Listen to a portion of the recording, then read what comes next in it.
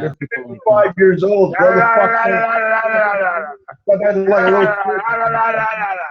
Who the fuck do you think you are, you four-eyed looking fucking freak?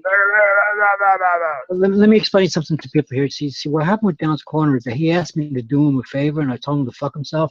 So he's all pissed off at me about it. Hey, Patrick, here's the favor. Go out and Yeah, brought these headphones. Why do you sound like animals? Yeah, brought these headphones. Down is so tough. So tough. Hey, Gus, what do you say? I wish I was a real tough guy, just like Down was. No, I want to sound like Animal from the Muppets. Hey, Benny. Hey, Benny. Why don't you all shut the fuck up and let Rob talk? Rob is a I know. You don't like Rob talking to fucking leave. Rob, go ahead. Hey, Benny. Mamma Mia Pizzeria. Then he says yes question mark, but nobody's letting me tell him. Don't tell me to fucking Is this let Benny's Rob channel? Now, your problem is, mate, you don't Rob's going to tell you what your problem is. Strap in. Is that another hangout? Your problem is that you don't like your favorite religion, Islam, being attacked. I I'm thought it was telling going to you, be like quantum physics or general relativity. Its own, mate. The Persian Jews own Islam, and they own all the Muslims. What? They invented Islam. Persian Jews. Sorry. You say the Persians invented Islam? Yes, I did. Fantastic. Persian Jews. Now, The Persian Jews invented Islam. Is that really what you Jews said? invented the wheel. The Persian Jews invented Islam, Bunto. Let me do this one. Rob, you're a fucking idiot. You're talking about the Shia religion. You're in. Don't talk to us anymore. All right? If you're not going to get your shit right. Hey, you know what? Rob wants to have a legit combo, and all you morons want to do is troll. You want to fucking troll? Leave the fucking hangout. You're a fucking troll too. You're a stupid fucking troll. Oh, I wish I was a tough guy just like you, Down. Fuck you. You're a stupid fucking troll, man. Take your Such a fucking tough wife. guy. Your fucking ass. Okay, this one. Tough guy. Boys, you're all fiddling, and Rome's burning. What's Ram? Realm. While Ram is burning? All roads lead to Realm. All roads lead to Ram. Rome. Rob, you don't even know what you're talking That's about. my accent. What are you talking about? Who is he? Go on. Let's hear about how much. His name is Abdullah IBN, son of Salam. I can feel the old room in here. Shut up. No, I didn't. Go look it up. You just made that. You just threw a bunch of Islamic names in a hat, shook them up, and pulled them out. Need to mute them all for a second because they're just going nowhere. Yourself. All right, I'll go get the link. This is the thing, Rob. You have to learn to know when you don't know as much as other people, man. And fucking anyone here, you don't take my word for it. Well, if I was to debate with you, Islam, with my hands on screen and no Google, I'm pretty sure I could put $1,000 bet down that you would be running with your tail between your legs. Right? So you have to understand that I know more about this than you. You just have to. There's nothing more for you to know. You can learn more than me, but you'll have to learn. Go and learn and find out for yourself. You don't get to sit there and proselytize to me about something that you may have Googled and formulated in your head and then attack me with it as to be true. You don't get to invent something and attack me. Rob, let's fucking leave the trolls behind. Benny posted a link. Bye, trolls. There's, man, that hurts. Being called a troll. I wish I was a real man, just like Down was. How can I be a real man just like Down is? Yeah. Is there a kid I can send away for? Jealous. Is there a kid I can send away for? Ask Annabelle. Won't start with Annabelle. He's been a Benny, you gotta moderate, man. You can't let these fucking dipshits start talking over Rob and that Gus guy. They're being fucking idiots. You're talking over. Benny is down. It's only when fucking Rob goes on and on and on. You guys are trolls. You're gonna talk about stupid shit like Patrick Festo's fucking 90-year-old fucking radio. That's when you fire up. And it deserves to be it. I still want to know who this Muhammad is. I want to know who that is. Hey, Rob. Yo, Rob, click the link, man. Come over. Click the link. You just don't need to, like, invent something and then... Abdullah IBM Salam, servant of God, the son of peace. Why did they name him IBM? Who gives a fuck? Why did they name him IBM? Hey, Luigi. IBM. Are you listening to me? Luigi. But he's one of the Persian Jews that invented Islam. What? Where did you get this I did not shit? know that. Persian Jews invented Islam. Are you kidding? You don't think... You don't know what you're talking about. Persian Jews invented the wheel. Gus, do you think Allah's a real thing or what? Do I think who is real? What? Hey, Rob, click the link. I think Mohammed went to sleep on a rock one night and woke up with a funny idea. That's what I think happened. He woke up with hair in his mouth and his ass slicked up. The Shia religion was invented by a Yemenite Jew. And that's what you're talking about. Yeah, Jews made Islam. No, the Shia brand of Islam was invented, right? Was started up by a Yemenite Jew who converted to Islam. So he's not a fucking Jew anymore. So don't tell me he's a fucking Jew. Mate. No. Doesn't work that way. It does. So you know that Muhammad, right? They don't.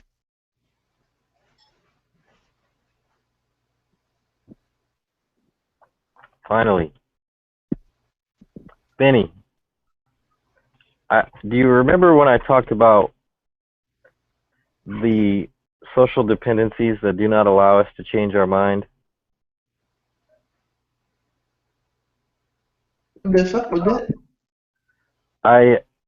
He mentioned that he has talked to a lot of people that agreed with him in his beliefs, and that is that's what triggered my recollection of our conversation about that, because no matter what you say to him, he's probably got so much social dependence in the idea that he can't leave it.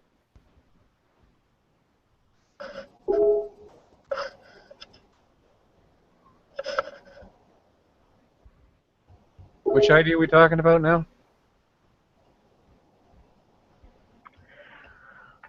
I'm talking about Rob and his fervent belief that Jesus was a man who walked this earth. He might very well have been, but that doesn't make him the Son of God. Yeah, I'm not saying he didn't, but Rob seems to be absolutely sure that he actually said he's not a god. He's just a guy that said things. But I don't even, I said, how do you know that? And I mean, it sounds like he's falling back on one of two things. One, he's falling back on ancient writings, and two, he's falling back on, I couldn't really tell, he's connections he's made with other people, or common sense, or a feeling he gets, or something to that effect. Well, just remember, common sense. Just remember, Oathbound, the Bible's true because it says it's true, because the Bible's true because it says it's true. And because I feel it inside me. There we go.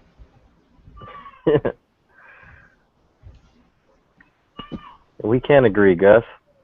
It's like an ode to a Grecian urn. Beauty is truth, and truth is beauty. This is all you ever know, and all you will need to know. Yeah. That's a real poem, you know. He was kind of going back and forth between those two. Like he'd say the ancient writings, and I'm like, how do you know that those are true though? And then he'd be like, well, I've talked to a lot of people, and these sayings ring as common sense to me and them, and it's like, well, yeah, but how do you know that connection or that feeling means it's true? And then he's like, well, the writings, and it's like, well, now we're going back to that again. Huh. Back and forth. Always something.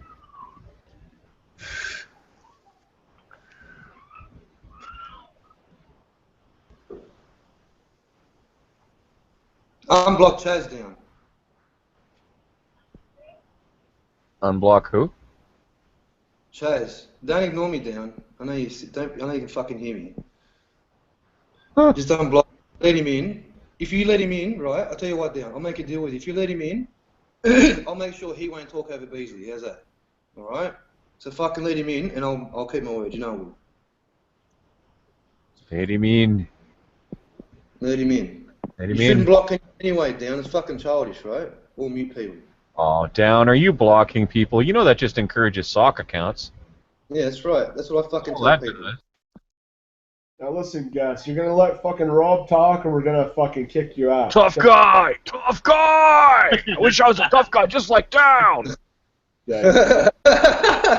There we go. Hey, Rob, you there? Yeah. Okay. Carry on. I don't know. What do you want to talk about? Well, before these morons walked over you. Oh, I was just trying to build a case that proved that Islam is owned, just like Christianity's owned. And the bottom line is. Well, now, wait a minute. How do you know that?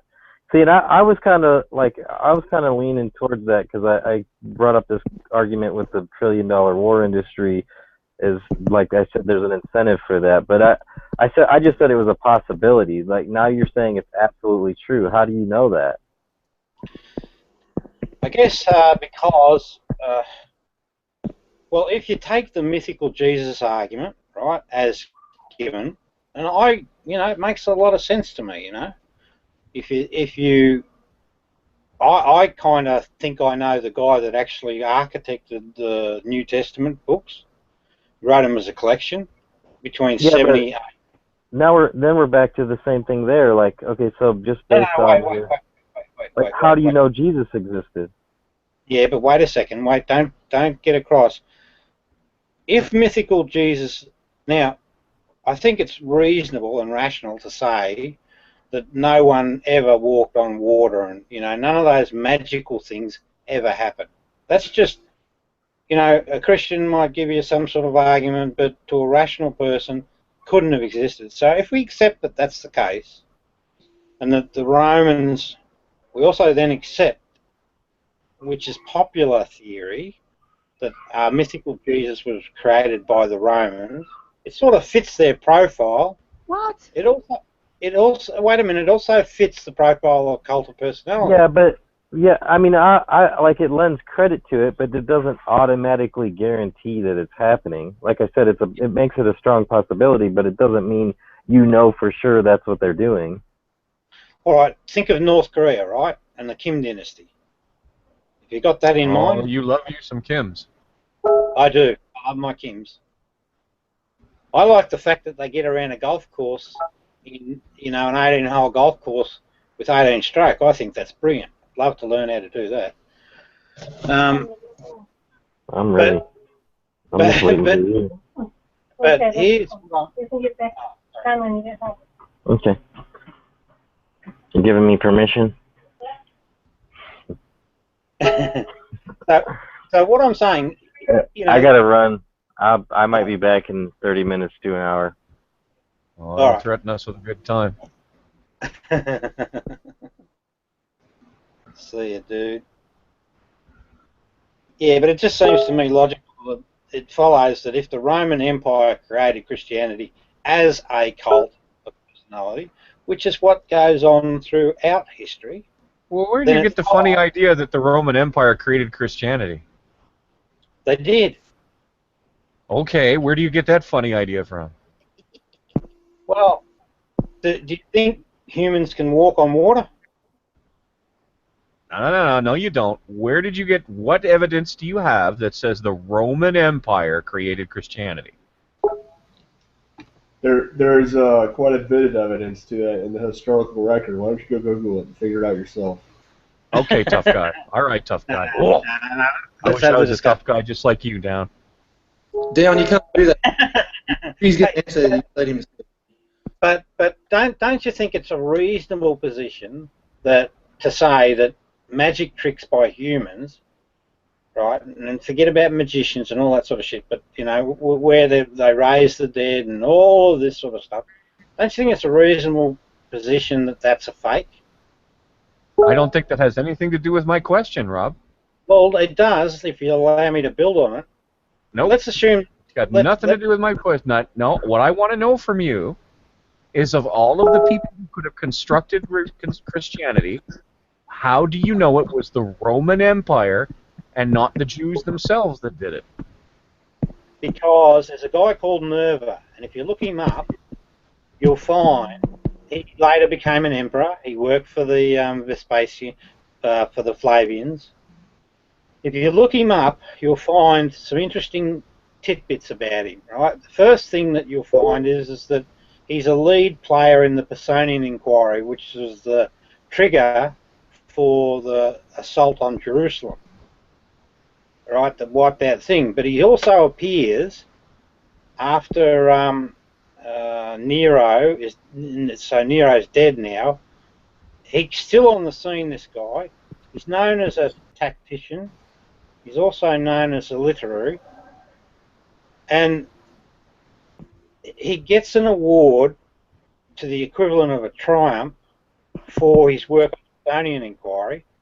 But he also gets a second award of the same magnitude around 70 AD.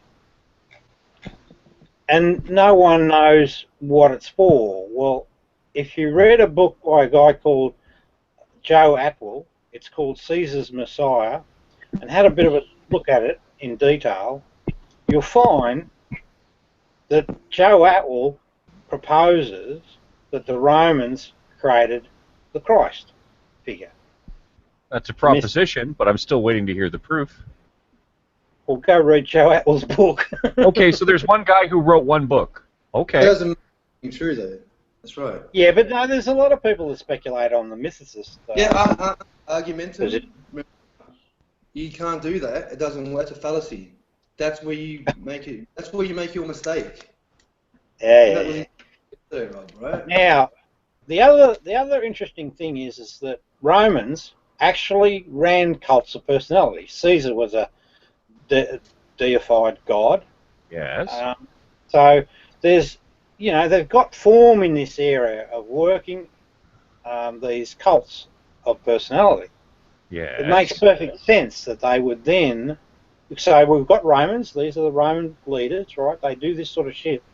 It makes perfect sense that hang on, no, Nerva is a Roman, and the Flavians are Roman, and they're running the show.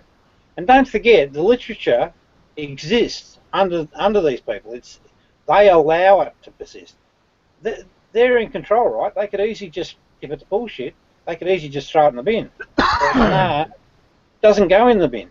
It actually stays around. What do you mean by throw in the bin? Destroy. No, burn. There's no way. Well, no. Why?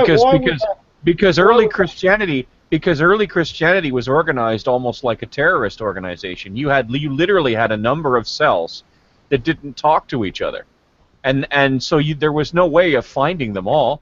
And believe me, don't kid yourself. The Romans tried. Once the Romans had decided that Christianity was an enemy of the empire, they did everything they could to stamp it out. It was impossible by that point. By that point, it was utterly impossible. Nero tried to stamp it out. He couldn't do it. He couldn't Yes, do it. So did Tiberius. It started all the way back with Tiberius. The only emperor that didn't give a shit about Christianity was Caligula because he was shit nuts. Oh, I'm not so sure I agree with that, because he was smart enough to know that the Jews were, the Pharisees were a pain in the ass, and he backed the Greeks down in Alexandria. And to the point he even locked some of the key Pharisee figures up, a guy called Alexandria or something Christianity had nothing to do with the Pharisees. Nothing. As a matter of fact, Jesus took pains to separate his own points of view from that of the Pharisees. He called them whited sepulchres. Well, was that written by a Roman or was that written by Jesus? Well, Jesus didn't write anything himself, so I mean that's a bit of playing. That's doing what we in Newfoundland call playing silly bugger. But you know, I mean, because frankly, the Jesus did. There is no book of Jesus. Jesus didn't write anything down. So Yes, there is. to say was that written by Jesus is a bit of a non sequitur and a non-starter on top of that. Well, no. The Muslims, right, have always said that there was a thing that they call a list of Jesus sayings, and they also say A list of what? I'm sorry, you broke up there. A list of what? Jesus sayings.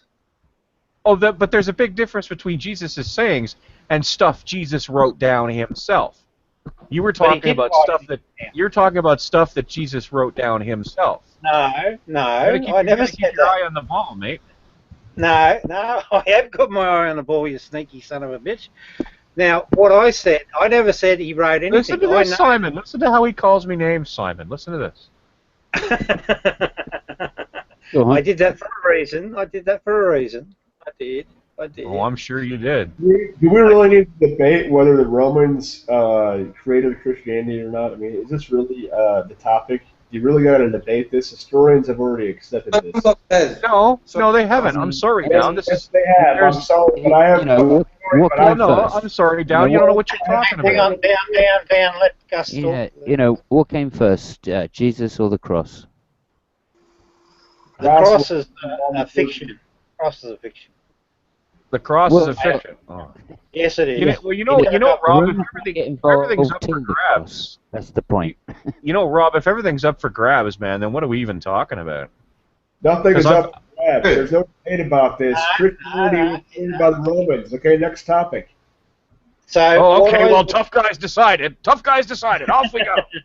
I don't know why you're saying I'm a tough guy. Tough guys decided. We're going to talk about something else. Tough guys decided. Historical record. If you don't like the historical record, then publish a study in an academic journal like a whole study by one whole guy. Okay, hang on. Tough guy knows. Hang on. Rob, Dan, wait a second. No. I sat and I listened for hours. So pull that shit again, and I'll fucking ignore you. I don't give a fuck if you're a mod or not. Gus. Come in, Gus. What did you do to him? Fucking leave him alone, man. Okay, no, yeah. Well, we're not going to work with that. Sorry. Fucking idiot. You cannot ignore somebody and expect them to come. No. Hey, Rob, how am I supposed to talk when somebody has me ignored? How am I going to know when they're talking as well? It's part of the deal, mate. You can't get away from it. If you're going to take on, what I call the ego mind, you're just going to have to put up with it. That's the reality. Put up with what? The guy ignored me. I can't talk because I don't know when he's talking. Yeah, but you got to, if you had to give me time, I would have worked it round. I promise you. It's kind of like Chaz wants to talk, but you won't let him down. That's why I've been asking you to unblock too. So don't complain too much, dude. Seriously, because other people want in here, and you won't unblock him. Okay, for fuck's sakes, he's been unblocked. I don't block anyone at the moment. So don't block. Okay, let me finish my train of thought here. Hold on a second. On that one, mate. Yeah, well, now that he's gone, let me finish my train of thought here before Chaz comes in and takes over, because Chaz will do that as soon as he pops in. I'll talk to him. I'm going to listen to him. Right? I'll Let say me that. finish the thought so I can sit back and listen. The Kaz, historical record supports what Rob has already stated, which is that the Roman Empire is responsible for Christianity. Okay, that's all I wanted to say. Then they need to go to research if they don't believe that. But down, I had more things to say to him about it, right, to try and convince him that I am right. But Rob, And nothing now can I be don't said have that about it. opportunity. Rob, he decided to ignore somebody in the room, so therefore I couldn't hear I would not be able to hear when he's talking, so it wouldn't have worked. It would have worked, mate. It's the nature of the beast. It's what you've got to deal with these folks that are just sort of living the dream. Oh dear. So I'm very, very, very, very, very. Oh, hello. Sorry, I'm been ignoring you, Benny. No, I will not. Thanks, mate. Love my Benny.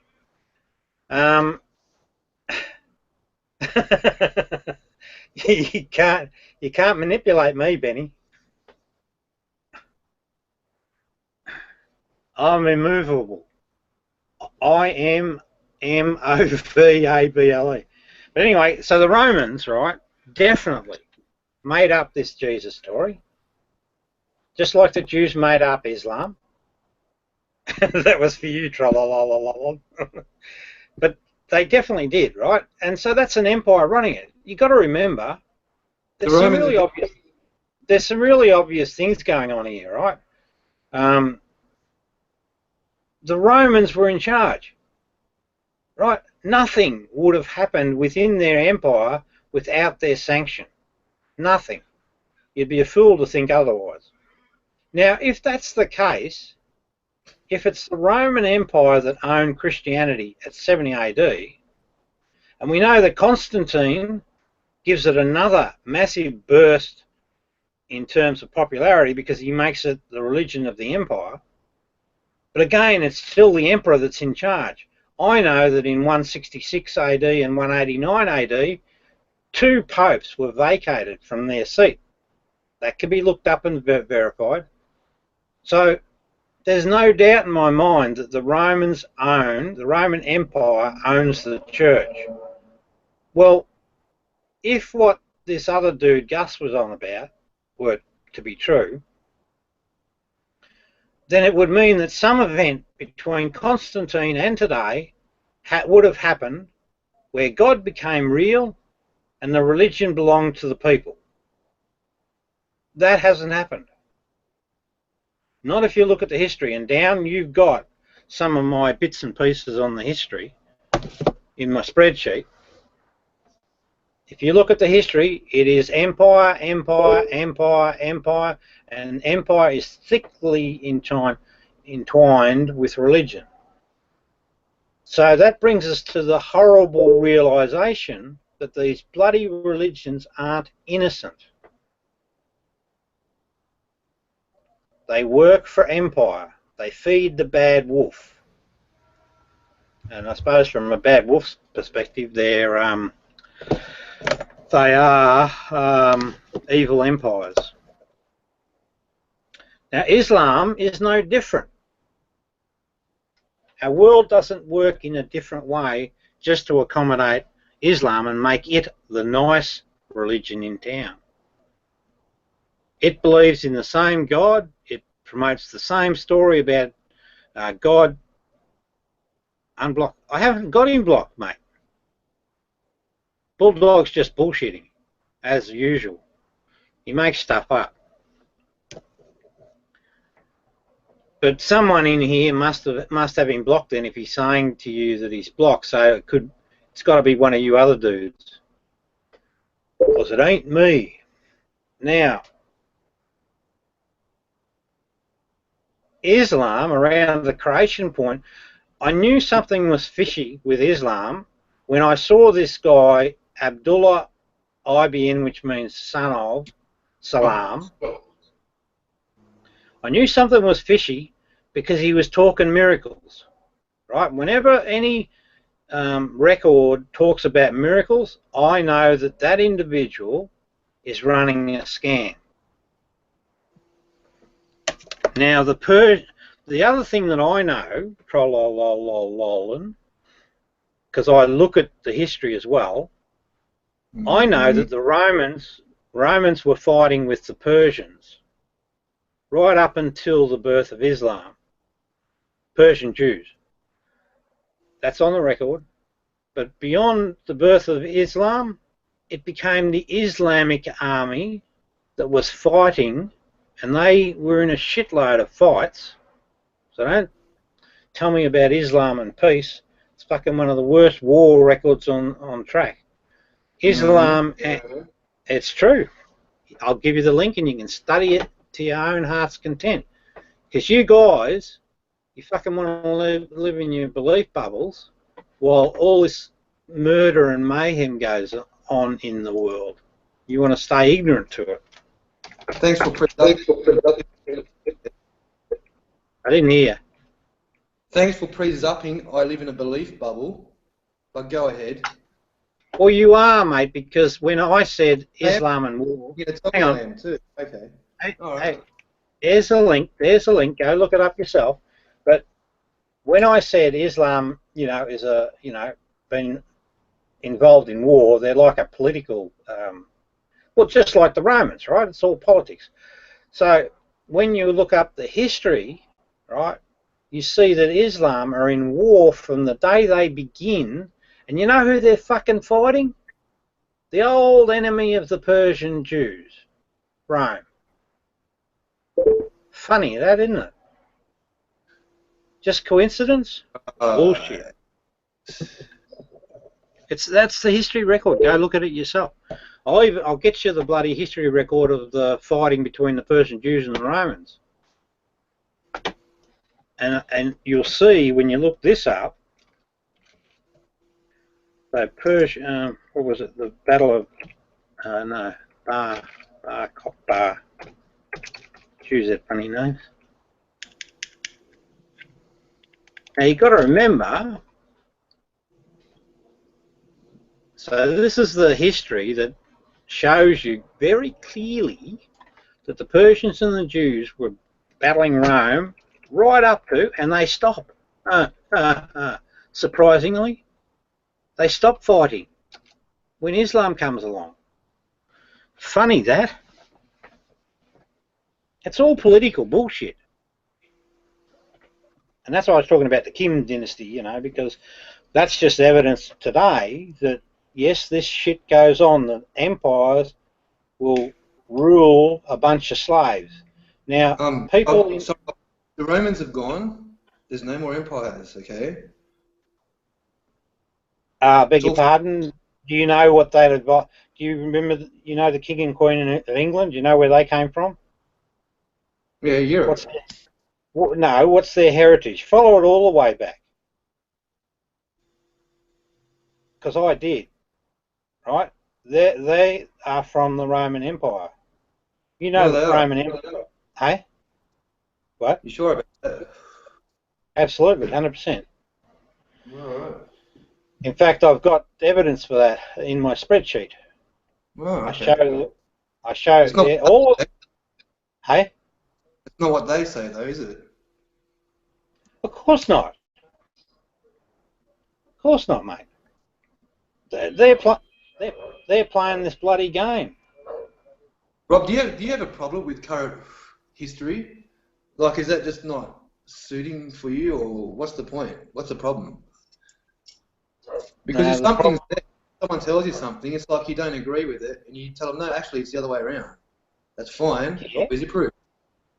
Well, hey, I'm sitting here, mate. They can put their evidence up, but no one puts any evidence up. They just voice stuff. I think I'm the one that's putting evidence here in the chat side. I always provide evidence. A spreadsheet isn't evidence of the royal family's history. What's in the spreadsheet, mate, is a bunch of bloody links to articles online that you can go and look at that have references. Hang on, I've got to go.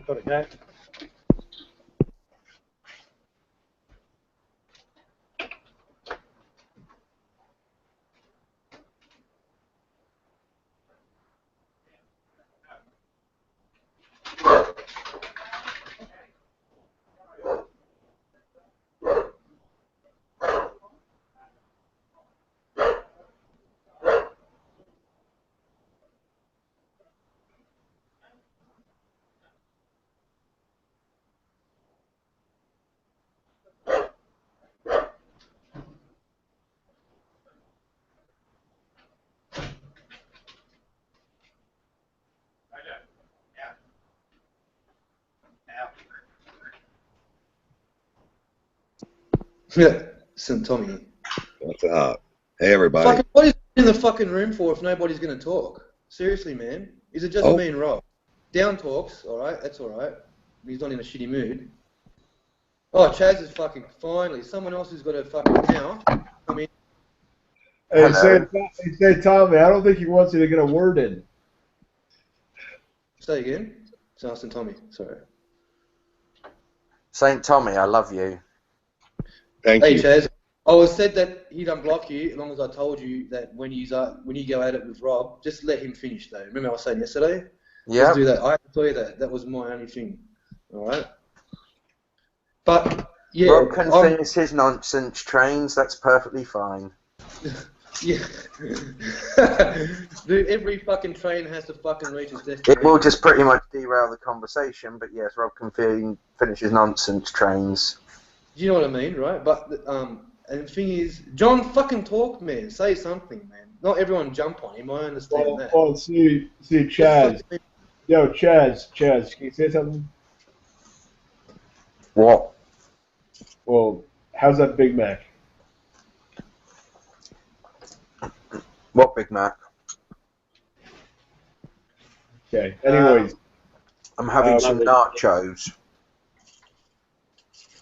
Yes. My God, I have the audacity to consume food.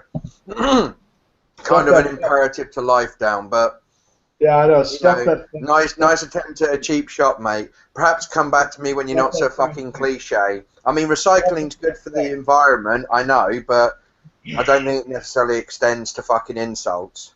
Well, just stuff that fat face. You know, that's all I'm saying. Hey, St. Tommy, welcome. Thanks, Dan. Hey, I noticed. What did you call yourself, St. Tommy?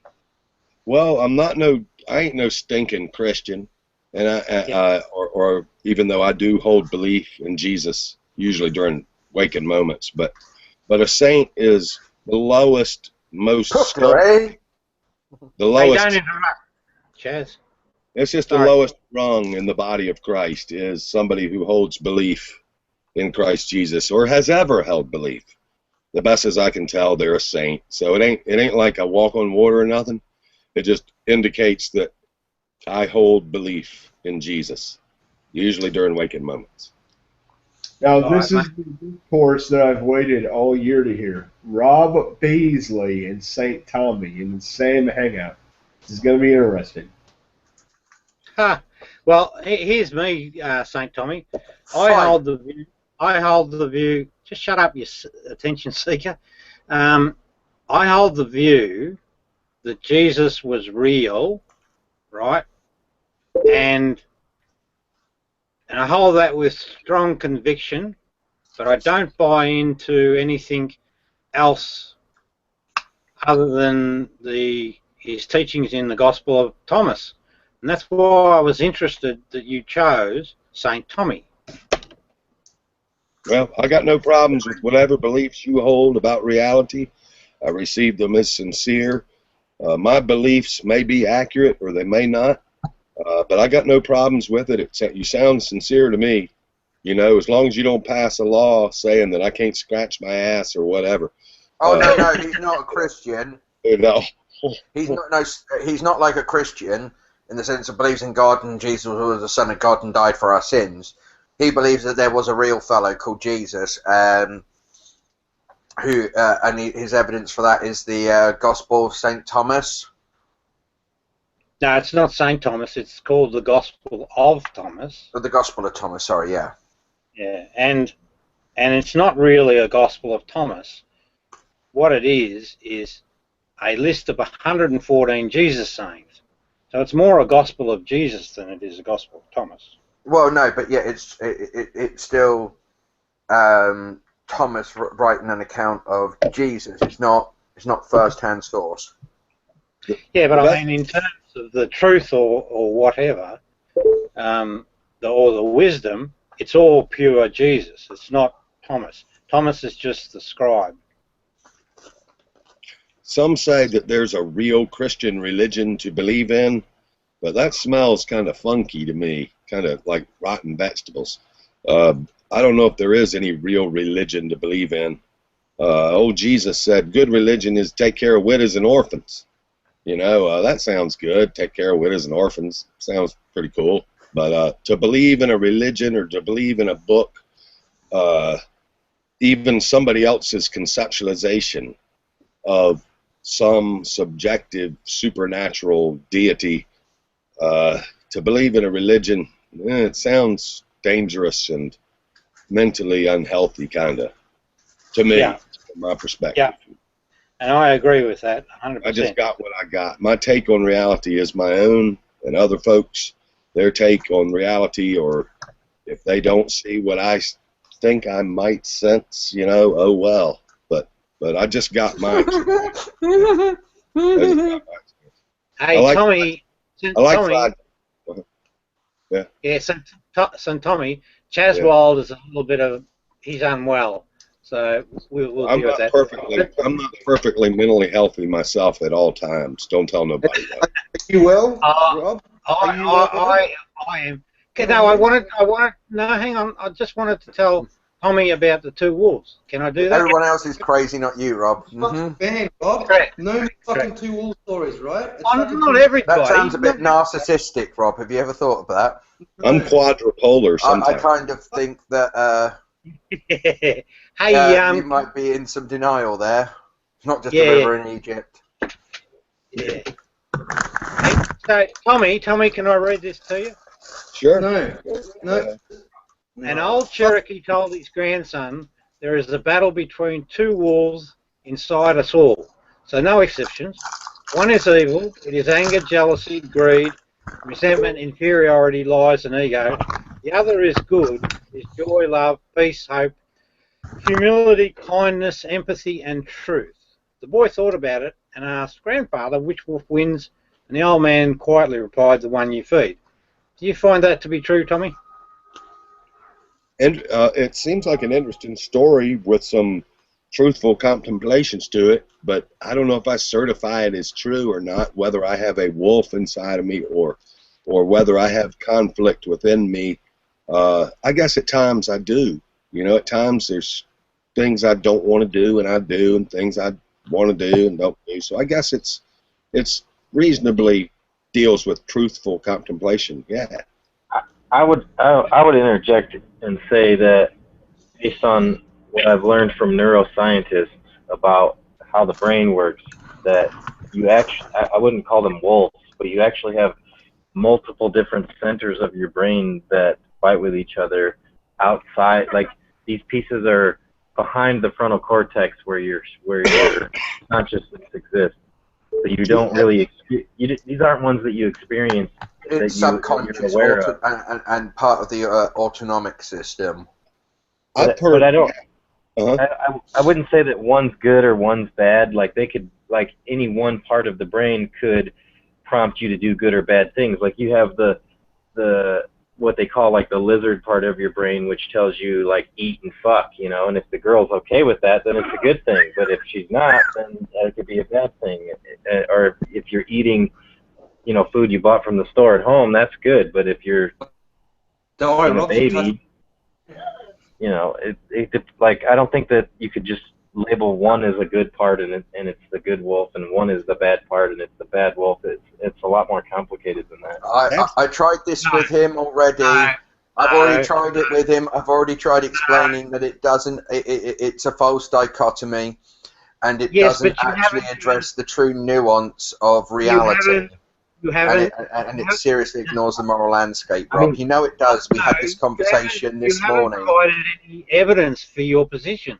You haven't listed out these behaviours that you say are outside the notional idea that we have two primitive survival strategies. Rob, I've already shown you why this doesn't actually fit with inside morality. Yes, I have. I've already tried to explain it to you, and you don't understand it, and that's the trolley problem. Yes, I do. I understand what you say perfectly. No, because when I talk to you about the trolley problem, you start talking about fucking train regulations, pretty much. You don't fucking understand it. You kind of start wanting to go back to the fucking train manual handbook and fucking read, you know, in an emergency what to do. Let me down. This will. Let me say this, Rob. Sorry, Okay. go ahead. You know what? Hold on a second. Hey, Rob, let me. Hey, Chad, you're on thin ice, okay? So let Rob speak when he wants to speak. Hey, I am. Go ahead. Oh, I'm sorry, but that just sounds a bit narcissistic to me. We're all high. Hey, I am. Go ahead.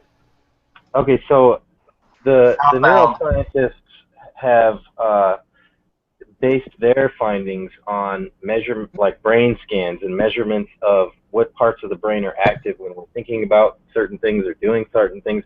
Now, I this is not a claim that's coming from me, and that's why I said it comes from what I have gathered from neuroscientists. So if you really want to examine the evidence, get a bunch of people and do some brain scans yourself. I would say, like these guys at least have a source of evidence that you can go. I haven't gone and checked it out. I kind of took it at face value because it sounds extremely reasonable to me. I'm not going to necessarily assert it as truth, though. If you present an argument that sounds extremely reasonable that would contradict it, then I would reduce my confidence in that claim. But your claim about the wolves is one that I'm not hearing backed on any evidence. I'm not hearing you say that you've done numerous brain scans. I'm not hearing you say that you're a neuroscientist. I'm just hearing you say common sense and like connections you've had with other people and stuff you've read from prophets and from thousands and thousands of years ago. To me, those are a lot less reliable than what the neuroscientists claim to be standing on. So what what do you have to fall back on that's stronger than their brain scans? Their objective empirical evidence. Yeah. Taken with fMRIs. Yeah. Something that's a little bit more up to date than your 1970s. Yeah. So you've got to be careful. Jazz likes to have centre stage. And he doesn't allow people to. I think Tommy wanted to say something. Yes, go ahead. I heard that a human mind, of course, resides in a human brain, and a brain has a right and a left hemisphere, each of which has thought capacity, the capacity to think almost independently and in tandem with the other half of your brain, and that one can talk to oneself and reason within oneself. And actually, that's kind of old science. The new neuroscience is suggesting that it's more than like those two hemispheres are actually way more interconnected than you realize, and it's. Yeah, and I am is right. All competing for different things, but so it's more than just two, and each spot in and of itself has a function that can be good or bad depending on the situation you're in. So what I'd say to you, what I'd say to you, I am is this: can you think of more than two? Now I can't even think of a name to label them, but selfishness, unselfishness. Is there a third type? I would say that those two things can't happen independently from themselves. When you act unselfishly for another person, usually that is an act of empathy. It's based on something that's also ingrained in your brain that allows you to mirror the feelings that you see in other people, and like if the negative feelings that other people experience, you will also experience yourself just by seeing their facial expressions. You'll experience those feelings. So the unselfish acts you do are in a way selfish themselves because they're in an effort to avoid those negative feelings that you would get from those mirror neurons and that empathy. So I don't even see how anything you can do can I be think you're unselfish slightly at all. misrepresenting what the science says there, but you're overreaching the conclusions of science. You're kind of... It would be great if you were making an analogy to explain it in layman's terms, but you're kind of making it sound slightly different to what the science actually says. Basically, a behaviour that we exhibit is that it is stimuli triggered. We see patterns in nature, we see shapes, proportions, things like that in the world we see around us. And with this, we have certain releases of hormones which produce these emotions that we experience. Things like oxytocin is responsible for regulating a lot of things like orgasm and things like that. However, it is also used as a bonding chemical, and we release it during physical contact with other people. And when we look at the faces of babies and kittens and puppies, because the shape of their faces are similar, we have that same response. That's what we feel empathy towards animals which are more closely genetically linked with us than others, because they are similar in proportion to us, and we recognize certain things. That's what goes on with our brains. There are several centers of the brains, and different types of thought come from these different hemispheres. Each bit of stimuli lights up different things in different ways. Such as the cat. You can get like there was a guy who had a spike that went through his brain. He was on a construction site, and it damaged part of his brain, and he went from being a nice ordinary guy to a fucking arsehole, simply because the pathway that was responsible for all of this nice behaviour was interrupted, and it went down a different pathway which produced a different outcome. You're talking about a Phineas Pike, okay? And the story is what you hear in Intro to Psychology 101. Congratulations, you're a fucking expert now. Rob, do you want to say anything? Anyway, it's still a lot more credible than there are two wolves. One's altruism, one's selfishness. Well, no. Let me extend on that a little, right? If you have a look at nature, right, you'll find. I'm sorry, but Dan, can you stop? If I'm not allowed to interrupt Rob, you're not allowed to cut me off half. Well, I thought you'd finished. Now, no, I hadn't. I got interrupted, Rob. So can I finish my point? Well, you do labour it. Can you make it quick? Well, no, I was just making the point that your thing of the two wolves, as it's been explained to you, creates a false dichotomy by which you try to differentiate things in the world, and it doesn't actually. Black and white thinking doesn't represent the nuances of things like morality and thought, and the full context of things. It reduces it to almost absurdity. Well, it might seem that way, Chaz, but it doesn't. It's not. Well, no, it really does. It's an oversimplification of something that's very complex. No, that's not true. It's not complex. That's where you're wrong. Let me try and explain and see how I go. So, how do you know that it's true? Yeah, hang on. I've got a question for you. Is it always wrong to take somebody's life?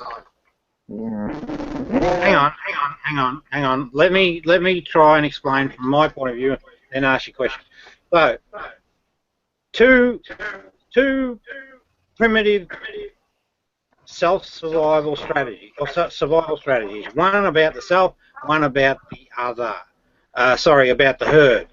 You'll notice if you look at all of the religious doctrine, they prize above all one thing: of thy neighbour. They all talk about it, right? What's the behaviour in a herd scenario? You actually have to, in the animal kingdom, you actually have to keep a close eye on your neighbour and keep in the herd formation, because if you fail to do that, you'll break away from the herd and you'll be gobbled up by a predator. So the love thy neighbour principle that's been highly prized, and the Jews said it was the fundamental principle of their religion. You know, if you know how to love thy neighbour, the rest is commentary, right? So it's a very highly valued aspect. and it fits perfectly with the idea of a herd instinct. Yes, but see, then, we humans hold on, bring. Rob. Hang on, wait a minute. We humans bring complexity to the table with all manner of explanations of behaviour. Yet, if you look at things simplistically, that simplistic model will explain all, Chaz. I've got a model. Yeah, no, but it's a false dichotomy. You can turn anything into a dichotomy, Rob. It doesn't make it right. I've got a simple. I've got a simple explanation that can counter. I got a simple explanation that can counter your argument. Simple things please simple people. You know, that just because it's easier for you to wrap your head around because you simplify it doesn't make it true. Like what basis do you have to give us to? Actually, not somebody that's complicated could love simple things. Wait a minute, guys. I need to get I am's point. I am, go. I was trying to ask what basis do you have for us to believe that this dichotomy, this bad wolf, good wolf simplification is indeed a fact? Like what basis do you have besides just the Jewish have a phrase that seems no, I didn't say that. I didn't say that I am. If you had listened, what I said was it's held across a number of religions. They all hold the same thing as they call it the golden rule, right? The golden rule. Yeah, well, see, everybody used to think the Earth was flat too. I mean, just because a massive amount of people believe it doesn't make it fact. Well, I promise you this, right? If you consciously decided, to live your life authentically, selflessly, so every time you thought about something and made a choice on it was authentically selfless, you would achieve a thing called enlightenment. I guarantee it, 100%. How do you know that? How do you know that? Happened to me. How do you know that's exactly what happened? How do you know that there isn't some other narrative that could explain it? When you think of the Jesus persona, all right, whether he exists or not, what do you think of him? Do you think of him as someone that's authentically selfless? Does that fit the person? No, when you not entirely. Well, no, hang on. I don't. When you think, I've already. And this is where your thing fails to address morality, right? I'm trying to answer your question. I'm trying to answer your question. You asked me if when I think of Jesus, do I think of someone who's wholeheartedly selfless? And I've already described to you that I don't see how selflessness can be wholehearted and can exist outside of selfishness. So I wouldn't say that I would see him that way. Okay, do you have a mother? Yeah. Rob, are you getting personal with the family now? No, I'm not. So you have a mother. Would you call... Who hasn't had his mother? Is she a really good mother? No. Oh, I'm sorry to hear that. It happens. And you know, behaviors are curable. Behaviors are curable. All right, you have someone in your life that you regard with, you know, as a bit of a saint, you know, saintly figure. They're just really a really good person. No, my experience with most people is they're pieces of shit. Sorry to hear that. Well, they're not all, you know. There are some good folk on. I mean, over here, and I can tell you, Bunto, and I tell just by looking at him, that's a good-spirited man. And St. Tommy, same thing. I killed 3 people today. Bunto. So a good day. I mean, so now, I mean, when I hear that, I'm hearing like, okay, this guy thinks he's psychic, but I still don't understand how that is a basis for the two wolf and the dichotomy of the brain, and like I don't understand. Like I still don't see the connection that has to the wolf story. Hell, you all look good to me. Dude. Good on you, son Tommy. I'm a fan. I can't help it. Sorry. That's all right, mate. That's all right. You're a good man. Yeah, so how does it? I just know it works, but how do I try and help you understand? Rob, are you a Christian? No, I accept Jesus as real. I really like his real teachings, but that's where it stops. I don't go any beyond that. I don't believe in doesn't. He ascribes to a Jesus narrative that's not the same as what most Christians would see as the miraculous Jesus. Well, let him explain himself. I mean, it's either you're Christian or not. I mean, there's only one you believe. I'm a Saint Tommy. Some might see me as Christian, or some might see me as from the pit of hell, but I'm just a Saint Tommy, a stinking Saint Tommy. A Christian has to believe in the resurrection. Yeah, the only reason I asked. How often, Bunto? How often must a real Christian believe? I don't know if I believe in a Christian has to believe in the resurrection of Christ. It's a semantic argument. Like it's about, like we're arguing about the definition of the word Christian. This is what a Christian is. No, this is what a Christian. No, this is nobody's an authority on definition. Silly, isn't it? No, but there's such thing as an ideal type, and the doctrine of the religion says that Christ rose on the third day, and if you believe in Him, you'll have everlasting life. There's no one ideal type. Hold up. Boto, you got a really bad connection. You might want to plug it back in or try to reload. It's very hard to hear you. Yeah, dude, it's very cracked. Very. Rob, I was only asking because you follow a lot of people that I do, so I just didn't know what circle to add you to. That's the only reason I asked you. Oh, that's all right, mate. You can add me wherever. But basically, I mean what I say. I think that the man was a man. He was real. His philosophy is excellent. You know he was real. Excellent. That gets into a whole nother argument, but I guess the analogy, just to keep it short, the analogy I use is if you've got a scientist that's famous for a particular formula that you can then validate in modern days, right? So he might have created it 300 years ago, but you can actually look at his formula and validate it in reality. Well, same to Jesus. I read his sayings and I can interpret them. I know their meaning. That's not the same. That's yes, not the same. Is. Okay, because if I read a book that has a mathematical formula and it says Bob wrote it, and I do experiments and I prove that mathematical formula works, actually, that's not how science works. If I do experiments and I am unable to falsify the equation, then, and if I'm able to repeat that experiment many times and I'm unable to falsify it, then I have a good reason to put a lot of confidence in that mathematical. Yeah, exactly, and that's what I do with the Jesus. That says Bob wrote that equation, or that Bob existed.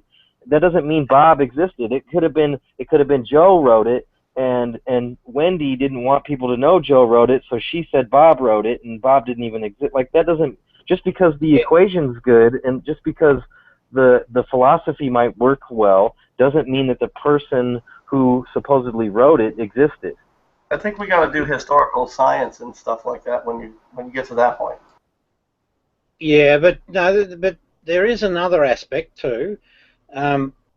The sayings in this gospel that I refer to were used, and it's clear 61 of them were used in the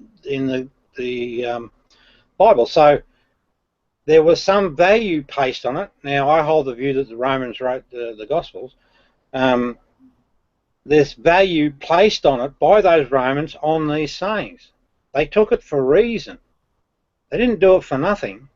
And they also wanted to own the reputation of the guy, his popularity.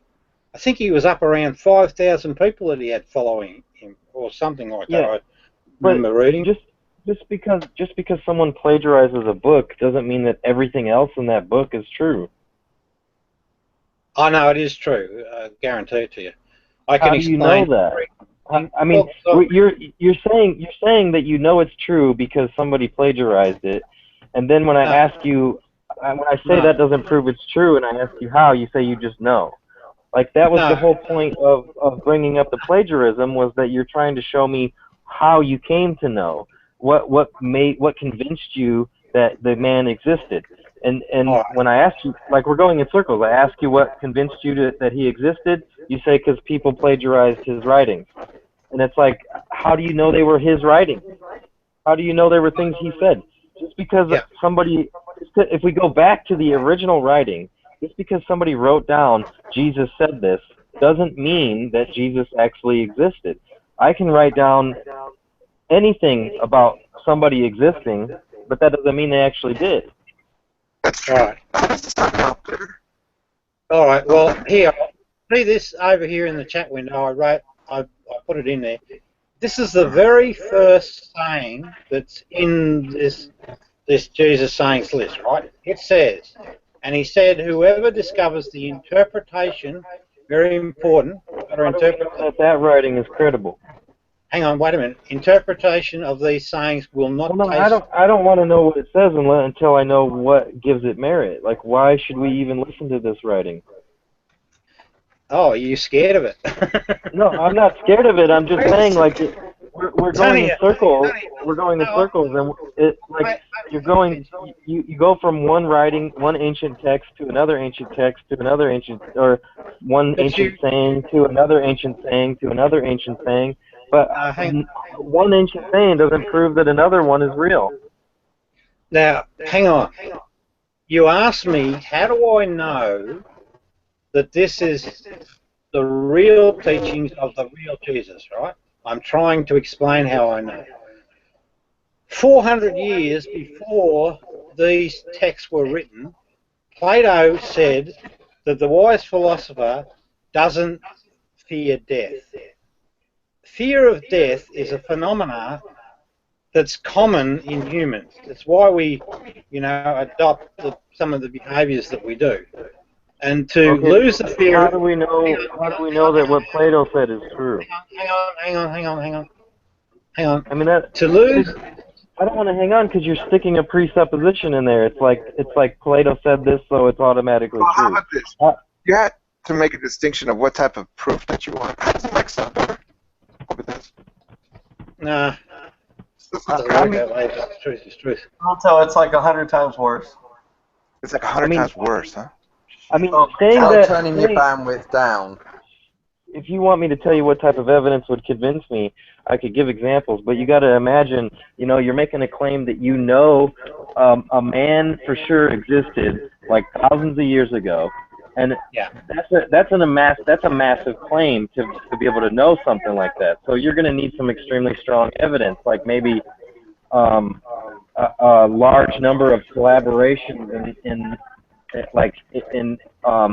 historians' documentation, which, as far as I know, doesn't exist, or like maybe some bone evidence, or I mean, it's hard to imagine what it would take to prove something like that because it's such an extraordinary claim. Oh, of course it's difficult, but if you read through the 114 sayings and found them to be philosophically accurate, then you realise that scholars date this document from 40 AD to 140, take your pick, AD, so it's definitely from the era, and 61 of these same sayings are taken across to the Roman Bible, which I hold was the creation of a mythical Jesus, and you actually see how. Hang on, you actually the same argument. So you're back to the plagiarism, as plagiarism doesn't prove it's true just because people copied it, and like. Yeah. The idea that the philosophy works in your life, that goes back to the same thing I said about like the mathematical argument. Just because the mathematical argument works doesn't mean Bob existed. That's right. Those are two separate things. So you're like repeating the same. No, You repeat- you're not. I am. I wouldn't try it. He doesn't understand what fallacies are.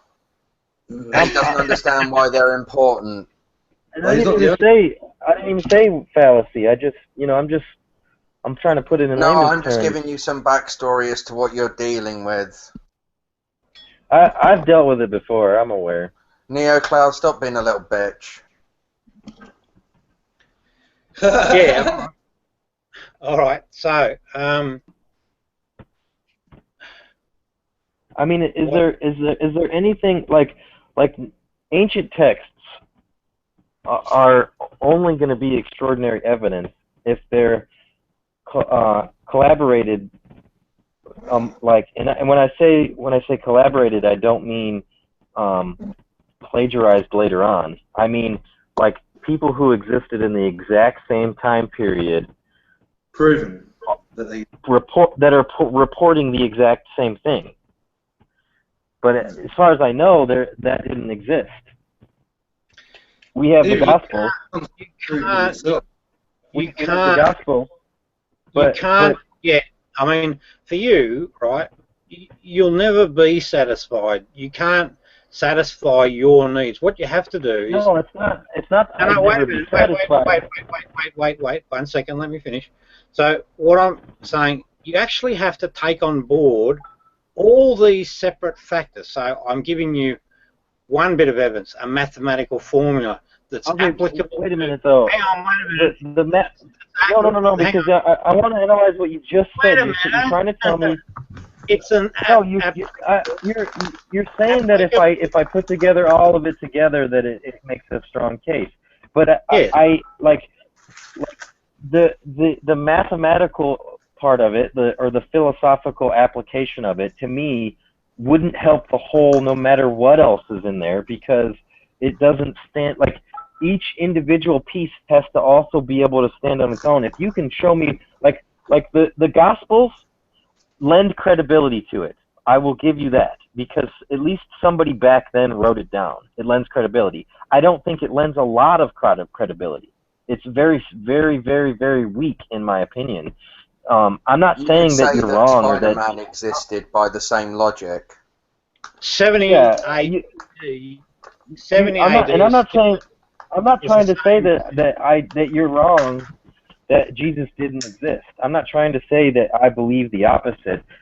Like you've come into this chat making this claim that for sure Jesus existed, and so based on that claim, I'm trying to find out. Like I really truly want to know what evidence brought you to that claim, and from what I can hear, it sounds like these ancient texts were written. And that's part of what led you to it. And then the philosophies in those texts were applicable to your life in positive ways. So that lent you credibility. Another thing that you brought up was that you have presented this to many other people, and they also saw it as sound philosophy. And I think you've even mentioned the positive feelings that you experience inside yourself. No, that was you. I said there were no feelings. Okay, well then we can throw that out then. You're actually predicting back then, which is that then. Well, yeah. But still, those other ones were correct, right? No, there was errors in a couple of them. You said that I've spoken to this about a number of people. I thought you said that a lot of people have agreed with you. And that was the two story. Rob, it doesn't fucking mean anything. That's the two wolf story. Now, it doesn't if mean wait a minute. I can't hear him. What did he say? What did you say, Rob? Did you say that a lot of people? You said a lot of people agreed with you, right? The two wolf story. Yeah. Well, they're kind of connected, though. That's. Of course they are. Because that's reality. So a lot of people haven't agreed with the Jesus thing? Is that what you're saying? Look, Rob. No, they don't agree. It's a hard sell. But okay, I just wanted to. So that means we're back to the same. Hang on a minute. I want to just try and recap. Wait a minute. I just want to try and recap. We're back to those ones I listed, though. There's the ancient text. There's the there's the copying of the ancient text, and there's the application of the philosophy to your wife and your life. And those are the three that I've gathered so far. Is that right?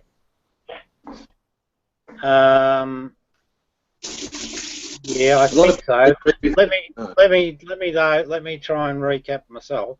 So what I say is the writings are accurate and can be tested against philosophically against us today, and that's anyone, not just me, right? Yeah. Then I say that the Romans, and out of those sayings, I say 61 were used. So there's a connection. There's a connection between between those sayings and the creation of Christianity. And I say that Christianity. I say that Christianity. Let me make sure I'm clear with what you're saying. Let me make sure I'm clear with what you're saying. The first thing you said was the positive influence of the application of the philosophy to your life. All humans. It'll apply to anyone. Okay. There's no exception. Okay, so the positive application of the philosophy to one's life. I'm not saying we're not like not saying what you're saying, what Rob's saying. I've got an example that clearly proves that to be wrong. To be a false assertion. Before we argue it, we're just trying to make sure we understand, like, he understands that we understand his position. You know, and we understand it. So the first thing that he's trying to say is that, number one, that it's got a positive influence, the philosophy does, when it's applied to one's life. Is that what you're saying, Rob? Yes, it's more specifically, I'll be very specific. It's the Enlightenment experience that you might find from Buddhism or whatever. I don't know how that's specific. That sounds really vague. Oh, no, it's not. Like when you say he doesn't understand the difference. He really doesn't. It's not that difficult. I mean, enlightenment is enlightenment. It doesn't vary from human to human. It's spiritual enlightenment. It does, right? I mean, Rob. It doesn't. No, it does. Okay, here, right? You ready? In the Middle East, yeah, because of the climate, pork took too much water compared to what they had to spare to raise, and because of the arid conditions, would have been susceptible to certain diseases in the meat, yeah? And so people who ate pork in the Middle East would have ended up more likely getting sick than people who ate pork in Europe, because they have a different climate and plentiful water. So therefore, in the Middle East, it doesn't make sense to eat pork, but in Europe it does. Hence why you see religions that come from Middle Eastern antiquity. You see all of these messages about don't eat pork because there is bad voodoo on it, but eat lamb because there's good voodoo on it. So long as you kill it in a certain way, it's what is morally justified is dependent on a number of different factors. There isn't just this dichotomy of what's right or what's wrong. All you're doing is electing yourself the arbiter and just saying, I can stick anything into one of two categories. Anything can be reduced down to a false dichotomy. That's why it's called a false dichotomy. Some things are truly dichotomous because they don't violate... nothing to do with enlightenment. Nothing whatsoever. It's got everything to do with your two wolves, though. And that is part of the way towards enlightenment. It's to understand how the world actually functions. No, you're incorrect, Chaz, and I can break that apart and destroy every part of it. Go on, just try it. I fucking triple dog dare you. So, Chaz, I fucking do wolves. Thanks for break out. Shut up, mate. Break out the moral dilemma or the moral component. Chaz, break out the moral dilemma or the moral component. What you mean, like when I asked you the trolley problem this morning, and you couldn't seem to get Stay with your pig story. Stay with your pork story. Right, yeah, go on. This is kind of like what we're discussing is what the trolley problem tries to cover. No. Just explain it in terms of your pork story. Highlight the moral dilemma in your pork story. It's the You don't want to defend your story. No, I am defending my story. I'm just trying to do it without you misunderstanding or deliberately misrepresenting what I'm saying.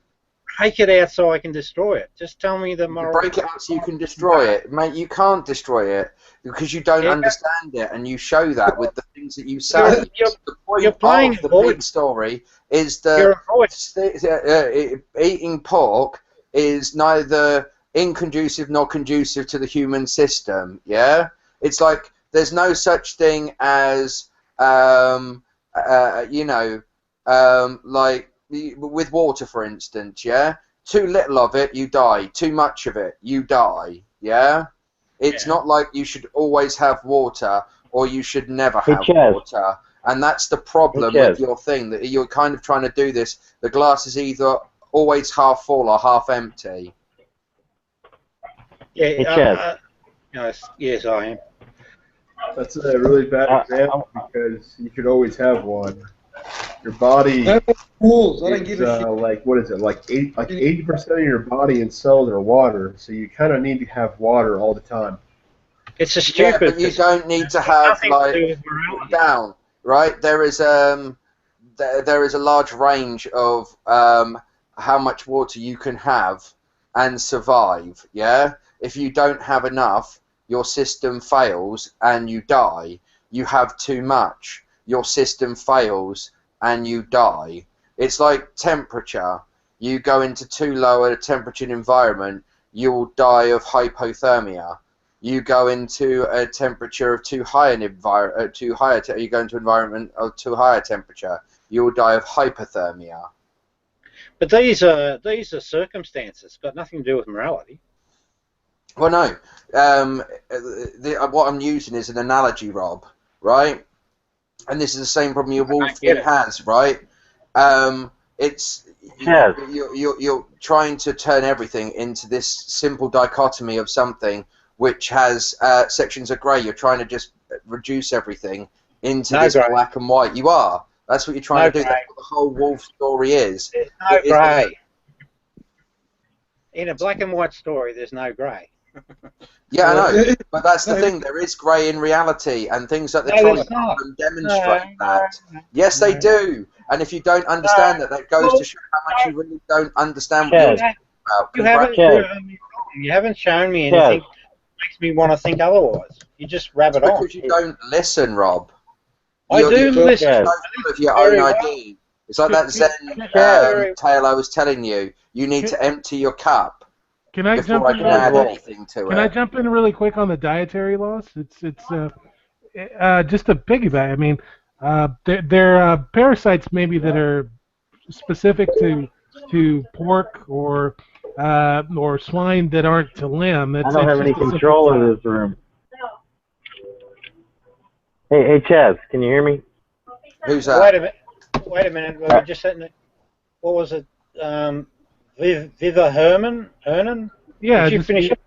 Yeah, I was just saying, just to piggyback, a lot of those food ritual laws, they weren't specifically spiritual. They were, I guess they were codified as spiritual, but there was like a practical, whoever was saying there was a practical purpose behind them. Parasites that are endemic to like swine that aren't endemic to lamb. And, I don't think they saw them that way though, because they didn't know about microorganisms. No. But what they did is they tried to explain it with the way they had an understanding of the world around them at the time. So, like for instance, they believed in demons, so they think the pig has demons because sick people have demons, and if you eat pig, then you must be eating demons because it makes you sick. It was almost like what they got right was a true understanding of the world from an analogous perspective. So just like I can try and explain how Rob's false dichotomy is wrong, by using analogies of where the logic just doesn't fit an apt description of what's going on. You haven't. I have, Rob. I've shown you the problem of using a dichotomy. Things aren't just as simple as dichotomy in reality. There is nuance to things, Rob. Well, Rob, are you trying to say that everything in the world give is an black and example, white? Chaz. Give an example, Chaz. Rob, of a your nuance. entire premise is based on a fallacy. What Give you're trying to give do an example, is use a Chaz. false dichotomy. You do Chaz, realise give an non-falsifiable example. position, and that's what's wrong with it. That's why it's a fallacy, Rob. Chaz, give an example of a nuance behaviour. So he wants the grey area. All behaviour is nuanced. Well, just give one. Just pick one. Okay, hold on, Rob. Yeah. Just one. For instance, it's okay to consume a mammal for food when the mammal is a cow. It is then not okay to consume to consume a human. We make that distinction in life all the time. Or do you eat humans? Some people would say it's wrong to eat the cow. No, exactly. No, wait a minute. That's a lot of things are way more nuanced, It especially with doesn't even have to opinion. be religious either. But if you want to just boil everything down to just a complete fucking binary, I mean, you could say that eating a squash plant is wrong because it's bad for the squash plant. But I mean, yeah, but hang on a minute. Hang on. Just the fact that you're sustaining yourself is going to be bad for other organisms. The Two Wolf story explains that phenomenon because it says, "Love thy neighbour," so you don't eat humans. Yeah, but you're as a species, Rob, as an individual of your species, you are a neighbour of every other species on this planet. Yeah, you're why a isn't the squash plant your neighbour? But you eat the kangaroo, don't you? How come the corn isn't your neighbour?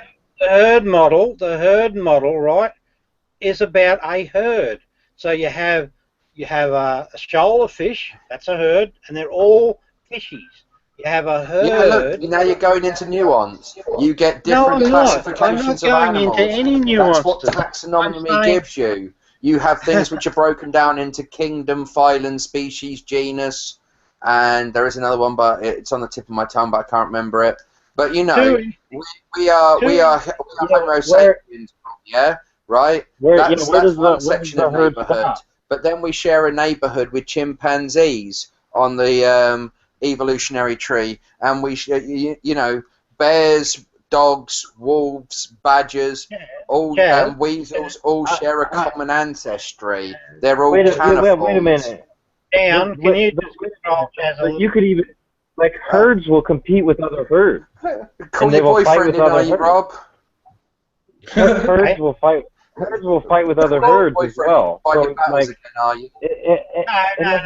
no, it's because you can't face me on any equal platform, mate, where there is a free and open exchange of ideas. Because I can demonstrate how you're wrong. You are even arguing against yourself. You're even refuting yourself with the things that you're saying, and you are blind to it. Chaz, are you familiar with... Can I ask you a question, Chaz? Yeah? Are you familiar with the Socratic method? Yeah. I am. Where did you learn about it? Not you, Rob. I'm talking to Chaz. Yeah. From the internet, from reading about history, and from documentaries I've seen that have talked about him. What about Peter Boghossian? Have you heard of him? Peter Boghossian, the name rings a bell. He's got a book that I would highly recommend. It's called A Manual for Creating Atheists. Yes. And yes. You say that. I remember somebody was telling me about that book the other day. I hate that title. That is the wrong title. It should not have that title, and it was given that title just to get notoriety. So that title actually does not really describe what the book's about, in my opinion. And actually, the guy who wrote it says this too. Yeah, I know somebody was saying that. I think. Do you know? Originally, it was going to be called Street. What's that? You know a thing, Secular TV. What'd you say, Chaz? Do you know a YouTube channel called Secular TV? It sounds familiar. I'm not sure. Oh, there's a guy called Sydney who is often found in a lot of the great debate sort of hangouts. Buntu knows him, and he's a South African guy who lives in Canada, and he was talking about the book, and he was saying much the same thing that you're saying now. Yeah, I think that you could benefit from that. I'm just throwing that out there. Hey, I am. Sorry. Is there a takeout from the book, or what's his #1 trick in making people atheists? Again, I hate that title. I don't think that book should have that title. Originally, it was going to be called Street Epistemology, but like I said, for notoriety's sake, they gave it a name that's embroiled in debate. Controversial. But controversial, yeah, that's what I was trying. I couldn't think of the word for some reason. Yeah, so I think this name Street Epistemology is a much better term for the book. It's mostly concerned with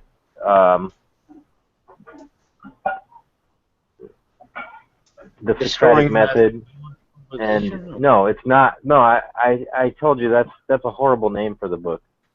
It shouldn't be called that. So you can use it to destroy religion, and people have successfully done so on an individual basis, not on a. It's just for a one-to-one conversation. But yeah, I mean, it employs the Socratic method to make people think deeply about what made them come to their beliefs, where their source of knowledge is.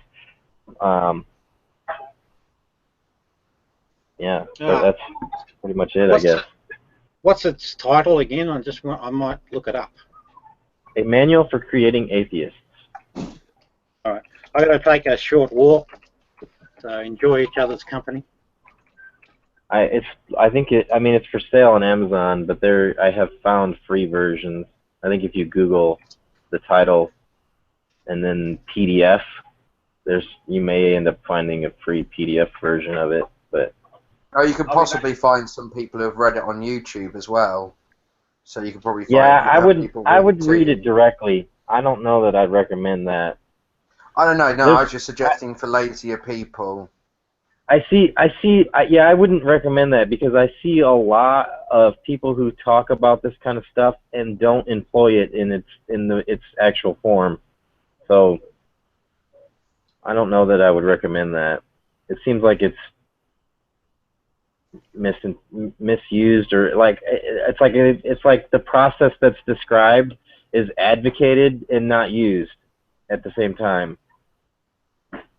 So I mean, it's very difficult to do anyways. I find myself, like, I find it's hard to stick to it anyway. Like, there's emotional holes in conversations that pull you away from it. And you end up wanting to just go back to the old way. But, yeah, I highly recommend people take a look at that. Especially you, Chad. I think you could benefit from it. Hey, Rob. He's gone. I was just going to ask him something. In what way? I was just going to fucking ask you, man. Like, you just like, I mean, like, I kind of agree with you, but you're trying to just jam it down his throat, and it doesn't work. Well, I am. I think the thing you have to understand is I've been having this same argument with Rob for a while now. Yeah. That's right. Yeah. And it's not the first time. I've said everything that you've said to him. Everybody has tried to explain the same thing on these things, yeah? And no matter how many times you try and tell him, he's not listening. The thing is, he's not... That's the thing. Like, that's why I said you're jamming it. Like, you're telling him the same thing. The Socratic method is not about telling people anything. It's about asking questions. Exactly.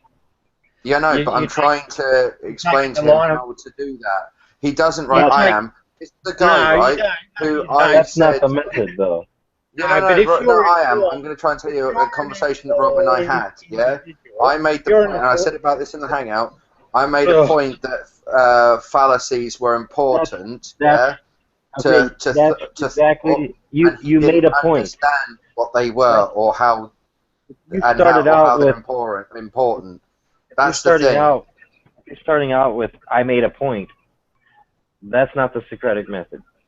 That's right. What you've got to do is you take the person's premise and you show them where it's flawed. No. Like I just you. What's no. The point that's being made in what I'm saying is that in a conversation with him, I tried to explain to him about fallacies, That's not the Socratic and method. it went completely over his head. I don't think you quite know what you're getting yourself into here. Have you had dealings with Beasley before?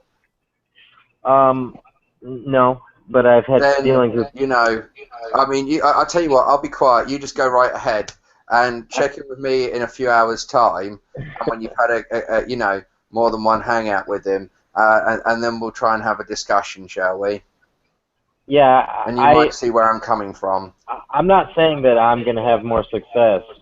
I'm just saying that, like, I have the same problem you do. So it's like it's always easier to see it in other people. But like the Socratic method and what the method that's outlined in that book is not about making points. I've tried to explain the Socratic method to him as well. No, you don't explain the Socratic. Deploying the Socratic method is no, I am. You're explaining it. Oh, well done, Rob. You made yourself look like a child by muting someone and then had a little giggle about it. Why don't you go and take your lithium, you fucking cunt? Or I tell you what, how about you go and make sure your wife hasn't ducked out on you to fuck the neighbour again? Yeah, you're exhibiting some behaviours here, and well, you're exhibiting some behaviours, people and giggling like a child, Rob. Should we talk about your behaviours? Because this is going back to the point about the Socratic thing. You never analyse your own behaviours, do you, Rob? And I'm sorry, I get what you're saying about how the Socratic method is deployed, but just in the same way that I found out about it by researching it, I'm trying to do that research for Rob and explain it to him. Yeah, but that's not. I think you got cognitive dissonance just then. That's a horrible Rob, approach. you're the one that has cognitive dissonance. Sorry, Chaz, you're talking over I am. I don't think he's got cognitive dissonance. I think he's just angry because. Try hitting him with a bit longer, and you'll see. Sorry, I thought I was speaking because I had my mic off. But no, anyway, I wanted to talk to Rob about something, right? Something that he said earlier. He said it a couple of times. Lagging again. All right. Yeah. Now, can you hear me all right? Can you guys hear me? Is all good? Yeah, I can hear you. Go ahead. More childish behaviour, Rob. Don't forget to analyse that. Now, listen. You weren't being. I don't think I've been unkind to your wife. No, Rob. I'm showing you the same childish behaviour you're showing me and giving you it back tenfold. I told you that this morning. Did I or did I not, Rob? Now, hold on, trolling. I want to see how honest he'll be. Have we or not already had that conversation this morning, Rob? Yes or no? Sorry, mate. I'm listening to troll. See, now you're deflecting there, Rob, because you've got cognitive dissonance. You don't want to answer the question. Yeah, and that's why you're going down this deflecting. You're trying to avoid your cognitive dissonance there, Rob. It's hard. It's hard for me to do this because, like, part of me just wants to jump with Chaz all over Rod because I agree with Chaz, but I got to stop myself because Chaz, you are kind of being demeaning to him, and I understand where it's coming from because you just get so sick. Like, it's that I'm sick of dealing with. Well, no, I'm sorry, but this. And I hate to call you stupid, Rob, but that's on the cricket bat and smacked him in the face with it. Yeah, he is absolutely fucking ignorant. This is not a successful process. So that's why you're getting angry. I've already exhausted everything. Yeah. Yeah. Once you exhausted all the practical, whatever's left, no matter however impractical, must be the only option that's left. Hey, Chaz, why don't you just leave? No, don't do that, man. Chaz is all right. But Chaz, No, you get why is he so passionate to try and prove me wrong? Yet It's not about proving you wrong, Rob. Can't prove me wrong, mate. It's to try and get you to understand where you're going wrong. Yeah? Yeah. Because you just won't listen. And you make all of these fucking projections about everybody else, but you don't realise that it's supposed to have something to do with morality. And see, it's actually your problem. Well, no, it was you, mate. You told me pig stories, and it's supposed to have something to do with morality. When I questioned you on it, you wouldn't tell me what the morality issue was. You then created because another you're not story. understanding it. It's quite simple. No, I don't know how I could make understand it any it very simpler for perfectly you, well. Rob. I've tried dumbing it down to very simplistical terms. Try again, and just explain to me Why, that Rob? big story. Because every time I get it to more and more simplicity, it still doesn't seem to work, Rob. No, because you won't listen. You've already demonstrated that. Talk to I Am and explain it to him, and then he can explain it to me. Away you go. He won't have any more luck. We've already seen that in this hangout, Rob. Until you address these ego mind behaviours, as you like to call it, in yourself, it won't work because you're not willing to listen to anybody explain anything to you. Explain it to I Am. Explain it to I Am, and then he can explain it to me. Maybe we'll learn. I don't need to explain it to I Am. He already understands it. It's a simple little pig story. To you too, Rob. And I've agreed with everything he said. I've even joined in and made his points with him. And he's heard me make these little comments that pretty much make his whole point in a few words. Like when I just brought up trolley problem when he was talking. It pretty much said everything he was saying in a few fucking words. Yeah. Rob, the thing is, you've done some reading on... No, Rob, you've done some reading on Wikipedia of some stuff without some foundational knowledge. You've made some great leaps from that evidence as clearly able to be seen in your book. And that's the funny thing. You don't seem to understand that. I understand everything perfectly well, mate. I understand See, this is part of it. Because you think you understand it perfectly well, it's actually the reason why you don't. Yeah? You actually have the knowledge to know that you know. So, that's the whole point of the Dunning-Kruger effect, Rob. So you being here and continually hanging around me like a bad fly, isn't a behavioural problem on your part? He doesn't hang around you, dude. I don't know where you get that. Yes, he does. He's here. I'm here trying to have a conversation with you, whereby I can try and explain these things to you, Rob. But before we can get to having the conversation, we need to address these other things first. And you've gone to, do you know what? No, Rob, you're going to listen now. The behaviour of you muting me and having your boyfriend down and broadcast me while I'm saying things in the middle of my points just goes to show the ego mind that you have and the fact that you cannot stand up to criticism. And that is the cognitive dissonance that you like to try and project on everybody else. You're not listening. Your behaviour demonstrates that you're trying deliberately not to listen. And therefore, how can we get through to you? That's the point I made to you. You like as much as I agree with you, Chaz. I do have to admit that you were a bit demeaning towards him before he muted you. As much as I agree with everything else you've been saying. Like I said, I don't mean to be obtuse to you, I am, but as I said, unless you write it down on a cricket bat and smack him in the face with it. I get it. You get sick of stupid people. No, it's not just being sick of stupid people. This is literally about the only fucking way you're ever going to get through to this dumbass. I know the point you're trying to make with Thingy's book, yeah? But I don't think you know, and it's pretty much the but here's the thing, mate. He doesn't like honey, and some flies are better off trying to catch with vinegar. Instead of talking, and that also proves why false dichotomies don't work, Rob. Have you ever heard the phrase, Rob, have you ever heard the phrase, you catch more flies with honey than vinegar? No, you're the one that generalises, Rob, because that's why you use false dichotomies. Rob, have you ever heard of you catch more flies with honey than vinegar? Yes or no? Now, Chaz, I've just made a decision. Right, what's that? You're not going to answer my question. That's not unusual. No. I've just made a decision, right?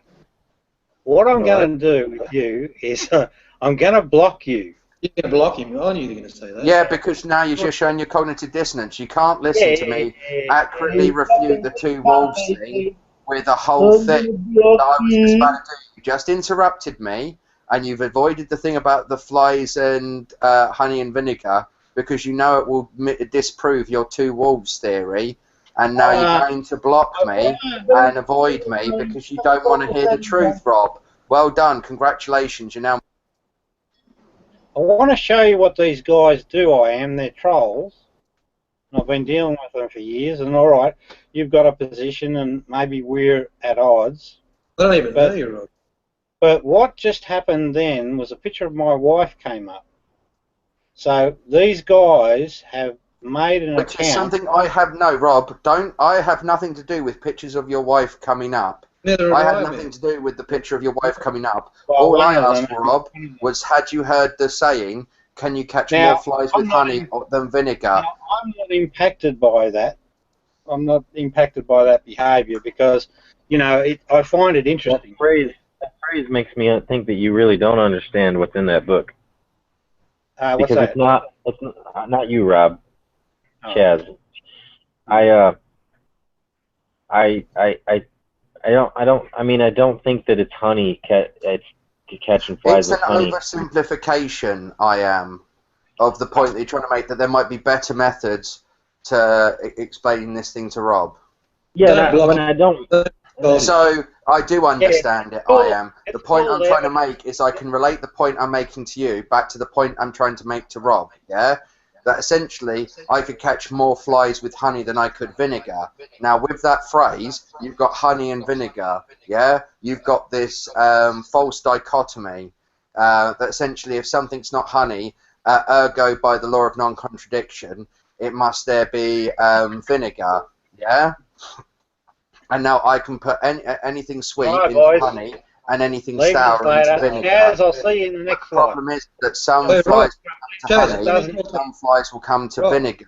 And so sometimes it's better using vinegar. All right. I don't. I mean, when have you ever used the vinegar to catch it? Like, when have you ever caught a fly with vinegar?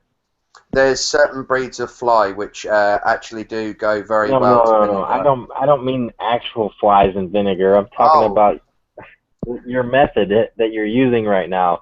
Who changed their mind? Because I've gone through all of the honey I can do with him. Now we're back to the God, I'm sick of stupid people. It's not. No, that's not what I'm saying at all. I'm saying I physically exhausted all other avenues with Rob, yeah, to try and make this point, and it doesn't work, yeah. The guy's a bit cuckoo. This is why I recommended that book. You say I've exhausted every avenue to make this point, and that is totally not, like, if you're employing the process that is recommended in that book, then you're not trying to make a point. Yeah, I've tried doing various things to try and get him to understand this, but he can't. He won't. He's not trying to. I think you don't understand the situation that's going on. I get the point you're trying to make, but I don't know. I think if you read that book, you have more interaction with Rob Beasley, and then you might understand. I mean, if you'd been here a whole year, you certainly wouldn't be saying the same things that you are now. I'd probably be angry and yelling too. I don't know. Yes, listen. I was gonna say, this is what I was gonna say to him, right? Fucking this whole thing that when he talks about Islam, man, right? That's why I always speak about that, because the bloke doesn't know anything. When I say, I'm telling you, Islamically, when I say he doesn't know anything, it's like, I could speak to a Muslim 4-year-old or 3-year-old, and they would know probably maybe 100% more than him. And I'm not joking when I say that. The guy that he's referring to is called Ibn Sabah, right? That guy there, he's what they call the founder of Shia Islam. He lived 200 years later. I thought Imam Ali was the founder of Shia Islam. Yeah, the Shiites say that, but it's not really. This guy was the guy who started it, who made it as a religion. A Sony friend of mine said that. A Sunni Muslim from Kurdistan said that the Shia religion was founded by Imam Ali.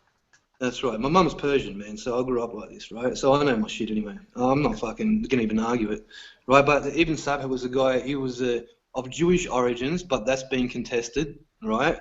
It's not proven. It's just said that he has Jewish origins, right? But he's a Sunni Muslim convert, and he always has been. And then he changed to be the Shia, right? A lot of Shia hate him. A lot of the Shia scholars don't accept him, all right? For whatever reason, but that's just the case. But historically, I'm accurate. All right, now he's fucking lived later. And that's what I don't get, man. He doesn't get it, and he's saying that guy, and he's not a fucking Persian, man. He's a Yemenite. He's from Yemen, okay? He's from the Gulf states. So he's got nothing to do with Persia. So fucking Rob is completely fucking out of depth, man. Do you know what I mean? Like when he says that.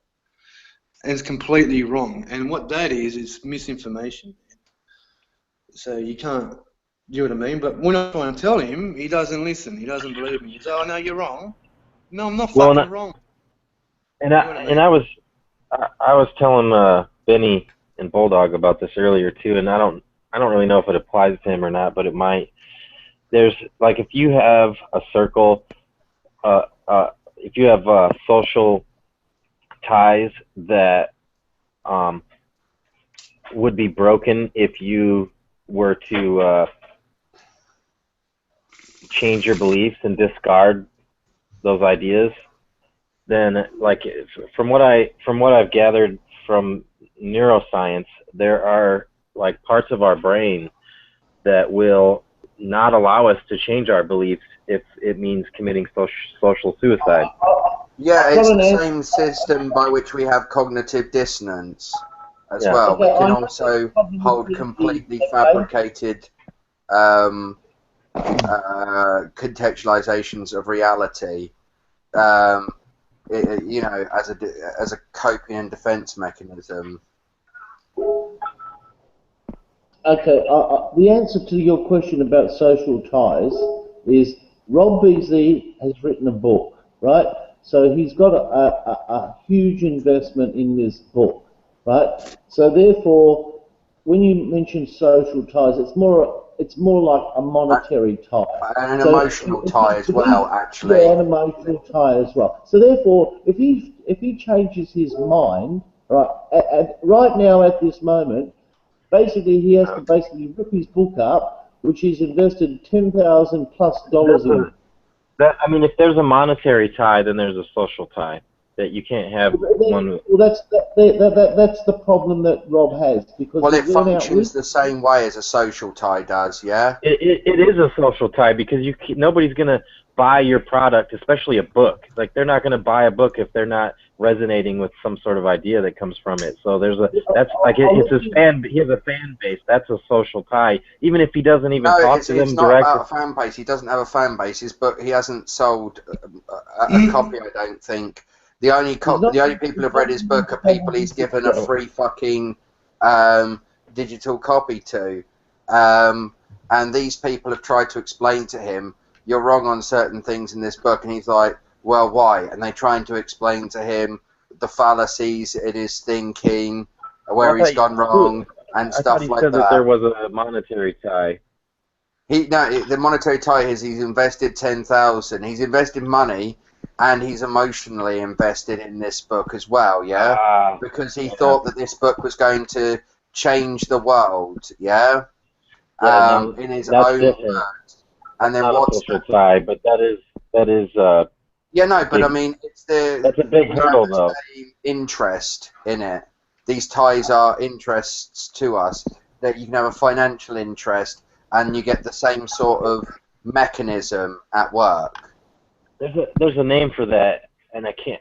I was trying to Like think of it. domestic breeding and wild breeding, yeah, both respond to environmental pressures to produce certain types of outcomes, yeah. So like I breed a certain dog from a litter, yeah, with another certain dog from a litter, I'm going to get certain traits born out in the litter that they have, and I can use that to create dogs that are more adept and better suited at work, such as sheep wrangling, or hunting ferrets, or you know, retrieving killed birds and stuff like that, like gun dogs, yeah, or sniffer dogs, and I can do that with breeding. Now, naturally in the wild, if these things are beneficial traits, then the natural selection through the same sort of mechanisms, controlled breeding, will breed an outcome of an animal that's more better suited to its environment.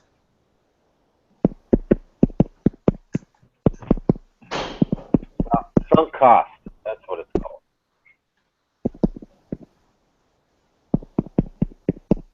I don't know if you ever, I was trying to think of that earlier. Sorry. Have you heard of the sunk cost? The what? Sorry, your audio's not that great. The sunk cost fallacy. The sunk cough. I'll type it.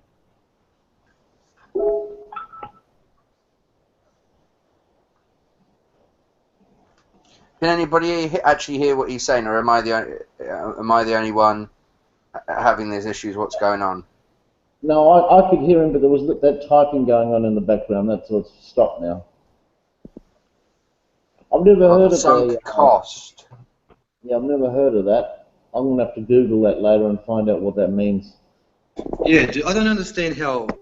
Well, I'm serious now. I don't understand how Rob got the story of Ibn Saba wrong, because you can just Google the name and it'll just tell you. I don't get it how he didn't understand that there's different denominations of Islam, right?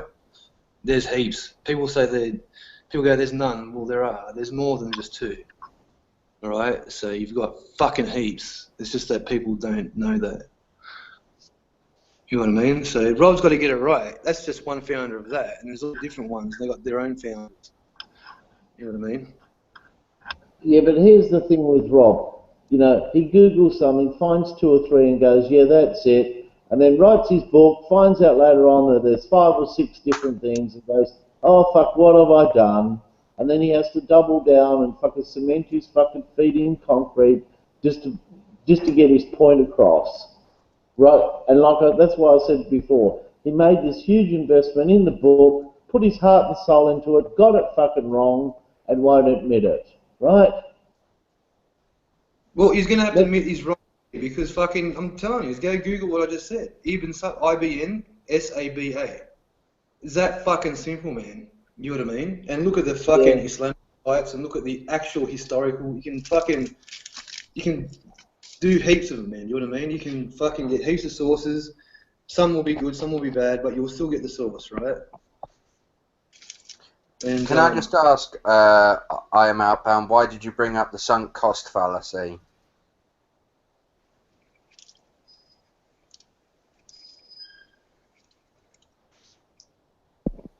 Oh, now he's not talking. Oh, he's probably gone to the bathroom or something, man. No. I think, you know what I'd be called? I got a different name for that sunk cost, called buyer's regret. Oh, no, not this again. Yeah, that's what he's got. Yeah, it's similar.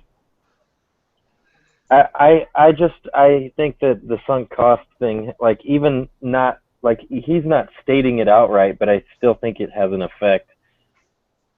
That was just what came to mind when you guys said he spent $10,000 on the book.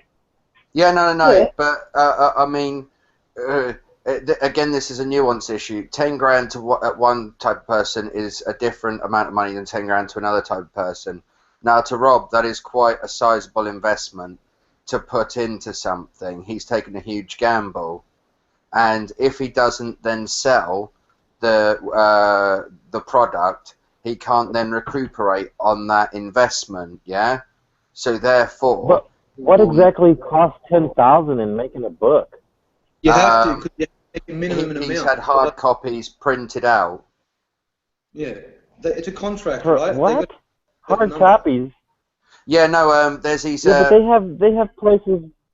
They have places now have that'll these print hard copies on demand, though. You pay them 10 grand, these publishing copies, and they will just. It's essentially like, you know, if I went to a publisher and they agreed to publish my book, they took the manuscript. They would then go to a company who would print and make the books. Yeah. Yeah. The hard copies to be sold in shelves, or the paperbacks to be sold in shelves. Does that actually get them placed in stores? Does that actually place them in stores, or does it just print the books and then they're sitting in his garage or something? They would print the books, and then the publisher would be involved with getting them into stores. Yeah.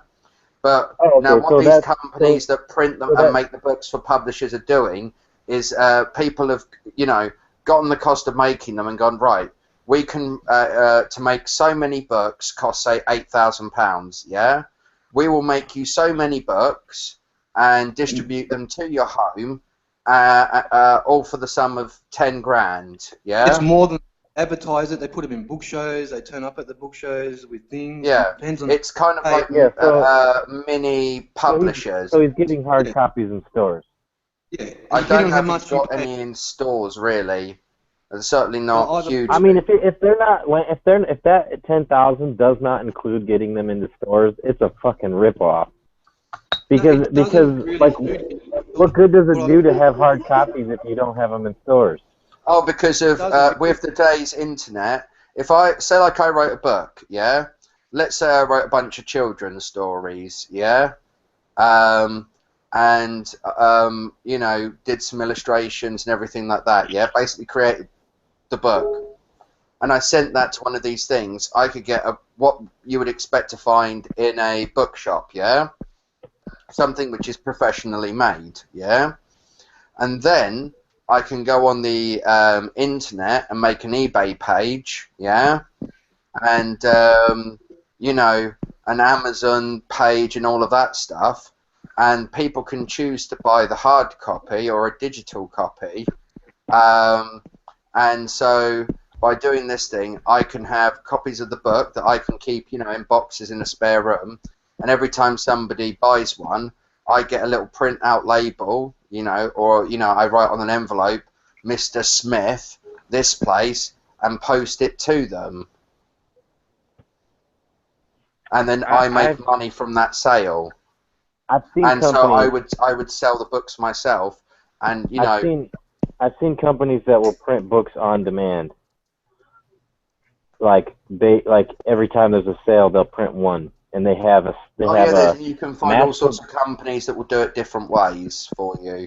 That offer services that some work better for other people's financial, sort of like social situations. And it's getting you in stores because you could sell the hard copies on Amazon without the 10 grand. Yeah, no, but that's if you went through one of these things. For some people, that's what I'm saying. They might if it doesn't include getting the copies themselves and then selling them. Well, there's multiple different huge ways investment. Try and get a book published. That's the great thing about the internet age. If 10,000 is a huge investment, then to somebody like Rob, I mean, like just the situation you're describing. I don't like think you got ripped off. I understand what Rob's like. What he's done is he's thought this. You know how the way he seems to think this whole way he understands the world is so bloody marvelous. I think you picked up on that. Am I right? I am. I did. Right, and so he's written a book that is basically his thoughts on paper. So what do you think he thinks that book is? Yeah, bloody marvelous. And so what he's done is he's gone and found a company that have gone, yeah, give us 10 grand, we'll give you copies of the books. I don't know if it's one of the ones that will also put them in stores for you or not, yeah? I could have gotten that deal we will myself. publish anything if you pay us for it. Not one of these publishers which go, we will, you know, send us a manuscript, we will look over your book and decide whether or not it's worthwhile publishing. No, it's one of these things. If we will publish anything, give us 10 grand. So we could just tell him everything he wants to hear, incorporate into our own publishing company, and then we can get 10 grand on the next book he writes. Yeah. I mean, my family, funny enough, own a printing business. I could print him a bunch of books and ship them over there. And I could turn around to my uncle and go, hey, we're family. How much for this many books? Yeah? Get a price. Yeah. Figure out the shipping and all of that to deliver them to his house. Yeah? And then factor that cost $2 grand to get me. And then I can add on profit as well, and I could make myself a tidy sum and go, Rob, if you, I can do this service for you for this price, yeah, and he either accepts that or he doesn't, and that's what these companies are doing with the internet. You can make a website that just basically says, this is the service we offer, pay us for it or don't have it. Yeah, I mean, yeah, that's what I do. What do you do? I do email marketing. But all right, yeah, I just have a shitty website and some freelance profiles, and I mean I actually do like HTML and CSS coding, so I'm actually doing work, but so it's not exactly the same. But still, I made some profiles on a web page, and bam, I get business. Be right back. I'm just going to grab a drink. Fuck drink, Chaz. I'm muting you. What's that? I'm muting Chaz. I still think that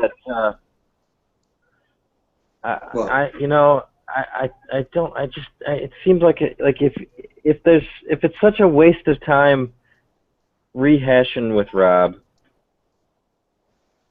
isn't it kind of insane to continue to try to do it? Like, why wouldn't you just get bored and leave the hangout? I don't know him that well, man, but like all I can do is just tell him, fuck, man. I could explain everything to him, right?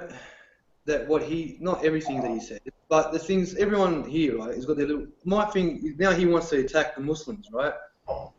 So here I am fucking trying to correct him on information. That's it. That's all I'm doing. I'm not fucking taking sides on anything. But it's like, if you're going to attack someone, fucking don't make up shit and then attack someone with the shit that you just decided is real, right? You want to just hand me the towels? Right. Like, fuck. Yeah, just, you don't need to fucking make shit up, man. If you want to attack the religion, like, you can, if you want to criticize it for what it is, there's heaps of fucking things you can do. You don't need to fucking go, well, your religion's wrong because the Yemenite fucking Jew you know what? If he goes in those Facebook fucking groups and he says that, they're gonna think that he's actually insane, like he's not all there. Do you know what I mean? Like, because it's kind of, if he's willing to like get all the information, Google that, then how come he hasn't Googled fucking his story? I mean, I wouldn't be surprised if on Facebook some of the people wouldn't join in with him and believe him. Facebook's not the world's best and brightest, you know. No, I know it's not. He goes, you need to talk to Islamic scholars, and he has bullshit. He's not interested in them. He's interested in people. Well, I go, I see what you're saying.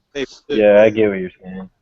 Yeah, no, like I said, you can't just go up to fucking general shit kicker, right, and then fucking ask him about the workings of a fucking complex company, right? You've got to go to one of the employees and fucking start from there. Do you know what I mean? So fucking you're better off going to the right people. You know what I mean? So that's what I'm saying. Muslims won't talk anyway, man. They don't like it. Well, no, I don't think Rob's there to actually talk to people to try and learn from them. I think Rob's there to talk at people for them to learn from him. And because he talks out of his arse and he's fucking ignorant, he often finds people who try and talk with him and explain things to him, and he won't listen to them because he thinks he knows it all. And the problem is he doesn't. Have you ever heard of that phrase, a little bit of knowledge is a bad thing? Yeah. That's Rob in a nutshell. Look, you know, fucking, with some of the things that he says, right, I know it's a bit way out there, and everyone's got a right to fucking believe or hold their theories, man, but fuck me dead. if you can just, like, if people have corrected you, man, and they've proven it, you don't need to. What he does, I've noticed, is that once he's been proven wrong, he goes, yeah, whatever. And then as soon as they go away, he goes back to his old original line of thinking, man. Oh, yeah, and the other thing is as well, is like, he will try and then act disingenuous as to, like, rather than say, you know, it's like, you know when Christians, the creationists, say evolutionists aren't real because they don't understand the science, yeah? And then they say things like, if evolution's true, how are there still monkeys, yeah? And you kind of have to say to them, well, look, just because you don't understand it doesn't mean it's not true. Yeah, Just like the whole I thing think, of just because you didn't find the joke funny doesn't mean it Yeah. isn't funny. well, just because you didn't get the joke Yeah. doesn't mean. Yeah. When he says another thing, he goes, you know, it's obviously, it's a 7th century poet's mindset from Arabia. That's where the fucking, he goes, that's how it started. And I'm going, look, okay, so you understand what a 7th century Arabian poet would be like and thinking, and do you know what I mean? So how can you know what a mindset would be? You know what I mean?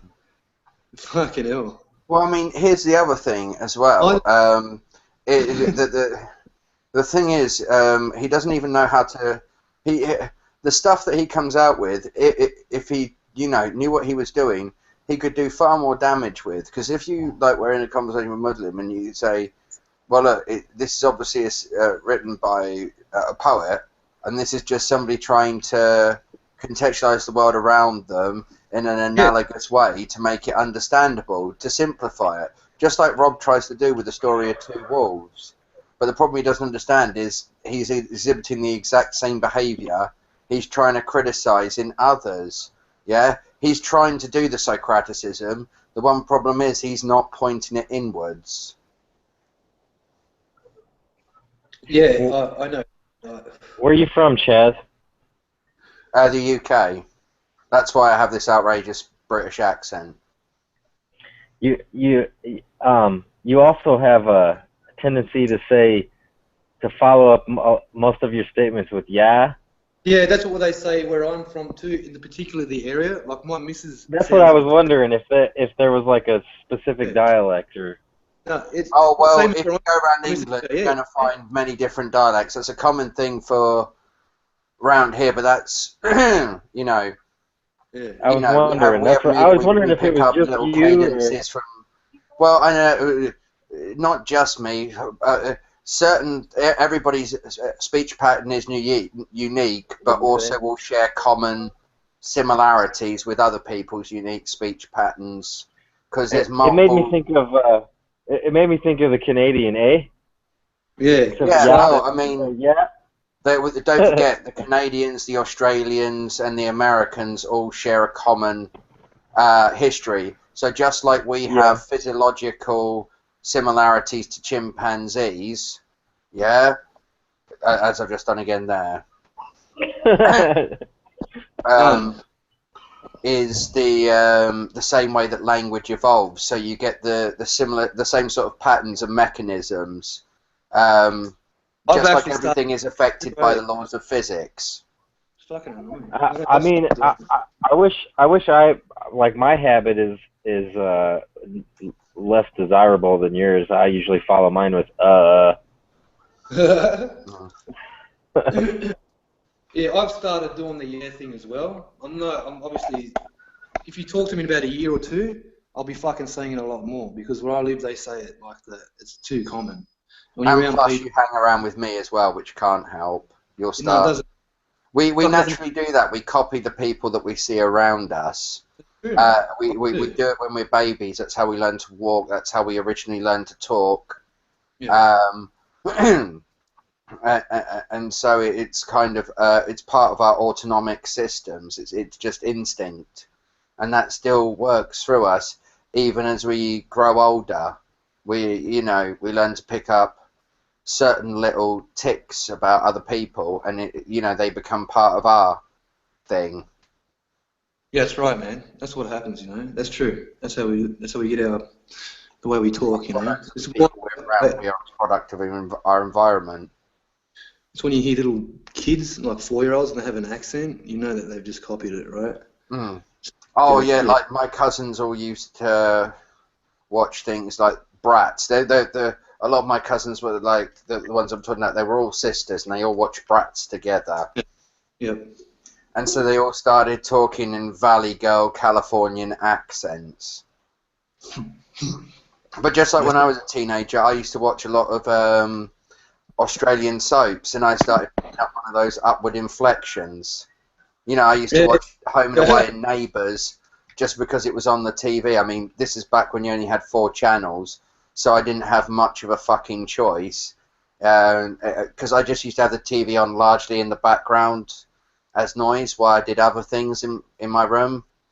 Yeah. And so, you know, it'd be, and I'd get in and I'd stick, like, you know, the kids' shows on, yeah, but like not like the really sort of childish ones, the ones more aimed for my sort of age. Yeah. And then after that, you'd then get the soap operas, which was still sort of aimed towards my age bracket at the lowest sort of section, but mainly a slightly older audience. And yeah, so I used to watch them. I grew up in Neighbours and all that. I grew up right next to where they used to film where you remember the high school, Summer Bay Yeah. High, whatever.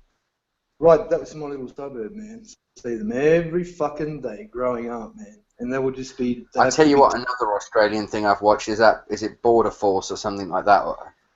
And it's all about the Australian Border Patrol. Well, there's about 5 different ones that all look identical, that all have different names, which are all filmed at I think Sydney Airport and like some of the Melbourne Airport. But you sometimes see the same characters in like 3 different shows made by different companies, which are all just the same thing. Yeah. Because they all go down there in turns, and then they're all filming their own little bits. I'm surprised you don't sometimes see the other film crew on camera. Yeah, right. I didn't know that, man. They pulled out this kilogram of heroin from his arsehole. We turned and looked over at the other TV station who were filming it to make sure they weren't cheating and they weren't looking at what they shouldn't be looking at. Fuck, man. There are some funny fucking people that try and smuggle shit in here. There are some fucking funny ones, man. The way they do it. Fuck, they'll try anything, man. Anything. But you know, one sense I got from that, one of the major problems in Australia seems to be Chinese people, or shall I say Asian-y looking people, trying to bring Asian-y foods through. And and the thing is, they'll write down on their forms that they have nothing to declare when they blatantly know they have stuff to declare, and it won't be the first time they've been told, but they will still act dumb. Yeah, that's why they all get checked, man. There's no point. If you're an Asian, just be aware. It's like this, right? This is a deal. They're the black people of Australia when it comes to customs. I was about to get to that. Hang on. Now we've got me. All right. Now I'm at the airport. I'm lining up with Chaz. I am. They'll see I am and go, here's a nice looking young. Go through, sir. There you go. They'll go to me. They go, all right, come this way. They go, stick your arms out. We're doing a bomb check. Fuck. I get this every fucking time I step into an airport, right? You can imagine. Fucking every time. I just go, listen, I even tried shaving one time. They just looked at me, they go, all right, come out this way. And I went, fucking the bitch was really rough with that thing, you know, the one that they check you with. And I just went like that. And every time I go through the thing, I always get called to the side, right? Asians will always get their bags checked for fucking food. White people are full, like, you know, light white people. They will, like, get through. Oh, no, it's the old one of where they used to go on planes and they would call... And you know, and they would call out like, you know, a load of Islamic names, and then like, and Brandy Smith. Got to have the token white in there just so everyone knows we're not racist. Yeah, I know. These are all random, right? Yeah, this is we've randomly selected some passengers: Abdul Jahim Sakara, Nasaif Alubari Hazam. Yeah. Muslimo Gumbomb and Paris Hilton. Look, man, I got pulled up once by the cops, right, in the middle of nowhere. Is you been targeted for a random breath test? I go, am I randomly being selected? Am I? I go, against who? Who is out here? Sorry, I'm the only person here. How am I on a random selection? You know what I mean? I drove, like when I was younger, I always bought, like, when I first started getting my freedom or whatever, when I got my first job, I bought my first car.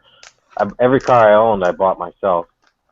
And when I was younger, the first cars that I bought, they were always like junkers because I'm working minimum wage and just so like I'm driving these shitters, right? And I got pulled over all the time. Yep, But same as me, man. Then I got a little better off. I bought a BMW. Never got pulled over in that thing ever, Yeah, I know. not once. When I bought my little And black I sped like a demon in that thing. I never got pulled over. You know what it is though? It's with when you've got a poor, beaten up old car. They just assume that you must be some no good person. Because I mean, there is some credible reasons to associate poverty with crime, yeah, but not in a kind of, well, if you're poor, therefore ergo must be criminal. I don't know. That's like, maybe why. Most of the successful drug dealers, I bet you most of the successful drug dealers don't drive beaters. Oh yeah, but we know the police aren't really interested in drug dealers. They're more interested in possessions. You'd be surprised, man. But anyway, I mean, no, don't get me wrong. A drug dealer is a big thing, but they're not after the worst of the worst sort of drug dealer. They're after the guy who does a little bit of, grows a little bit so he can smoke it, and then sells it to his mates and sort of like their friends, yeah. Not the guy who's sort of like, or the guy that's just scraping by and he just bought a fucking ounce to resell because he feels like he's got no other options. Yeah, not the guys who have like a huge hardened criminal stance in the sort of thing. Yeah. The type of people who have not only bribery Those money but are guys might seasoned kill you. criminals. Yeah, the sort of ones that have also got weaklings. guns there in case the police show up as well. Yeah, that's right. And I mean, if you're a police officer, would you really go and pick on somebody your own size, or would you be more inclined to pick on the guy that won't fight back? The guy that won't fight back. Yeah, exactly. It's just like you see these people who they'll go into it's just like Rob earlier. Rob was all well and good to start mouthing off when he had down there to unbroadcast me and mute me. The second that he didn't have down there doing that, he started getting a little less brave, didn't he? I'm just saying, man. Down, he's not from a hard time. That's why he's been a bit of a dick. So just be aware that he's not doing it just to be a cunt. So that's all I'm saying. So be a bit forgiving to him. Interesting avatar, Okie. I have an avatar up right now? What is it?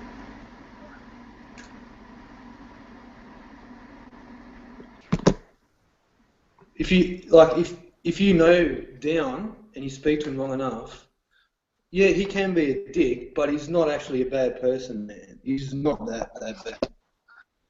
All right, yeah, he's been a cunt to me. Fucking, of course, he's been a cunt to everyone, but we all have, man, in a way. But he's not that bad. Oh yeah, no, but it's like different to when I'm a cunt to you, because that's just bants. Yeah. Like you know, the whole thing of your missus has left you. That's just bants. I know that. I know that. It's Down, it's like Down and I have a history, and I just think he likes trying to wind me up because he is a troll, and he has an ego mind. Yeah, no. I do it back to him, man. I troll him back. I said some shit yesterday. Well, you saw he fucking blocked me the other day because I had a fucking I gave him as good as I got. Well, I think you're relatively smart, right? And that may intimidate some people. It's not that you're smart. It's more that I reckon it's more that you're articulate, and you can articulate like things like better than say me, right? Because there's different with me. I've got different languages in my head. Fucking different. It's a little bit difficult, right? Yeah, man. But with you, you're just English, so you've just mastered that language, and you can just get it out. Be better than the rest of us, right? So to a lot of people, that frustrates them. They get intimidated and see it as like you're very intelligent now. You know what I mean? Because you can articulate it. That's what it will be. You'll find. That's what I've noticed anyway. Well, he does always seem to want to try and put on a silly British accent, and I get that. roll against that, and it's just like, sorry, that doesn't bother me. Yes, I speak differently. I could do an impression of his accent, but I just sound like a bumbling fucking idiot. Yeah, I know, man. Yeah, do you know what I mean? So he's not that bad, especially at the moment. I fucking can understand why he's a bit shitty. He just because he lives on his own, right? And he can't express himself. He's got no one there. So fucking. Yeah, I know. I pointed all of this out to him for him. Yeah, he'll admit it. You know that he'll admit it. He's not He doesn't try and defend it. He doesn't have a missus, fucking, or his job thing. None of it. Like, he's all right with it. But oh yeah, I know exactly why Thingy is being Thingy. Yeah. It's not hard to figure out if you talk to the cunt long enough. I know that, man. I know that. I mean, I pretty much got the measure of him the first time I met him. He actually, you'd be surprised with him, man. He's not, like, when he feels bad about the way he does, he really feels bad, but he just won't let you know. But if you know him well enough, he'll tell you. But he actually kind of, I'm not joking when I say this, man, he actually feels bad for half the things that he says. And he knows that he's very difficult to get along with and that. Do you know what I mean? Yeah, I know, but then if that's the case, yeah, admitting it's the first step, then the second is doing something about it. Well, look, man, it's like, I hate fucking talking about it. My missus, man, she's a cunt as well like that, right? And she's very, very difficult to get along with, right? Very unaffected, all that shit, man. But deep down, she's a fucking awesome chick, right? So deep down, Dan's probably a decent guy. That's what I look at. So, yeah, I can handle all that shit. Depends on the person, though, right? How you deal with it. But, yeah, he's not that bad. Yeah, I know, but, I mean, if I punched you in the face, yeah, and then said, oh, sorry, mate, I punched you in the face, that was out of order, doesn't make it better. And then kept punching you in the face, yeah, and saying sorry every time I punched you in the face, would that make it okay? No, it doesn't make it okay. Exactly, I mean, that's, yeah. They know that as well, man. Believe me. Like, do you know what I mean? So, he knows, man. And when he feels fucking bad for it, he feels really bad. Do you know what I mean? If you think he doesn't sit there on his own, like, laugh about how he is or anything, that's for sure. I wouldn't trade my position for his for anything, man. Do you know what I mean? So, neither would you, though, I'm sure. You know what I mean? No, I definitely wouldn't, because I really enjoy my life. I'm a really happy and content person. Yeah, I'm getting there myself, bro. I'm getting better. Like, I'm feeling a lot more content, I've been through a mad fucking big drama for the last couple of years. It was really bad. Yeah. And I've just started getting over it now, So. Well, it's just like a bad smell. You can, like, say you left some fish out on a radiator. You could remove the fish, but the smell will still linger for days and weeks. That's true, man. Yeah. That's true, man. Exactly. See, that's the great thing. Analogy is useful in life, yeah? Yeah. Trying to use an analogy as anything other than an analogy is where certain Beasleys go wrong. Sword, though. Pardon? Analogies are double-edged sword because like the two wolf things, an analogy. What? I know, but I mean, it is an oversimplification.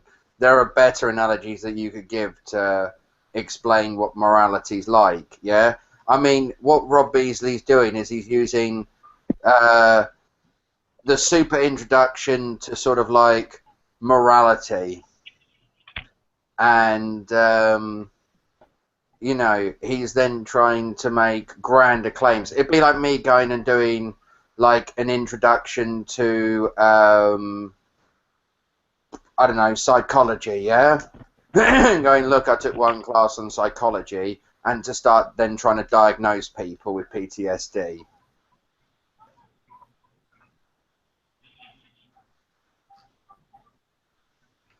Unless that was a really intensive course, I'm always going to end up in places where I'm going to be wrong.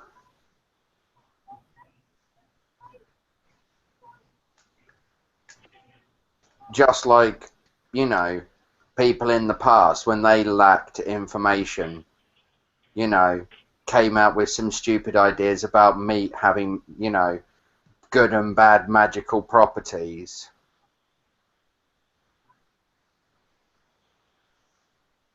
I keep getting lag. It's not real bad, but like it's like a cell phone going in and out when you guys talk. Like I've still been able to gather most of what you're saying, so it hasn't gotten in the way too much. But like I tried to change this. There's a setting here at the top. It says bandwidth, limit the bandwidth, and I put it on audio only. Yeah. Don't limit it. Help. Yeah. It's still it's not audio only though. I still see the video. I don't understand. That's strange. If you've turned it all the way to the bottom so it says audio only, you shouldn't see any videos. Yeah, I still see. Are you seeing GIFs, maybe? I see people's avatars and then the voice circles around it that show you how loud. Oh no, that's what happens when it's audio only. You're not seeing any video. Okay, well, that's what I was seeing before I put it on audio only. Yeah, because some of us aren't broadcasting video. I don't think any of us are. But if I was to turn my camera on now, you would only see my icon until you turned your bandwidth up. And then once you turned it up, you would then see my video. And so then obviously it would restrict the amount of bandwidth you have, because you'd then be for audio, then take up the video. So that's why that can be useful. But your problem could be something to do with your setup, or you know, you might just have. I think it's just this laptop. This laptop's only got like 2 gigs of RAM. That should be good enough to run Hangouts, unless you've got a lot of programs operating. It could be old, and the circuitry could be getting a bit worn. I used to have an old laptop that was really, really good, especially for its age. But because it was a few years old and it had been used heavily, couldn't do the same things it used to with graphics. Yeah, I think it probably needs to be reformatted again too.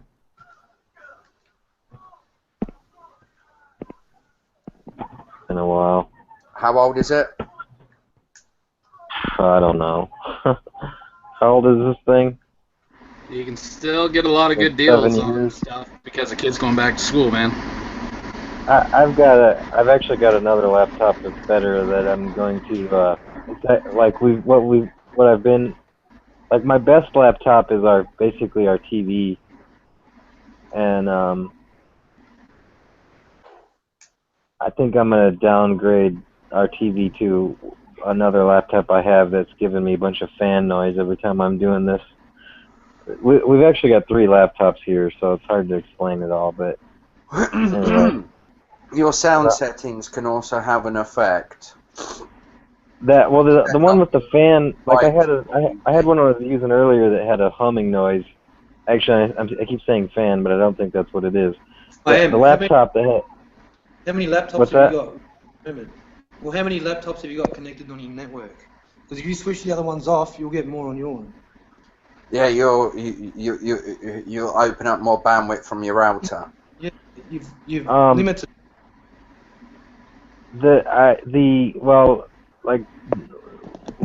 I'm not turning my girlfriend's TV off. Now what I'm it's like right. You've got it on full, but now you're going into 3 laptops. It's like going into 3 glasses or jugs now, right? So you're only going to get a certain amount. I understand.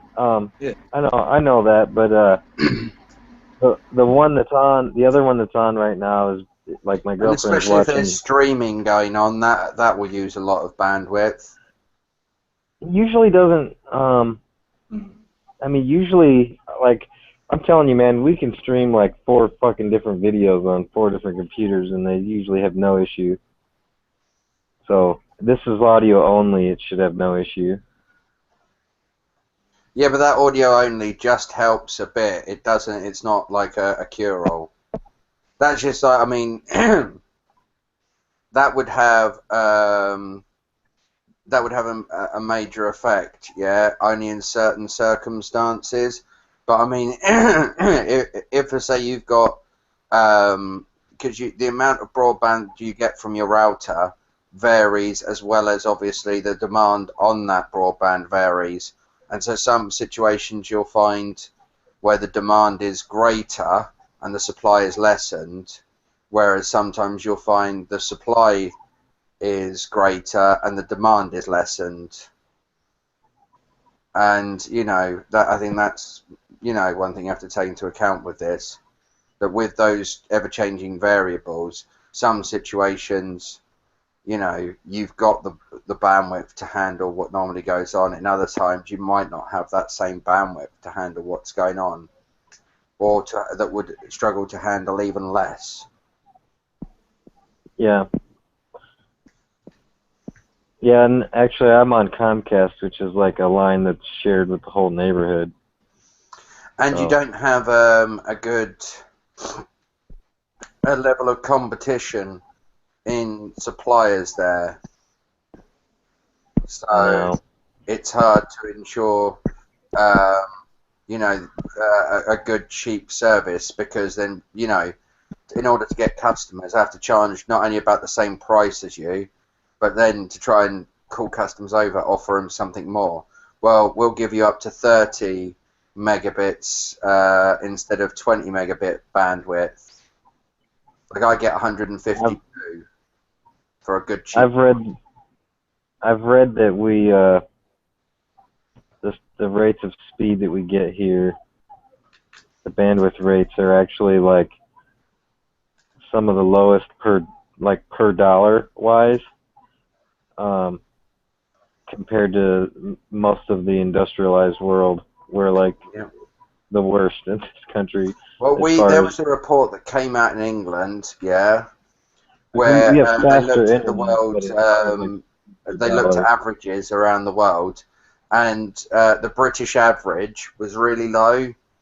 And this is because of some people were like I used to work in sales in phone and broadband, and so we used to do obviously line checks on people as a result of this, because this stuff all happened in the law before I started working there. And what we had to do is, before you just used to say, oh, you could get up to 20 megabits, yeah? But then they changed it because of how the average was well below 20 megabits. Like the average was something like 8, I think. Yeah, they actually had to, you know, before you took out a deal, so you rang a broadband company and were like, oh, I want to switch my broadband service over to you, yeah, even though, you know, your setup wouldn't change, they would still have to advise, all right, we see that from our company you can expect to get on your line about 8 megabits of speed. And we now have a thing called fibre to the cabinet, which our government paid to have put in through taxpayer money, which then the fibre optic goes to the cabinet, MDF, and then travels down the copper lines, just like ADSL does. So you get that boosted speed because of the addition of the copper fibre. That's correct, man. But I have full fibre, where the fibre actually travels all the way from the exchange into the home, and that's why I have up to 152 meg. Everywhere I move, all my apartments, I always have to rewire my box. You know what's funny? I get up to 152 meg, but I don't even think the modem can on my computer can go past 100 meg. I'd have to put a new modem in order to ever sort of like fully use my broadband. We don't have fiber in this particular building. Like they're installing it in America. It's already available in a number of places. There's only one company I know of in my region that has it, and that's AT&T. But I've also read that in other regions, Verizon is installing it, and also Google. But there's monopolies. They like. Yeah, that's what I was saying. Because of these monopolies, they have no incentive to do anything. The only competition is like cable or two wire or satellite. But well, like we still have monopolies here. So if you have satellite, it will be Sky. It will be Sky TV. Yeah. If you here it's have cable, it will be Virgin, and we have Freeview, which is free digital television, which is just a few channels. But those are still like, to me, those are like, if there's only one company that can offer you two wire, even if there's cable and satellite, if like that one company that offers you two wire has a monopoly on two wire. Yeah. And that one we have company that somebody who offers has you cable. monopoly on the TV, but for instance, like if before I moved here, I couldn't get Virgin cable where I lived. Yeah. Here they're all together. And your phone and well, where I internet. live now, I can have satellite and cable, and I've gone for cable because you get a much better deal out of it because you get the much faster internet. The only way you can get 152 megabit speed is through Virgin here. Otherwise, what you're going to do is you're going to get somebody who's reselling you the British Telecom standard. So essentially, what happens here is like you have the infrastructure, and then you have your ISP, and you can choose whose ISP you use to get that infrastructure. And because we had that system, our government was able to change the infrastructure to implement that change in order to make the country better. And so now we have, and BT will be rolling out fibre to the home installs soon across the nation, so our average speed is going to shoot up even more. The Germans had the right idea. A boss of mine I used to work with, and one of my other managers, they used to fit cables out in Germany, fibre optic cables in the 80s. You know, there wasn't many jobs over in Britain at that time, and the Germans had a load of money going begging to put in these fibre optic cables, and they were screaming out for engineers, and so they went and lived over in Germany and went and put a load of fibre optic cabling all through it for a source of income. So with that, Germany has a really great internet because all of it's fibre optic there. Yep. It's like, that's the great thing about Germany. Like you look at road building, yeah. Even those companies that are putting the fiber optic here, they're doing like you said. It's just fiber to the node. Yeah. I think you can get fiber to your home, but you have to pay, like, I think it's like 10 grand or something. It's outrageous. And it's like here in England, if you want a gas main that runs, like, say like there's a big gas pipe that runs for, you know, down the road, and it supplies like the village next, you know. It's like installing a utility, basically. Yeah, you would then have to go to the company and pay them some money, and they'd come in and they would tee off of that pipe and direct it to your home. Part of that is covering like the local. Well, no, it's just covering the cost of the pipes and the installation. Here when you pay the to get into the ground like that though, like there's usually municipality fees and like that. That's usually part of it. I know you would, you'd have all of that in there, of course. But that's what I'm saying. That's just the cost of putting the pipes in the ground. The maintenance costs come the city later. The city has to like add that to their maps and to their, like, I don't know. There's processes involved with that. Well, yeah, but you get all of that from the cost of the building permit. That's why we have building permits, so that these things can be added to maps and stuff like that. So if somebody else moves into your home, and they say, "Oh, I'm going to put a thing here," well, then the building people can go, "Oh no, there's a gas main under there," if nobody's already figured that out. Right.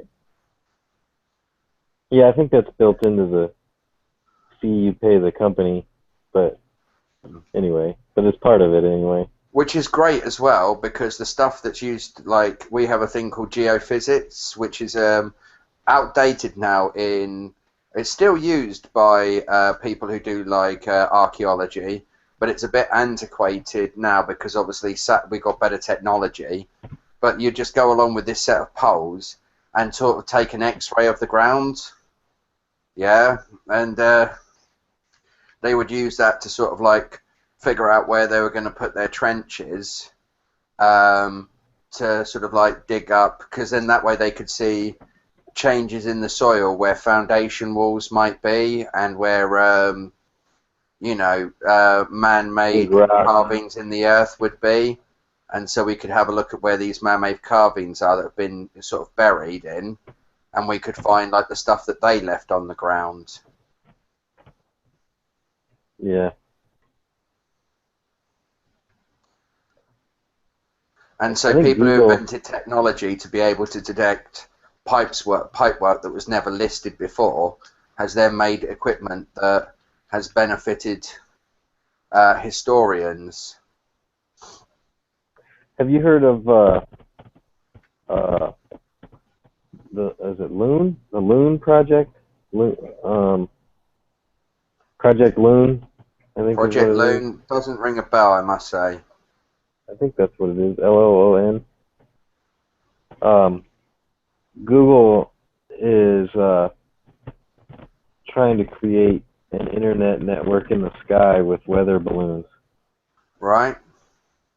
So, like, they would steer themselves, and they would travel way up in the, what's it called, the stratosphere, I guess, above the storms even, so that they wouldn't have a risk of damage. And they would use like Doppler and like our current weather systems, information from our current weather systems to navigate through all the different wind currents. And that way when one is leaving your area, another one would automatically coordinate itself to come into your area. Yeah. Would this be like a 24/7 Google Maps type of thing? Like a continuous live above head? Yeah, this would be, it wouldn't be mapping. Oh, they probably would do that actually. They probably would put cameras on it. I mean, it would make sense if you're going to stick that up there. I'm sure somebody said, well, hold on, why don't we attach a couple of GoPros? Yeah, and, I bet they will. I bet you they know, will. I didn't hear that, but the main intent of it is to bring free internet to the world. Oh, okay. What are they going to do? What are they going to have, like a 4G or a 5G? Yeah, I think 4G is the. I don't actually. No, they didn't say. No, I don't know. I mean, hopefully, hopefully it would be. I think the sound of what they're trying to do is, I don't know if any of you have watched Stargate before. Yeah. Yeah. Did you ever watch Atlantis? I've seen it. Do you remember when they were trying to figure out a way of getting to and from Atlantis to Earth without having to use the Daedalus? And what they did is they went and found a bunch of Stargates on uninhabited planets and nicked them, and then put a bridge of Stargates between the two galaxies. And so what would happen is you'd dial the address and you'd end up on this like midpoint space station, and then you'd walk through, and then you would dial through the other gate network back to Earth. I think that might be what they're trying to do. It's like, you know, like how we bounce stuff up from satellite to satellite to get around the world. Yeah. Well, I think they're trying to do that, but with these weather balloons. It would be. It would be. Not only would they be able to communicate with each other, but they would also connect with like cell phone towers. With what? Cell phone towers. So like the internet we get from cell phone towers could be sent up, and if somehow they weren't able to connect with one, then they could connect with another balloon instead, which then is connecting to a tower. And Verizon's also working on a project. I can't remember what it's called, but theirs involves these they're not. It's kind of the same idea, but instead of wireless technology, they're doing something that takes a lot less energy and it involves laser lights. And it would be gliding, like these glider planes instead of a weather balloon. Oh, like a drone. What's that? Like like those drones, like the military use, the UAVs. These are like extremely wide, much wider than a normal airplane would be, but very thin, very narrow, and they're solar powered. Yeah, so kind of like a solar powered drone, in a way. That's right. That's why all those high atmospheric planes have got large wings, because there's not enough oxygen to fly over the wings. I mean air, sorry, not oxygen. So they need to make bigger wings, right? Because they don't have much lift up there. So that's why they're like that. And they'll probably be autonomous, right? Which means they fly on their own 24/7 for a period of time. And they probably have automatic protocols which will return them to a base if they became damaged or... Dude, Chaz, they got that for fucking home. I can build you a quadcopter that'll have that. Return to base. In case you lose sight of it, we get a signal automatically GPS. Controlling it. Yeah, so but these like Facebook and Google are like competing to give internet free to the world first, they're in a race to be the first one to give everyone free internet.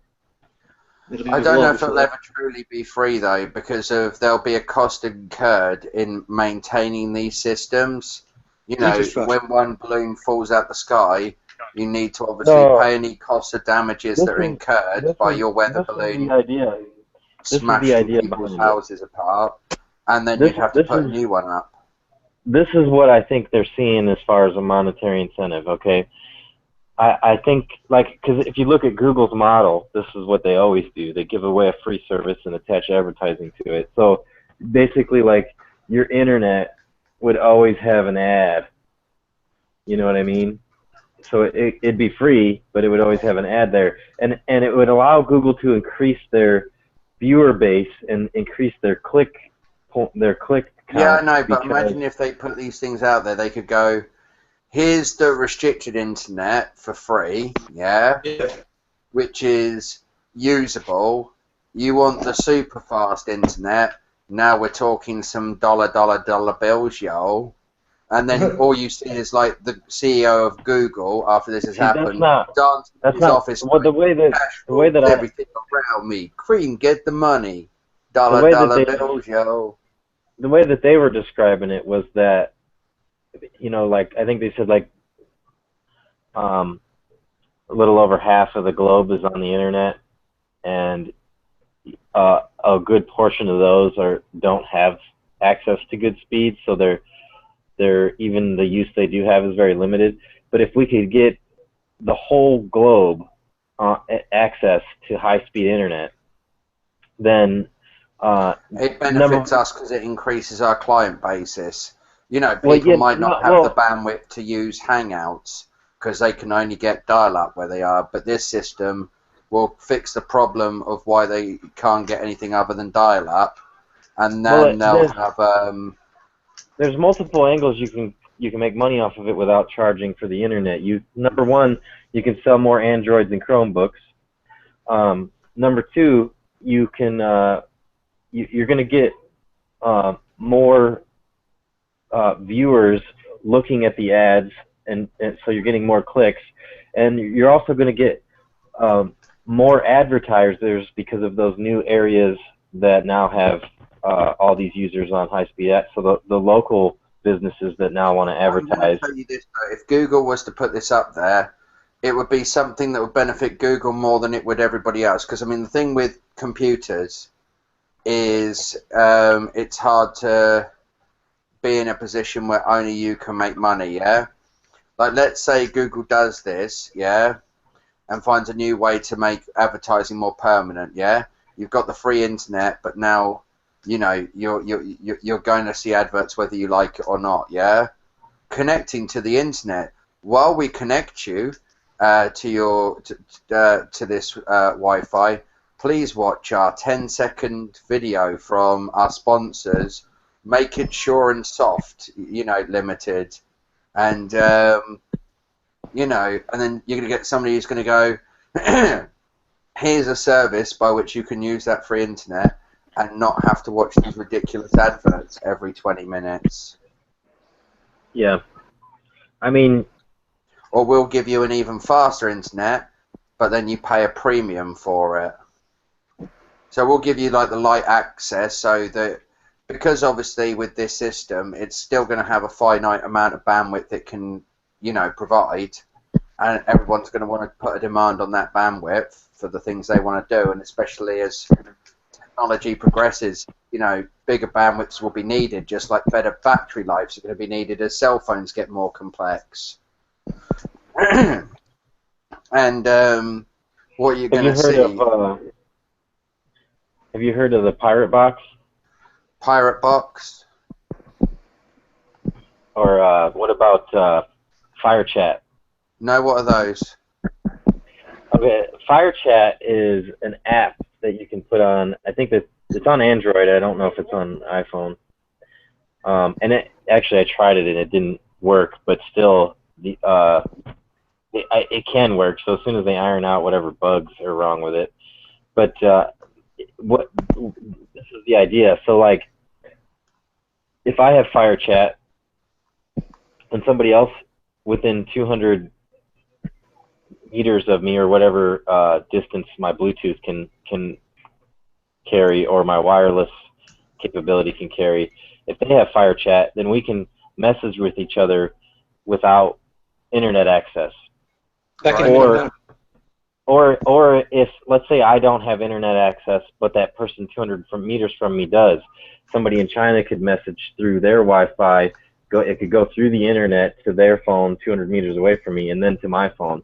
So we can have an internet that's kind of meshed with the old internet, but also creates a new one just off of the devices that we already have, the laptops and phones that we already have. So like every laptop and cell phone in the world could become the new internet without wires. Yeah, but I mean, you would need devices with greater range for that to be a viable option. Not if there's enough people in between. Yeah, but that's the problem. You'd have to wait until there's enough people in between, or the range has got better that, there was enough people in between. I don't see it happening overnight, but I still think that's something that the internet's going to evolve towards. I think eventually I could see where the internet could just be it just be free. Like the fucked up thing is that really our devices are already capable of this. We just need some simple software, or maybe it's not so simple because it needs to be encrypted. Because like if my message is passing from his computer to his computer to his, I guess you'd want some amount of safety in keeping people from looking at it. But I don't know. Well, I wouldn't you've got those systems now by which, like, you can donate bandwidth from you can donate processing power from your devices to science. So the science can use your processing power on the internet in tandem with all of its other things to produce, much greater processing power. Yeah, or run huge data simulations. Yeah, there's one called Boink, I think. BOINC or something like that. I've heard of that. But that's through the regular internet, though. What I'm talking about is how we could. But no, it's a similar sort of concept. Instead of sharing processing power, it's sharing bandwidth. Yeah. But from one device to another, yeah. I think that as devices stand today, they might not be quite powerful enough to handle all that. Can you imagine the amount of data? I said, you'd need greater Bluetooth ranges or more Bluetooth devices. Like if we had something like You know, like the solar roadways. If you had them, and they had Bluetooth in them. Oh, that would really help. Yeah. Mm. No, I don't mean just the ranges, but the computer's processing ability to be able to handle that much traffic through it. I wonder, like, I'm thinking our computers would be much like obviously there's computers that are inside the hubs that transfer the data from like my laptop to your laptop. There's more processors in between me and you. Whereas if, you know, like if we got rid of those and then just used our own laptops processors, that would shift the weight that's on those other ones over to ours. So we would, in order to run at the same speed on that type of system, you would need faster computers. But they're getting faster anyway, so that'll change with time. But still, it's a factor. I don't think we could happen overnight, but I do think that that's an evolution that's going to occur. I think that eventually once people figure out, like, hey, I can make a piece of software that does this, and then, you know, all it takes is like one small group somewhere to be using it. You know, if one town comes together and they just pay for internet access for the whole town, and then they use that type of software for the whole town, or maybe, I mean, it doesn't even have to be that big. It could be a smaller group, I guess. But all it takes is like for one group to start doing something like that, and that would start the domino effect. You know, then another group somewhere else, and another group, and another group, and then once there's enough of them, it just could become mainstream. Yeah, well, this is the thing. If we share resource a lot more, we all benefit from it. Like, for instance, one of the problems with laws that are designed around copyright is that they produce a system by which, you know, you can restrict the resources and be greedy. Whereas if you made the use of material free and didn't, like, you know, oh look, somebody used a clip, you know, like, you know, you've seen YouTube videos and somebody makes a comment about somebody and then they use a clip for a joke, yeah? Yeah. A company has a right to come along and go, well, no, you're not protected by fair use and this is a copyright violation, and take all of your YouTube money away from you.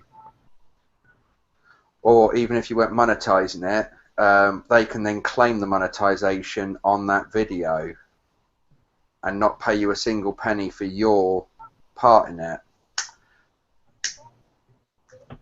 Yeah, it's fucked Which up. is stupid, and I could go and sue them for copyright of the material of mine that they're saying they have copyright over, not just the part that they... So, I mean, there's a very unequal game being played. The law's not being genuine in this case, but...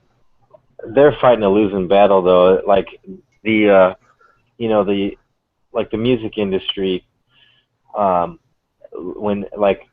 Well, they learnt their thing. Like, they went and put... You see, the difference is like, Warner Brothers isn't coming out and going, I know, we'll make all movies, the whole movie library of Warner Brothers, or Universal Studios, we're going to make a Universal Studios YouTube channel, and on there we're going to upload every single Warner Brothers film, yeah, up to a certain date, yeah, like anything younger than, say, 2 years, yeah, right, won't be on there.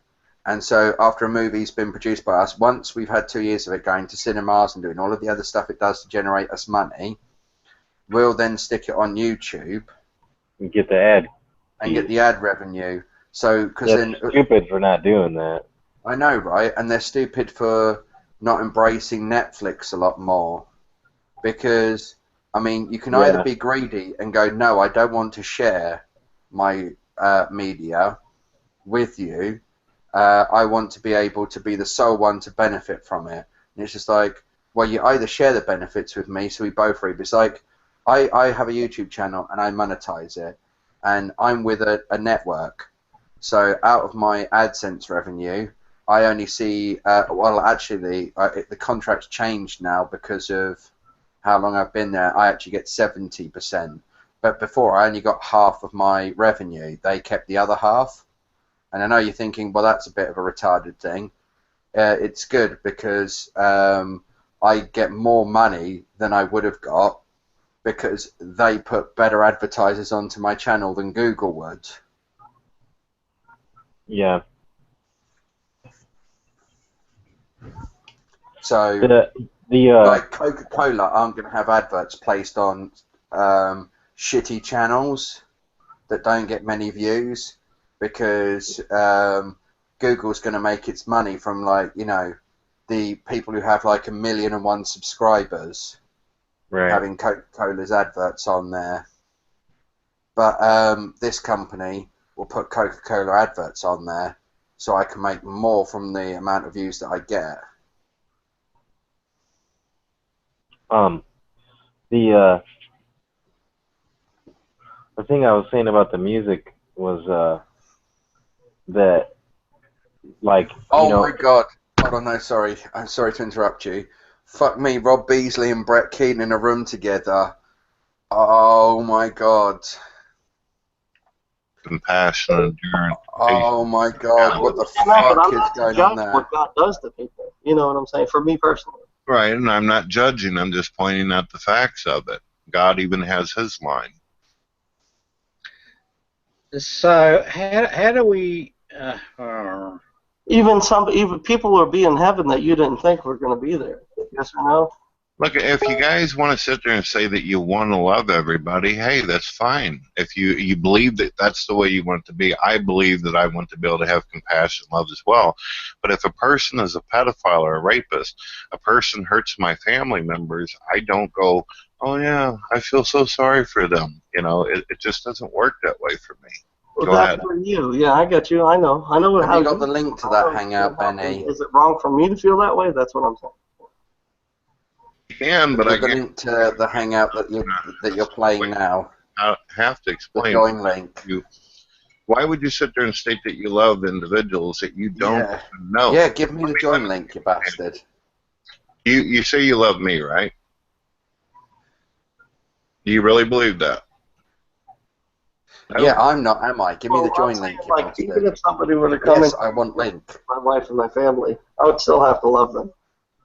Well, that wouldn't work for me. I would destroy them right where they stand if they came at my wife and children. That's the way it is. I would pray that God would be able to restrain the person or stop it. I would try to. Adam Law, I might not be able to get in there. He might have me blocked still. But I think he only blocked my other account. Go right out the window, and I would defend my family, and I think God would understand. Go ahead. What kind of compassion can you have when you're already dead? I mean, that's brilliant. That's Adam Law, that's a good point. Neo Cloud, Brett Keane, Rob Beasley. When you're dead, you're dead. That's it. It's all over. Hey, do you believe in resurrection? Yes, I believe that Jesus Christ did all the things that he did. I believe in the miracles. I believe that he ascended to the right hand of his Father. But I think that Jesus understands. I think that he would realize if someone came in to attack. What do you think Jesus Christ would have done if someone tried to attack his mother? What do you think Jesus Christ would have done if they tried to go against his will and kill him before his actual will and time and place to do so? It What do you could think be. would happen? That's what I'm saying. It could be in his will and time to come in and kill you at that point because you could have suffered worse than that. So, I mean, You know what? I would normally go in there on this. I'm going to watch it tomorrow. I've got to go to bed. Story I'll is catch you later, Benny and Scaff. And it's nice to meet you, I am. I found that it didn't come from the Jewish tradition. And good luck if you keep speaking to Rob Beasley. And I bet if you do, I'll talk to you in about a month's time. And you'll be like, that fucking cunt face. Oh, I'm so sorry about everything I tried to say in that hangout. You can see where I was coming from. I will do, and I think I can kind of get the gist of what you're trying to say. But, yeah, trust me, you wouldn't be trying to say that if you'd actually spoken to him. I wonder if you'd say that if you read that book. I think But I would I because guess I've read a lot of remains to other be information too.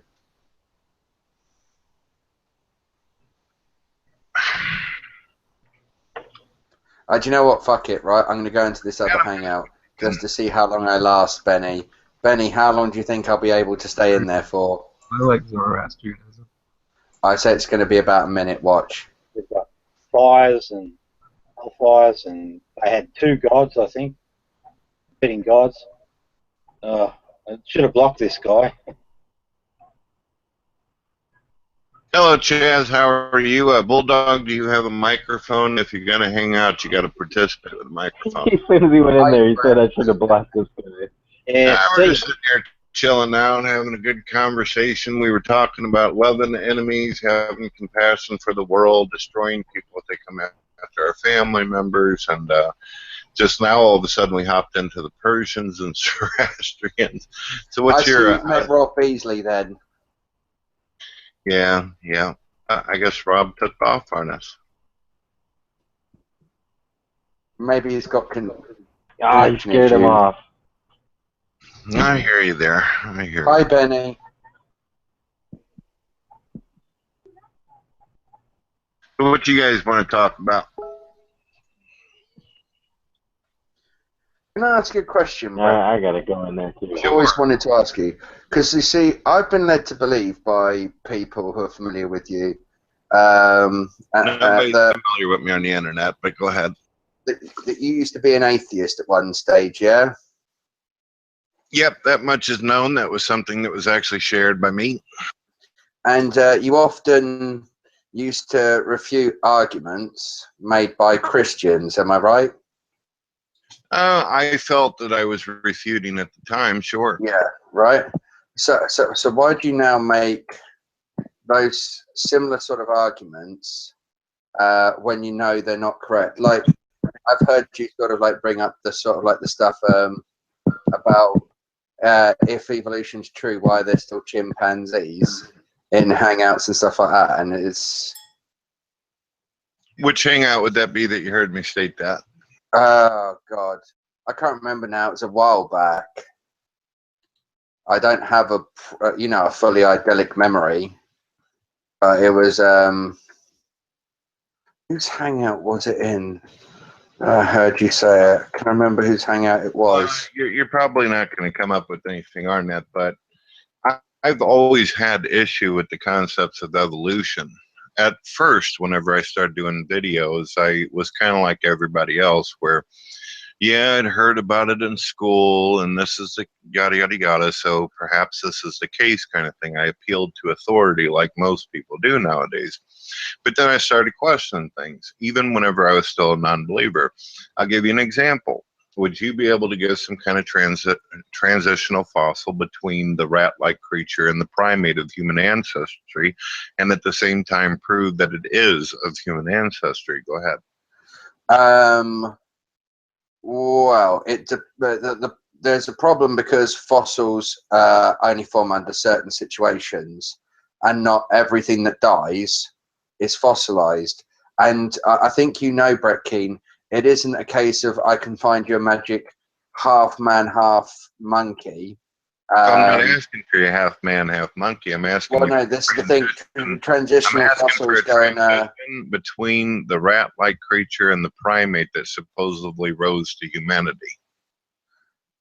Well, I don't know if we've got one at the moment, but the point I'm trying to make is that there wouldn't be a perfect transitional fossil. There'd be several different transitional fossils because there'd be a whole lineage. It would be like if I took a cup, yeah, right, and I added a little bit of black paint to that cup of white paint, yeah, and each time I added a drop of black paint, I took a photograph of the cup, yeah. I'm hearing cars, right? Pardon? I'm hearing you, cars. Okay, go with it. Right, so I would have several different photos of each individual stage of drips that were added until the point where the mixture was just black, yeah? Way more black than white, yeah? And then if you said, show me a transitional point between those, there wouldn't be a point that is sort of both black or white. It would be sort of like different shades of grey. You get the point? Yeah, the fossils, according to your analogy, by your logic, just simply dissolved, and we're not going to find any transitional fossils. Well, no. Lots of individuals of a species get eaten. Their bones aren't in areas where they could be fossilized, and fossils get destroyed by the way the land changes over time. Not everything gets fossilized and preserved. Okay. Things get broken down and eaten by other things. All right. Well, if you can't give me a transitional fossil between the rat-like creature and the primate, how about from the reptile to the mammal of human ancestry? Go ahead. You want from reptile to mammal? Yes, some transitional fossil of that and prove that it's of human ancestry. You'd be looking at, again, you're asking, you've just rephrased the same question. He's going to bring up Tiktaalik or Archaeopteryx, which have been proven wrong hundreds of years ago now. No, actually, Neocloud, that's not what I'm going to say. But so you continue to tell me that you have no transitional fossils that there should have literally been millions of these things sitting around between the rat-like creature. Well, no, that's not necessarily the case. Give me the reptile between the reptile. This is where you're kind of off on the rails there. Well, at least what you're trying to do, well, if you're trying, it's no different, Brett King. Your analogy tells me, Chad, well, no. you don't really have a good comprehension or understanding of what I'm not an expert. I'm not an what the hell does expert in these things. have to do with fossils and transitions over millions of years? Because what you're trying to do is you're trying to set an unfair standard. It's like trying to say, well, if evolution to be true, revolution. No, hold on, Brett. Because if it'd be no different from, for instance, saying for evolution to be true, yeah, you would have to have a situation by whether if human beings evolved from apes, then there should be no other apes, just humans. Why do you keep on changing the subject for? I'm talking about transitional fossils between the rat-like creature and the primate. I also ask you to give me from the reptile to the mammal. Can you give me one? Can you give me two? Something? Because it sounds to me like you're a faithist. You're just simply basing this on faith. No, it's the best explanation as to the biodiversity on Earth and why we go from that bit onto another one. So we found all of these different species at different times that share common traits.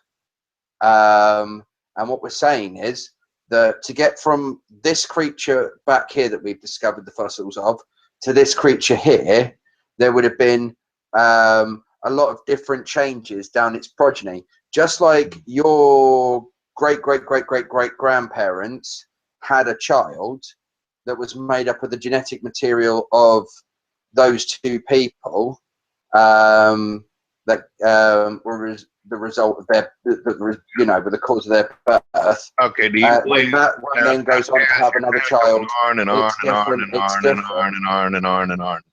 then it would be like taking you, a photo of you and comparing it to a photo of your grandfather the same age as you. Right over me. You're just going to keep on babbling, but not actually show any kind of evidence. Bulldog, you got a microphone? That's what I thought. You took off right along with them. I told you they're trolls, man. Hey, Brett, who's this Aussie Bob guy with the ISIS flag?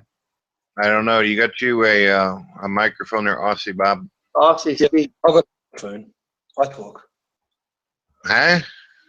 I talk. You do talk. Yes, absolutely. Okay, what's your theological position and political disposition?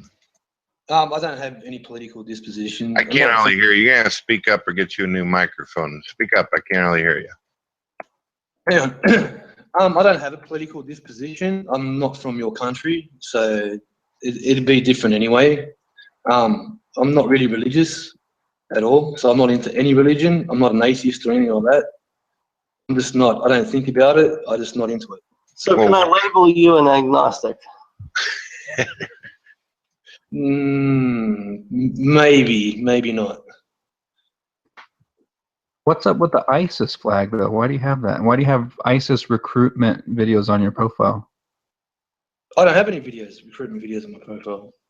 Yeah, if you go to your profile, there's like a recruitment video. Well, you know what's funny is there's a kid from Australia named. Hold on a second before you get into all that stuff. What is this? I'm looking at the profile. ISIS recruitment. Yeah, is that just like a joke or something, or?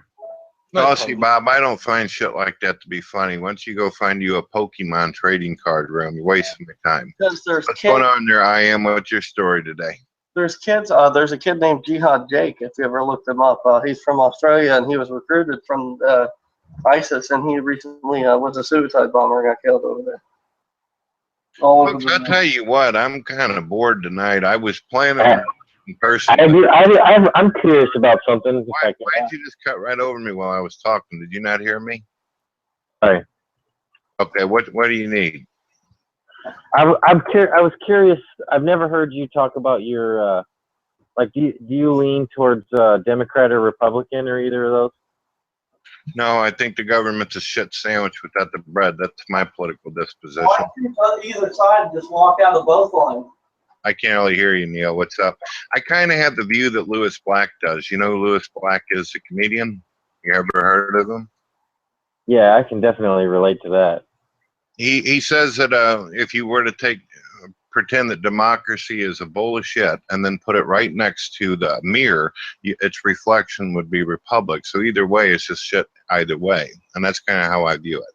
What do you think? Yeah, I agree with that sentiment. There you go. It seems like anyway, no matter who the leader is we vote in, as soon as the money starts filling the pockets, he becomes something else and not what his ideologies were anymore. So what's it matter? The only guy I could ever see that I ever would have respected as a president of the United States of America would have been George Carlin, but he's dead now. And that's it. That's how I feel about it. Yeah. What do you think about that, Adam? You like George Carlin? I like George Carlin's comedy. I don't think he would be a good political leader. He's probably one of the last people I would think to want to rule the country. It would have been great. Every time something goes wrong, you could just jump into a telephone booth, go back in time, and fix it. I think he would have turned the job down. He would have been like, no, thanks. Yeah, I hear you. But that's the only guy I could actually imagine or visualize that would have had the balls to actually make some real changes. We'd have to make him do it. Like, no, you don't have you're president now. You have no choice. I hear you there. Well, there you go. That's my political disposition. And mine is very similar. I say, why choose either jackass? I don't like either of them. Yeah, I mean, it's gotten to a point whenever they are lining up all these men and women of who's going to be president, who should we vote for. It's usually not who's going to do the greatest for our country, but who shall we pick that will do the least amount of damage? And that doesn't seem like a good system for me. It's a false dichotomy. Why not walk out of both lines and say, I don't like either one? I don't like Democrats or Republicans. I don't like conservatives. I don't like liberals. I'm not going to label. These are all labels that they choose to make us separate from each other. I hear you there. I hear you. So what do you think, Adam? You think my view might be a little bit too shallow on this, that I need to think deeply? I think that grouping every single belief into either Republican or Democrat or progressive and liberal or, conservative, all that stuff, I think it's too oversimplified to just group everything together like that. But I think if you go issue by issue, it would make sense to have strong views on different topics. But how do you that's the problem, Adam. How do you know? When I remember when Obama was first coming out, and I'm listening to this guy, and he's saying things like, you know, if I get to be president, I'm going to get all the soldiers out of Iraq. And then what does he do? He puts millions of more dollars into it. Let's keep doing it. Let's just keep hitting away and slamming. I mean, that was one of the reasons why I kind of liked him, because he sounded like he was going to clean some of this up. Instead, he just jumped right into it and changed. All promise the world. Yeah, just a bunch of damn lies. They'll tell you everything that you want to hear, and then as soon as you vote them in, they do whatever the hell the campaigners and the people who's forking over money to them say. Charlie Chaplin said it the best in The Great Dictator. Brutes have risen to power. They feed you lies, promises, but they lie. They'll never commit. That's the thing. Every president so far has promised things that they have never given. I'm not into conspiracies, Adam. You know that. But whenever people, they have these ideologies, they sound revolutionary when they're talking. But then as soon as they get a position of power and the money's dropping around them and they're swimming like Scrooge McDuck in the big giant vault, you just don't give a shit anymore. They don't care. That's what it seems like to me. Right, but outside of a specific person, you still have strong beliefs about each separate issue, right? When I watch these people on television and media, which is pretty much as close of a relationship as I'm ever going to have with these people, I don't know if what I'm hearing from them is just a lie, that they're simply saying this because they think this is what the public wants to hear at the moment. I figure they... Did you get kicked?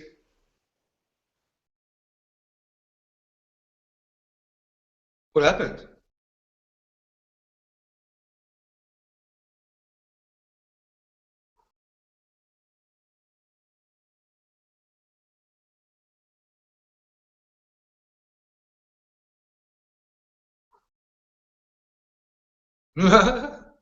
It is boring, eh?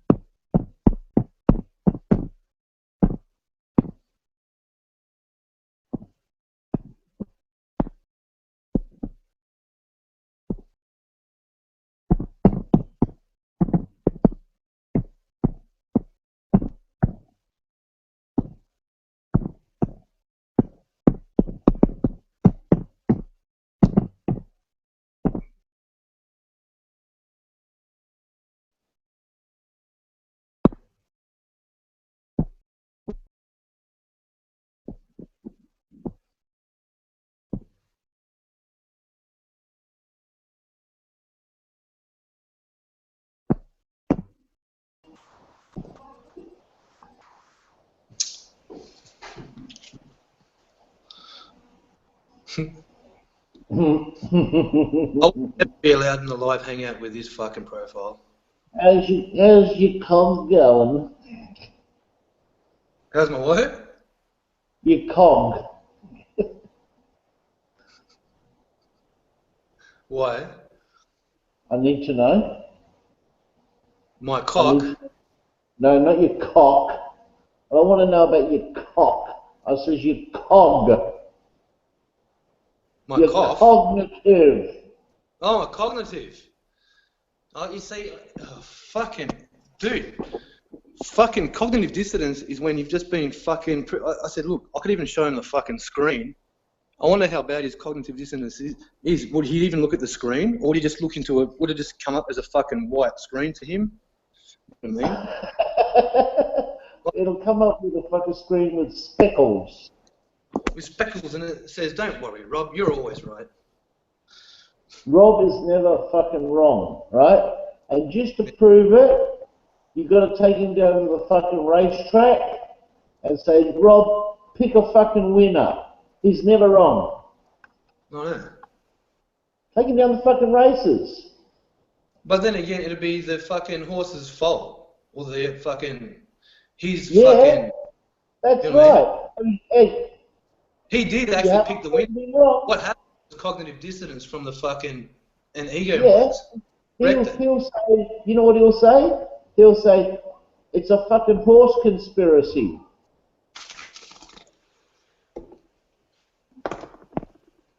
You know, like the horses all fucking got there, started having a fucking chat at the gate, rigged the fucking race to try and prove me wrong.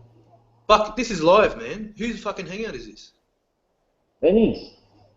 Oh, that's alright. If it's Benny's, that's fucking fine. It's got to be one of us, right? One of the boys. But fucking, if it's one of them, fuck it.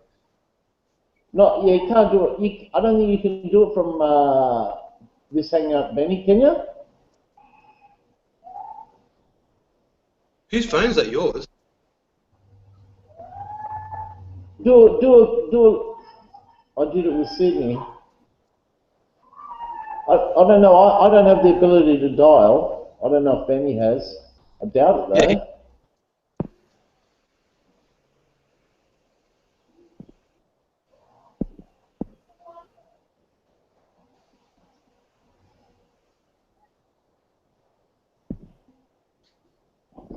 You want to hear fucking something funny?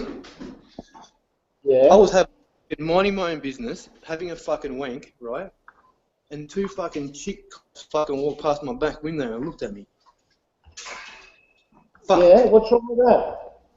There's nothing wrong with it. But like... Yeah, but after they had a look, did they say, what are you doing? No, they were here for fucking domestic, but what fucking happened is, like, I had the bong and all the fucking shit on the table and I'm having a wank. Right? Yeah, there's nothing wrong with it. That's perfectly normal. What you should have said, right, is say, hey, come inside and help me out. That's right. No, I wanted to, but fucking... Yeah, but you just say, hey, girls, right, come in and fucking, you know, help me out with something and see what happens. Two of them. Benny, fuck. Doesn't get any better than that. No, I know. You should do that more often. You should do that at least 3 or 4 times a day. I don't think they'd be up for aiding and abetting my fucking cum, but you know what I mean? They can feel free to have a go at it. If you're fucking standing at the front door having a ham shank and a bong and 2 girls walk past, they should be obliged to come in and help you out, especially if you're having a ham shank. I've been maintaining that since day one. Information Center, how can I help you? Hello. Who is this? Hello? Yeah, hello. Hello? This is the Scientology Information Center. How can I help you? The what information center? This is the Scientology Information Center. Oh, that's right. Okay, no problem. Listen, I wanted to ring up. You know, I was interested in the Scientology religion. How do I start? What do I do to start the Scientology religion? Do I have to? Oh, your first step. Yes, your first step would be to come on in to your local church, and you can get started. What do you do at this church? You can go online to Scientology.org, and it'll show you where your local one is. And then what you would do is you would go and see it for yourself. You can ask any questions you'd like there, and they'll answer them. Is there like an imam there I can ask the question, or how does it work? Sorry? Yeah, of course. You can ask any questions you like. Okay. So what is his imam's name, so I can talk to him? This is anyone there. Anyone, not Iman. Okay, so who has the knowledge? In particular, who can I ask? Ask any minister at your local church.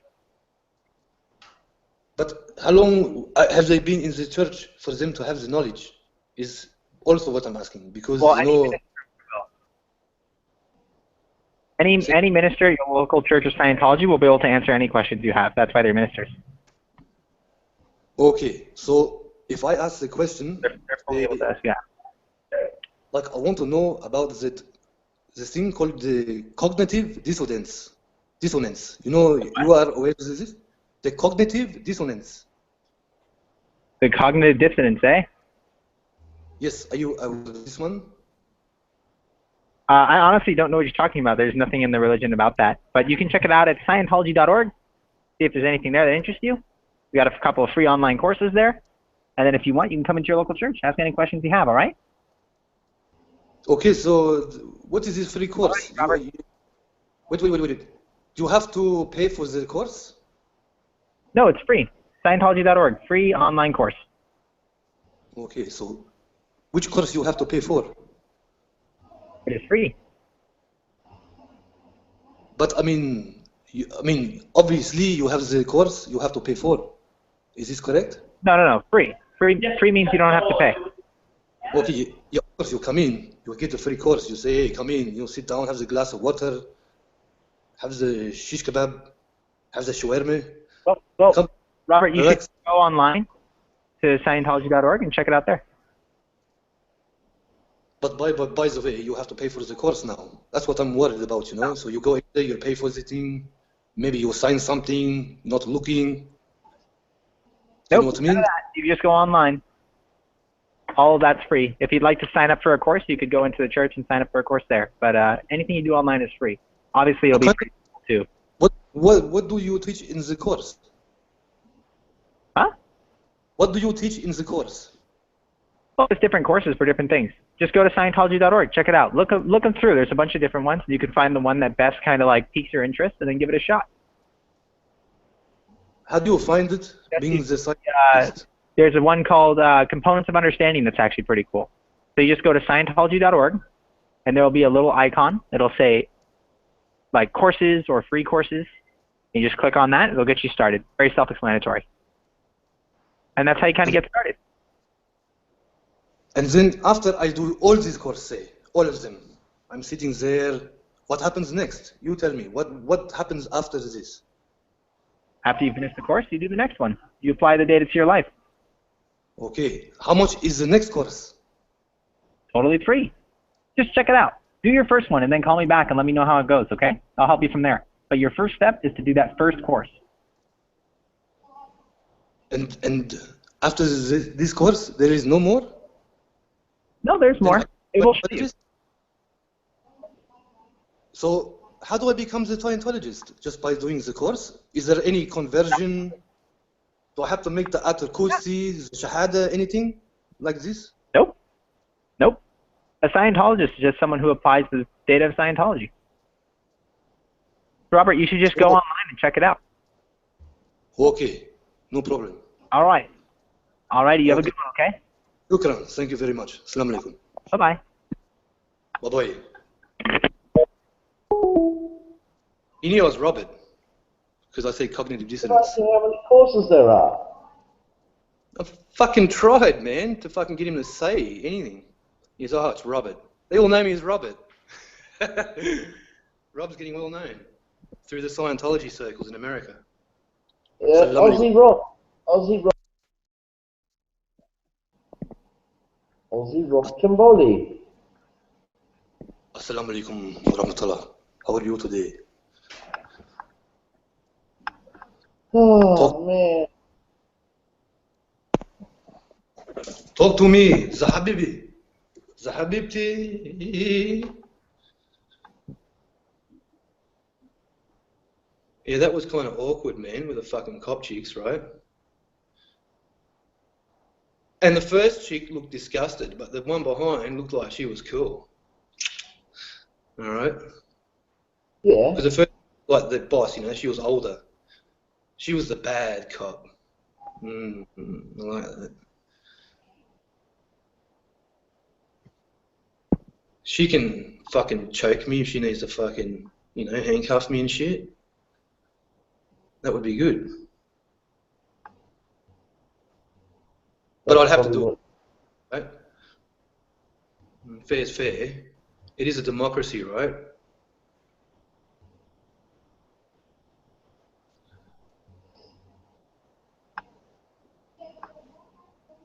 Scientology, fuck. You know how many pranks they get? All day, every day?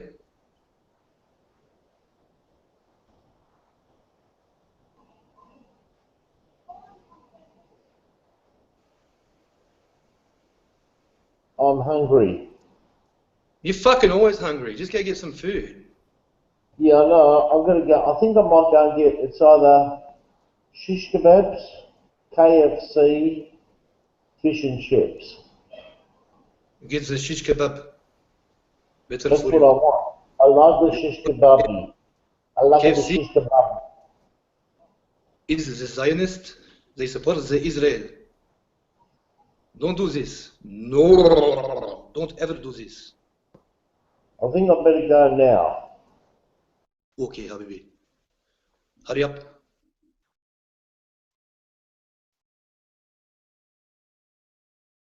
Hurry up, Benny. Ring someone. I'm getting the agitated. Internet. Kef. Oh. Oh. Very good.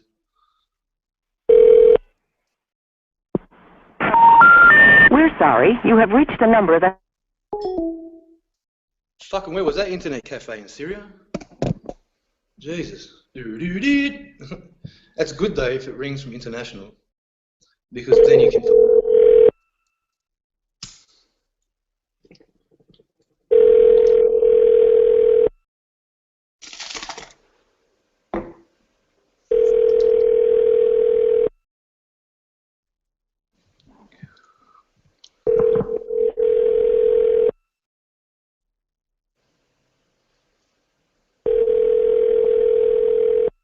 The Magic Jack customer you have called is unavailable to take your...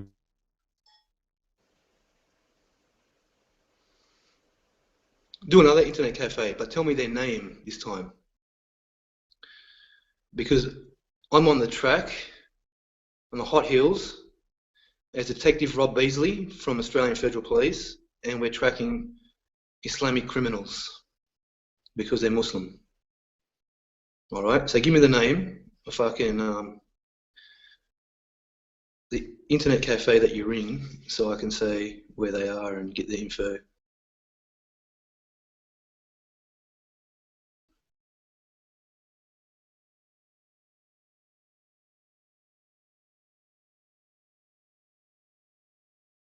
Right, okay. Oh, fucking sweet. Put it on.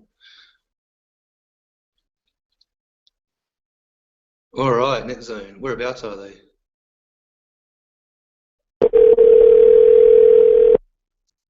Keep their name up in case I forget.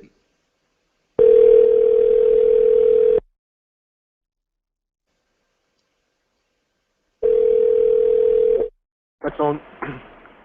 Hello, Australian Federal Police. Is there a manager to your cafe there we can speak to, please? Hello? Hello, Australian Federal Police. Can you hear me? I cannot hear what you're saying. Right, it's Australian Federal Police. Is there a manager to the cafe there? Sorry, I still cannot hear what you're saying. Right. Is there a manager I can speak to? No, it's just me. Now, can you hear me? Hello? Hello? All right, we're going to have to ring you back. All right? Stand by.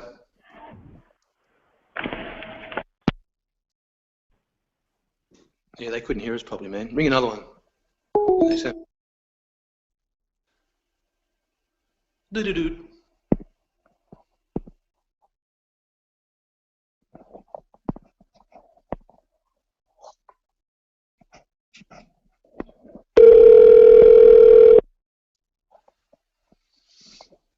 Right, New York. Net zone.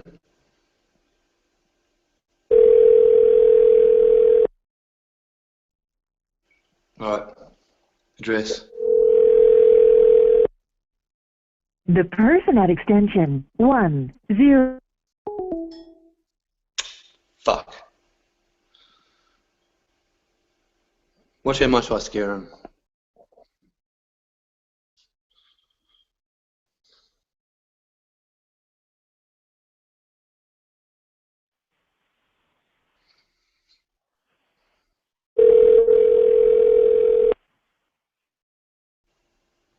Global copy. Are they internet? What are they? Oh, yeah. Right. Give me the address as well. We are not available now. Please Oh, call fuck. again.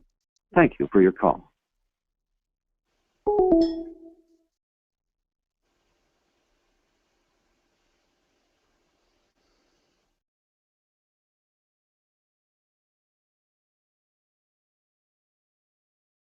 Oh, fuck. I'm so hanging to do this one.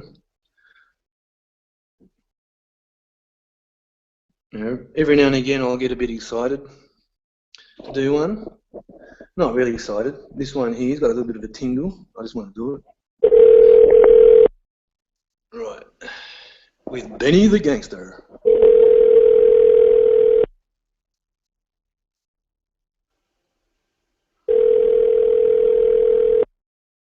Right. Oh, perfect. Jewish area. You have reached King's Games. Our business hours are from noon to midnight daily. If you are receiving this message during the business hours, we're probably on the phone helping another client. Please consider calling us back at those hours or leave a message. Record your message at the tone. After leaving your message, you may hang up or press pound for additional options. Do hang up, please. Do hang up. Hang up here. Can we do it? Yes, we can. Alrighty. Do it. Do it. Do it. Do it. California Internet Cafe. Where is it? New York or? Hello, Yusuf. Yeah, hello. Is this California Internet Cafe? What's up? Hello, this is Australian Federal Police. Can we be patched through to the manager, please? So I can't hear you too well. This is Usenet, if that's what you're looking for. Do you have a manager available that I can speak to? A manager? No, I do not. He is not here currently. Should I leave him a message? Right, it's Australian Federal Police calling. I'm just here to patch you through to someone, make sure that the line's stable. It's regarding an incident that's been happened, and it's also been from your cafe. We need to speak to the manager immediately. Can we be patched through to him? Sorry, I'm having a hard time hearing you. Like, can you repeat? Right, well, you better bloody take the crap out of your ears, or we're gonna have to send the locals around. All right? Now, do you have a manager, and can we be patched through to him immediately? You want to talk to a manager? Yep. He's not here right now. Can I leave him a? You want me to leave him a message for you, or? Like I said, it's the Australian Federal Police Anti-Terrorism Unit. And we will be in contact with him ASAP. Sorry, Yeah. I'm having a really hard time hearing you. Right. Oh, I'm going to have to hang up You and have see you another later. phone you can call me back with, or? Yep, I'll call you back. Hang on. Okay, thank you. Fuck. Now let me just leave the room and come back. It might be mine.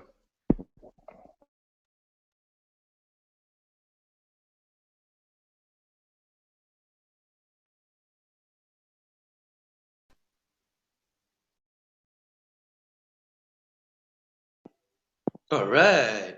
Is this any better?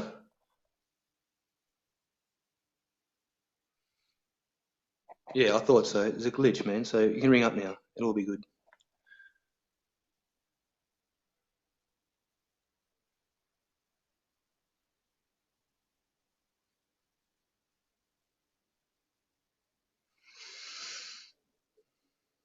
All right.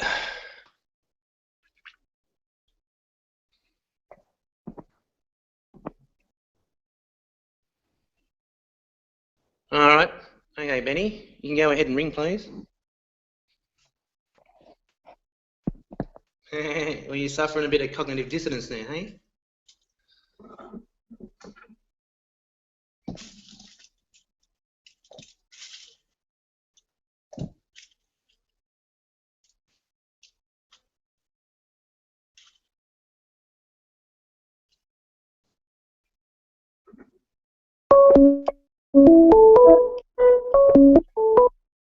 Hey, who ring you, motherfucker? Oh, I know a secret. Who ring you, motherfucker?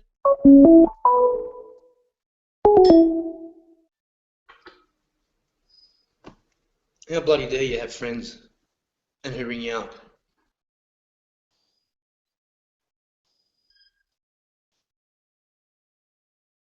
You.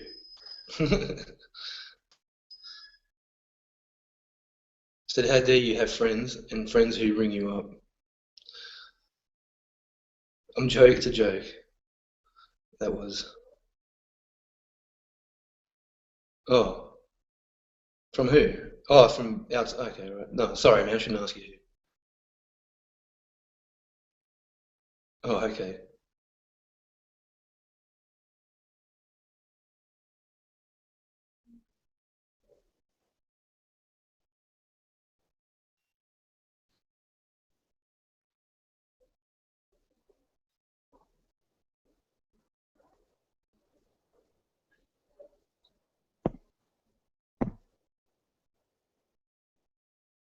Truck and Car Shop. Our showroom hours are Tuesday through Friday, 8:30 a.m. to 4:30 p.m., and on Saturday, 8:30 a.m. to 3:30 p.m. We are closed Sundays and Mondays. Our office hours for phone orders are Monday through Friday, 8:30 a.m. to 4:30 p.m. Thank you.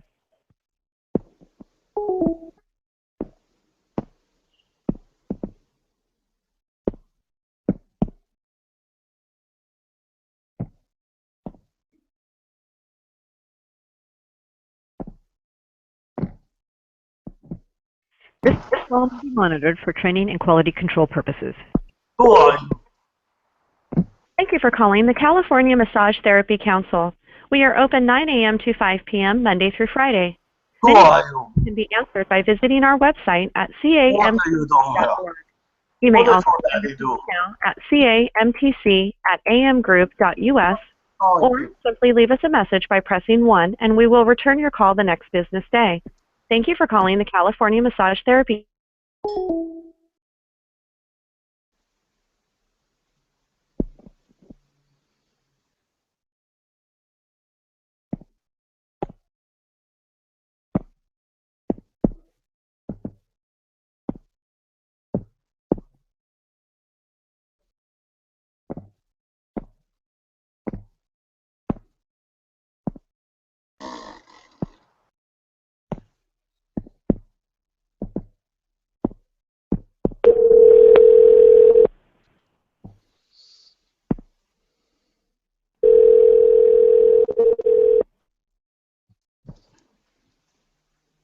Bloody forgot.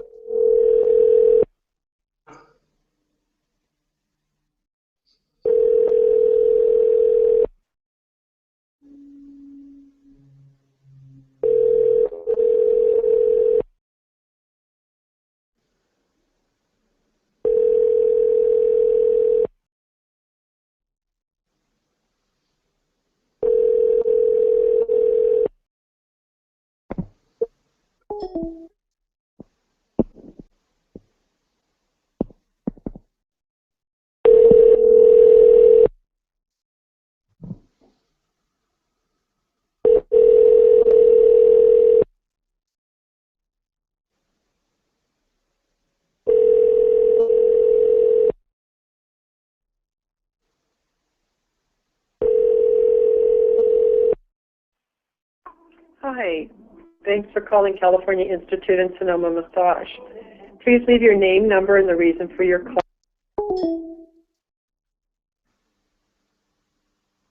Ring up a 7-Eleven.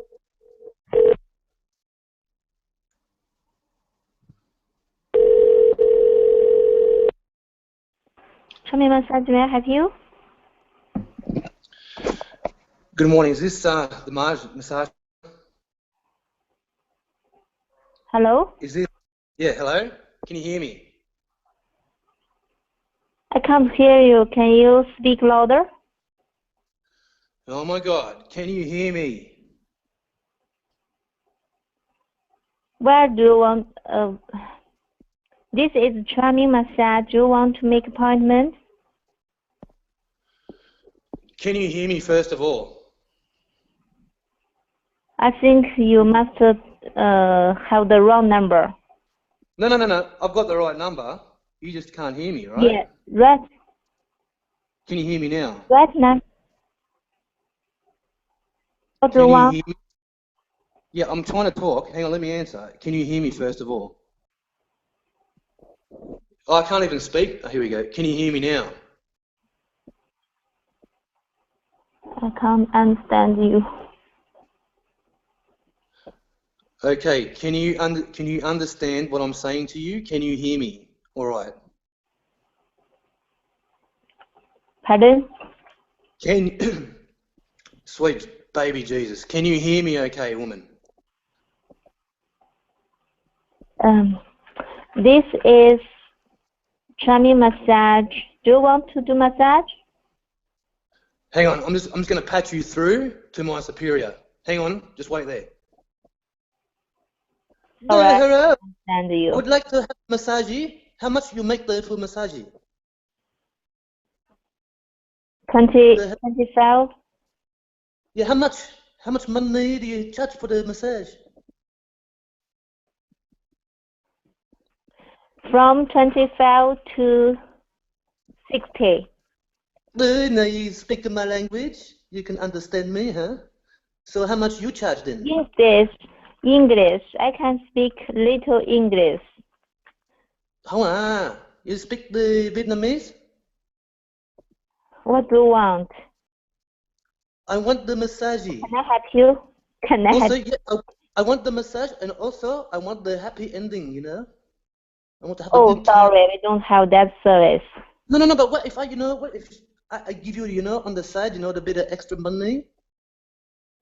You do for me? No, I cannot. We can do professional massage. I want the professional massage. Yeah, we have no happy ending. Okay? Can you hear me, motherfucker, or what? Can you hear me? I can't hear you. We close at 10. Me? You can come tomorrow, okay? Listen, I want the happy ending. I don't come there No, for nothing, we don't have that service. Sorry. But what if, I give you the extra money to pay the girl? No. Why not? No. Why not? Why? No. No. Sorry. Do you want to? If you want professional massage, please come tomorrow. Okay? Yeah, but I want the happy ending. That's all I want. I want to get the No, relax. sorry, we don't have that service. But you want to make me relax, You want to make me happy. No. No, don't. We don't have that service. Sorry. But you want to make me happy, just for me, you flip me over. I'm only a little guy. You touch my top zero. We are closed for today's business. Okay? If you want to do massage, just make appointment before you come. Okay? For the happy ending? No, we don't have that service. But professional massage. Okay? Yeah, but I want the professional massage. All I want is happy ending afterward. Just a little, tug, rub like this, and you touch it, and the then make the explosion, you know? Make the big explosion. No, no. But that what happened, you know? That's what happy ending is. Very good, you know, feel the good. And then you go home, you know? So I come tomorrow? Yes, if you want to do the massage, you can come tomorrow, okay? With the money and then pay for the happy ending. No, sorry about that. We can't do that. No, I know you tell me now, but when I get there, you're happy, huh? You'll do the happy ending. No, no one can do happy ending for you. No one can do happy ending You for me. have the wrong number. We never do that service for our customer, okay? No. I came there once before. They give me the happy ending, the girl. I said, I'll pay you the extra money. And she go, okay, I don't tell anyone. Just keep it happy. No, we change a lot. We have no happy ending. Sorry. But, you know, I get the same girl that pay her the money and get the happy ending. No, sorry about that. But I know you tell me, but you don't know what inside the mind of every girl. You know, they're struggling. They need the money. You say to them, you give them opportunity. You say, you know, you give them. I say, I'll pay you $100. You know, give me the happy ending. No. Yeah, but that's what happened. You know, that's how they do it. No, I think you must call the wrong number. No. I came there before. You know, I speak to the girl on my own. I say, I'll pay you the extra $100. No. How long? How long it happened? No, I maybe don't know. I'm the new one. I'm new one for here, so I don't know how long it happened. I came there 1 month. I come there.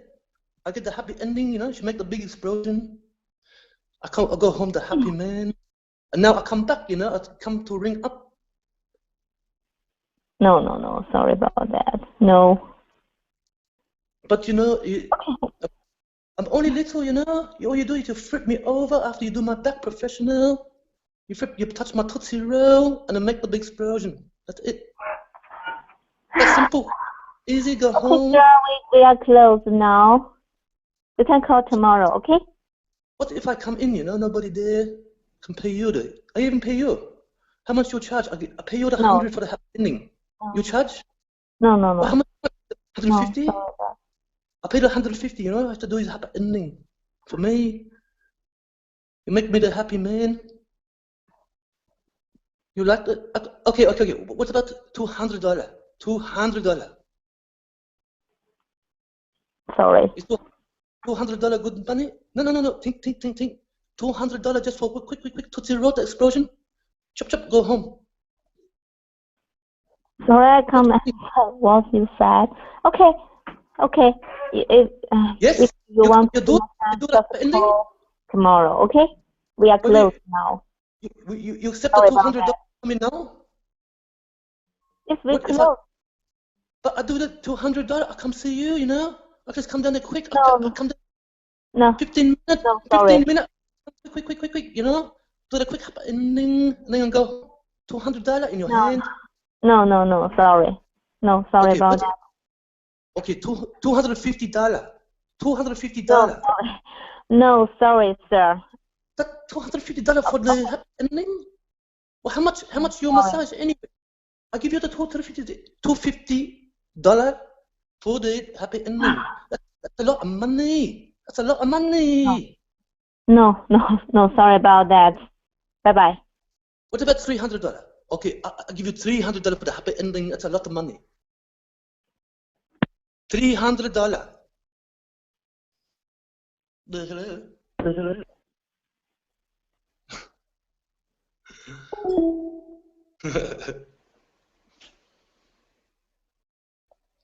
$300 a lot of money for the happy ending.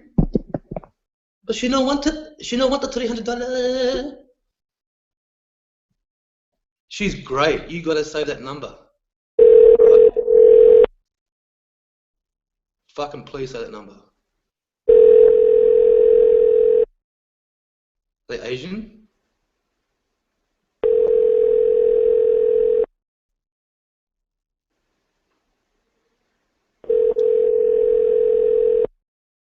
Asian new one though. A lot of them are Asian, right?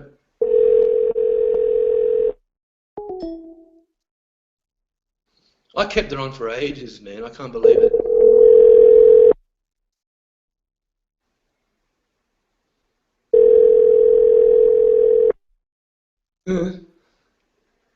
If she said yes, the garage.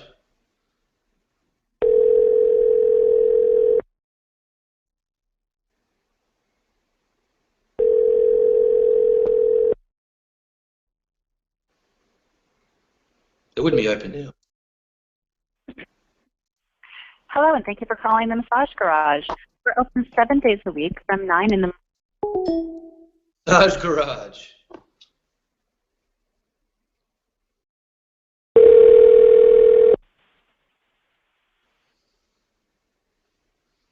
Sun. Oh, yeah. Hang on, this is perfect. Ah, Sunshine Massage. Good old Rob needs to go down.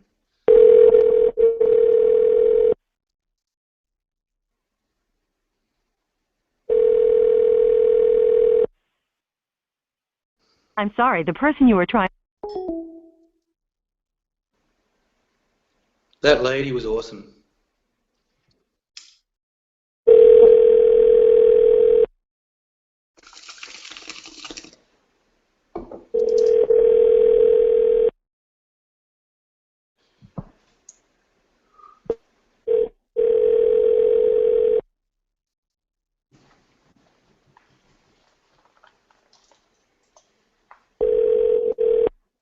Thank you for calling Massage Revolution in Dr. McLean's office, located at 500 South Sepulveda, Suite 101 in Manhattan Beach.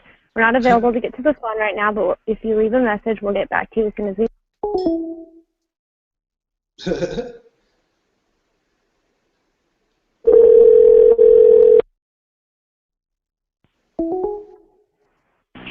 Hello, you've reached Piedmont Springs. We are currently closed. For reservation. There's a way you can look up just on their times because of the time that you're in. Try and do that because you're going to... Happy ending ones will always be open though. No free facility can help you. Hello, yes, is this the massage center? What's that? Hello, can you hear me? Yes, I can hear you. Is this the foot massage? Yeah, but we close 10.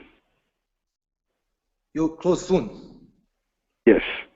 Okay, listen, Habibi, you're going to have to keep the store open at least another 2 hours. I'm coming in, okay? My feet, I've had the boot on for maybe a week. I need the massage. No, we close 10 p.m., so I cannot. You have to stay open. You'll be paid. Don't worry. You will be the compensate. Okay? You get the money.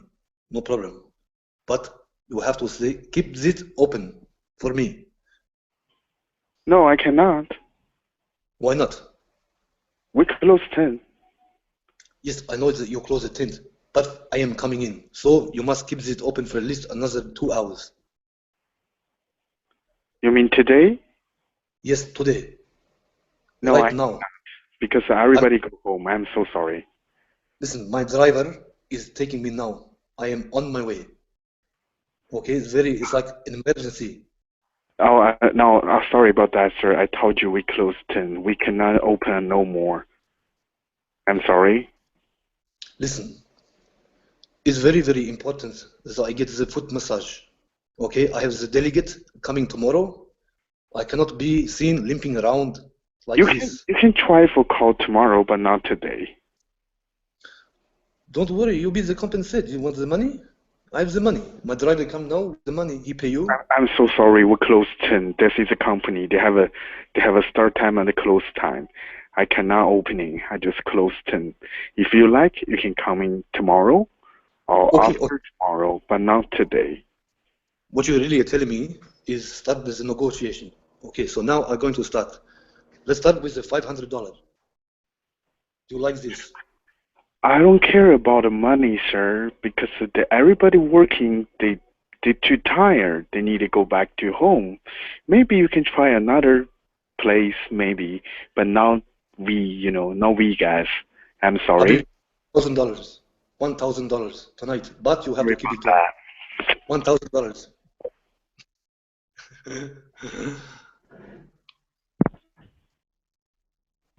Save that one, man. Fucking awesome.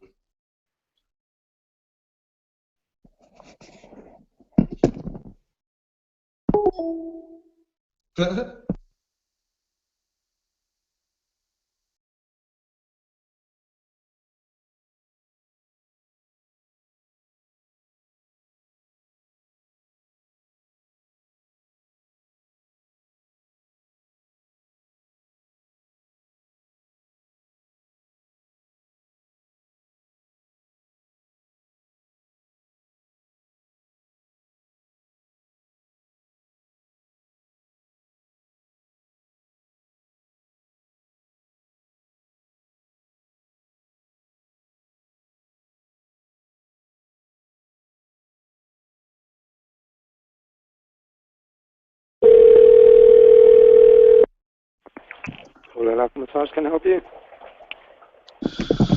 Hello, yes, I'm looking for the... Hello, can you hear me? Yes. I am looking for the massage. We're closed at 10 o'clock. Okay, well, you have to keep it open for another 2 hours. I am coming right now with the driver.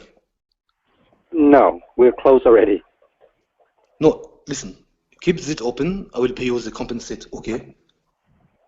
No problem.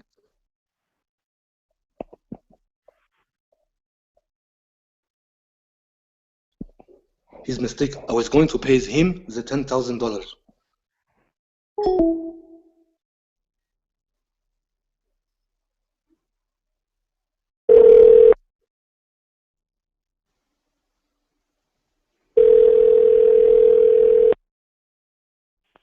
Hello, Massage, can I help you? Hello, I'd like to come in for the massage. We're closed already. You're closed? What? I come there last time you open. I don't understand why you're closed now. But you think I'm going to leave the store 24 hours a day? We open from 10 to 10. That's our time. But I mean, I thought maybe last time they were open, Well, okay, find the one that's open and go to it, please. It was your one open, not another one, your one.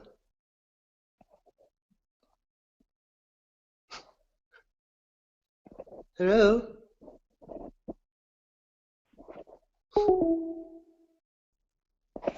Fuck with it, man. I'm gonna be original, man. None of my fucking voices are even original.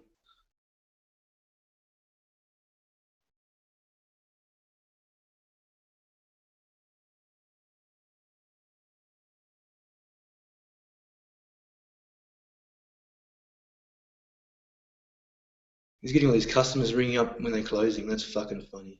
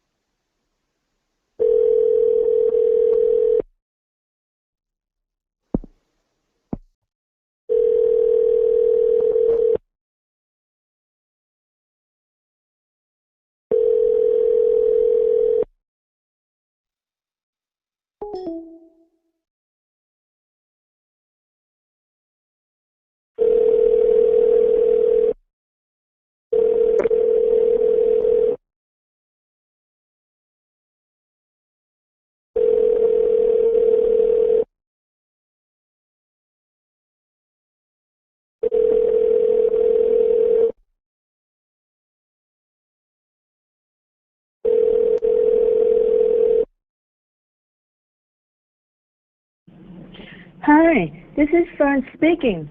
Right now I'm not available. Please leave me a message. I will return your call soon. Thank you so much for calling me. Bye-bye. At the tone, please record your message.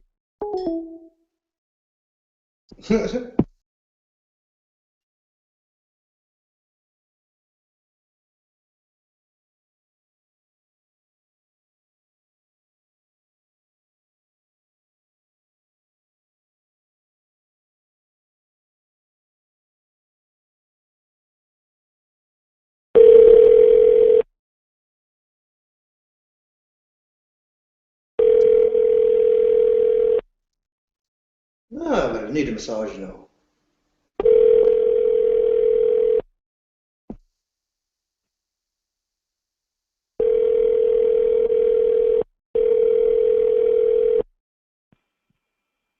Thank you for calling East Salon. We are looking.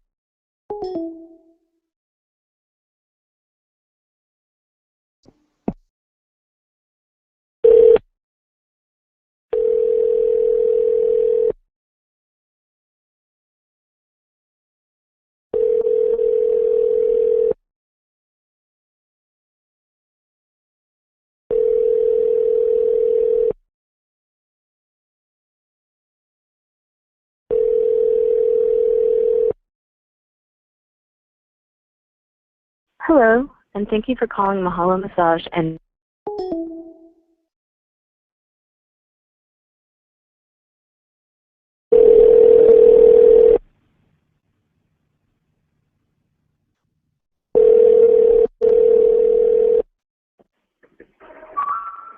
You have reached Thai Massage NYC. Press star at any time to leave a message.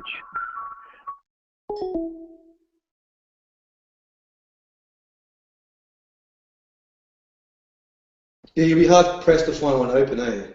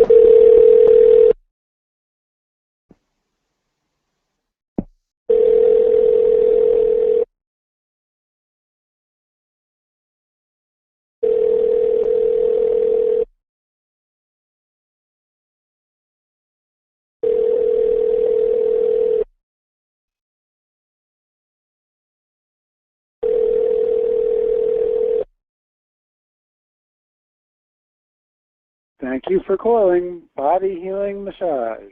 Please leave your name and number. I'll return your call as soon as possible. At the tone, please record your message. When you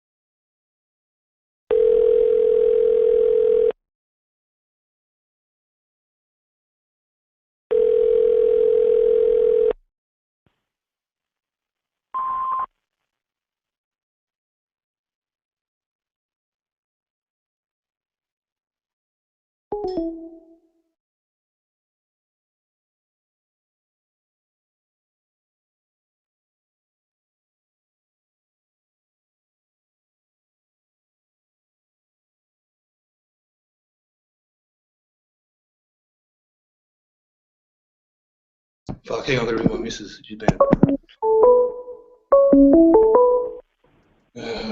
Fucking hell. Hang on a sec, give me a minute. Thank you for calling Magic City. For 20...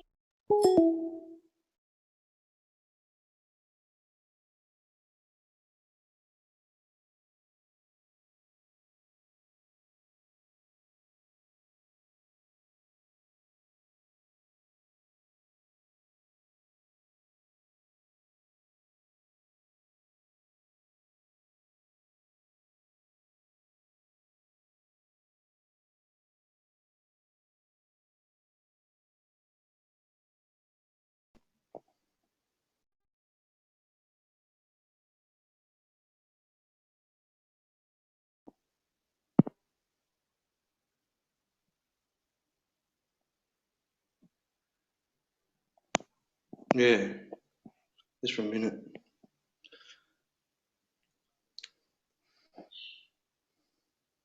That's all good now.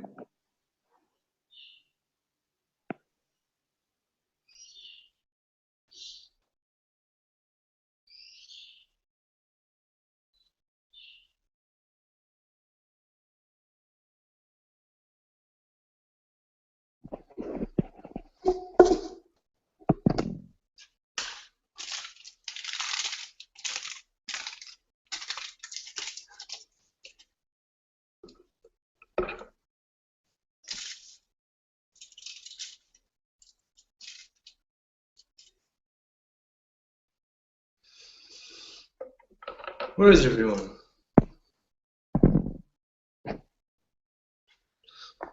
Are they in the fucking...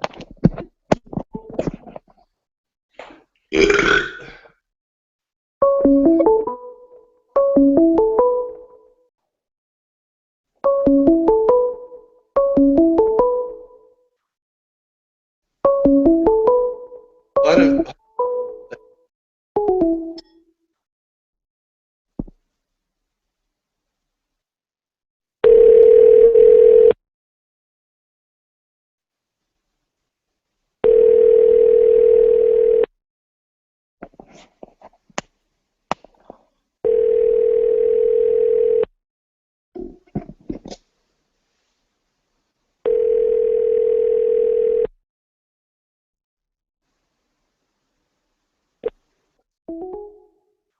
Thank you for calling the Cheetah, Atlanta's.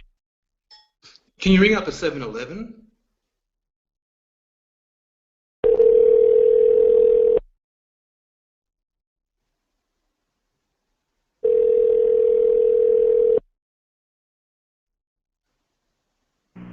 Your call has been properly delivered, but the party you are trying...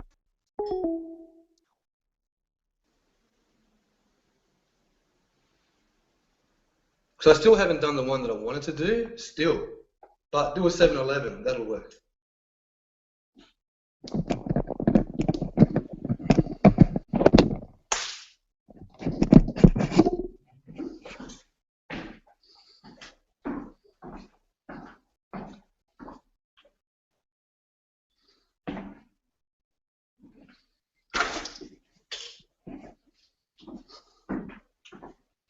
Do-do-do-do-do.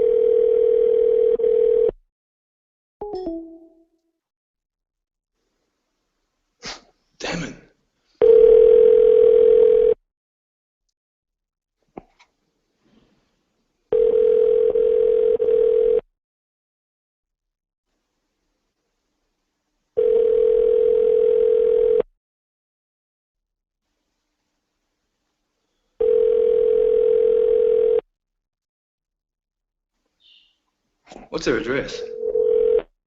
Oh, damn it. Only when it gets through, give me their address.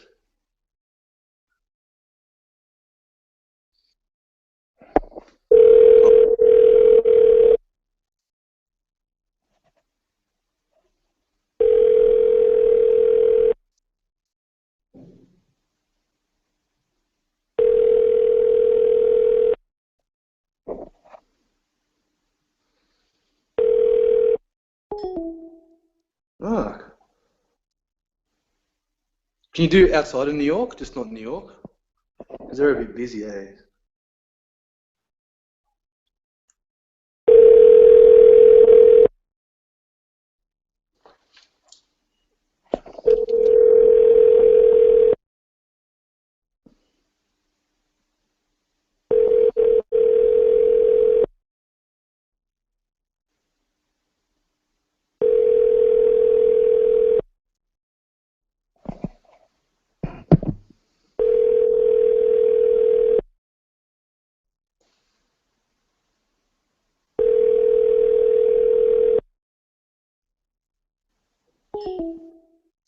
Fucking hell. We need to...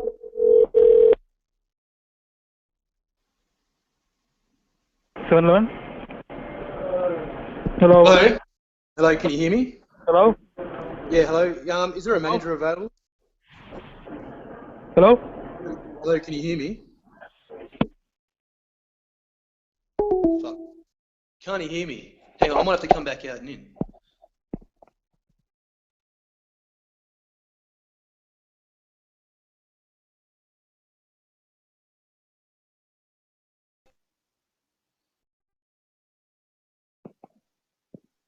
I am, I was right up. I was right up on my phone. And I think it's louder now, right? I can see the volume. Yeah, I can see the volume on my profile pic. Yeah, alright. Try that again.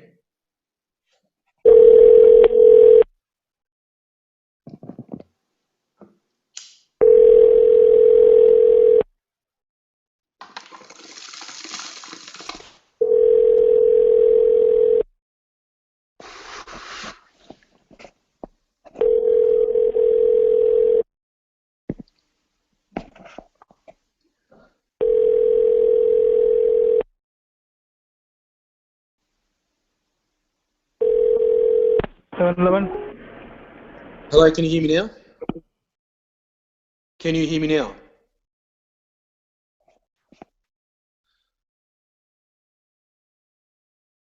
Bring him up again. The AFP never loses their man.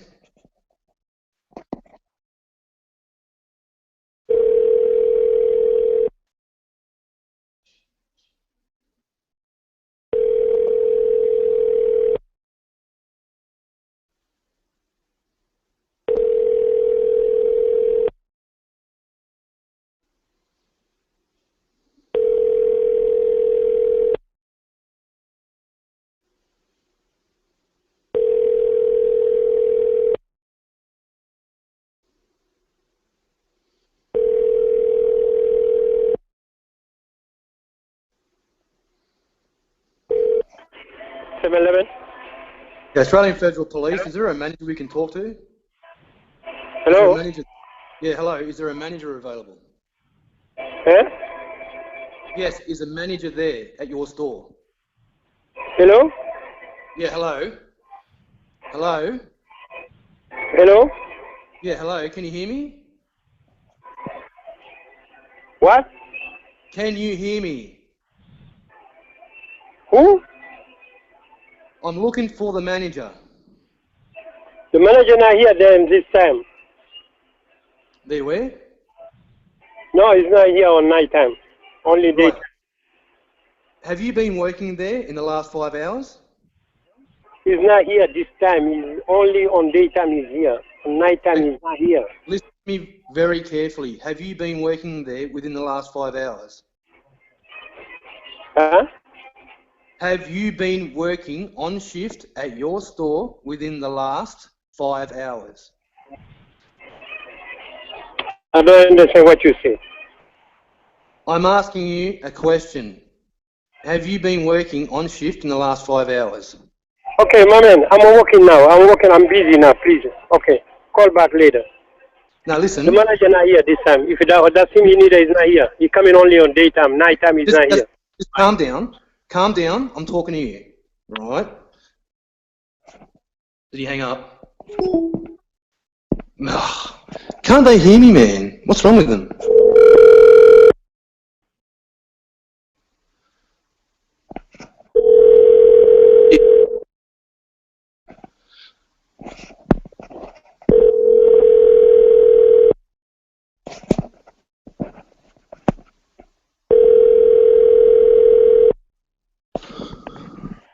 No, 7-Eleven, may I help you? Yeah, it's, is there a manager available there, please? Hello? Yeah, hello, is there a manager there? Do you have a manager on duty? Sorry? Is the manager on duty? The manager. Hello? Yeah, listen, you're going to have to clean the... Okay, there's no manager there, isn't it? Right. Now, you're... Oh, for fuck... Jesus Christ, man. What's wrong with these people? We're sorry. The party you are calling does not...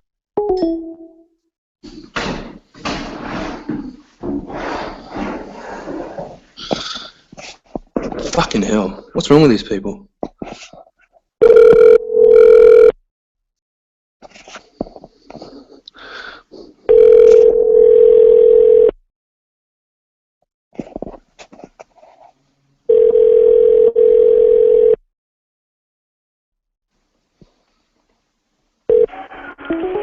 Good night, 7-Eleven, can I help you?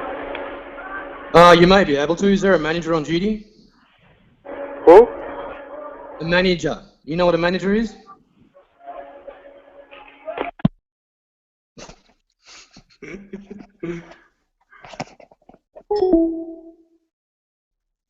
Jesus Christ. Having a conversation with fucking anyone. Fuck me, dude. Okay, is the boss there?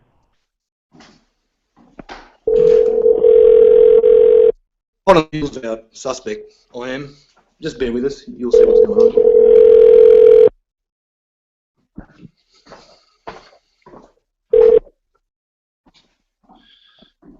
Please enter the account number of the... Jeez, man. Fucking hell.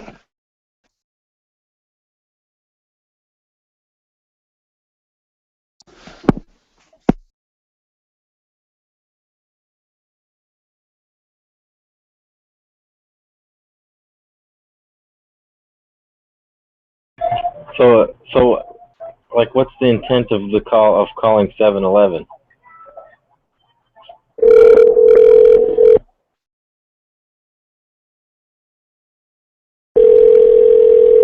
I'm not very good at that. Hello.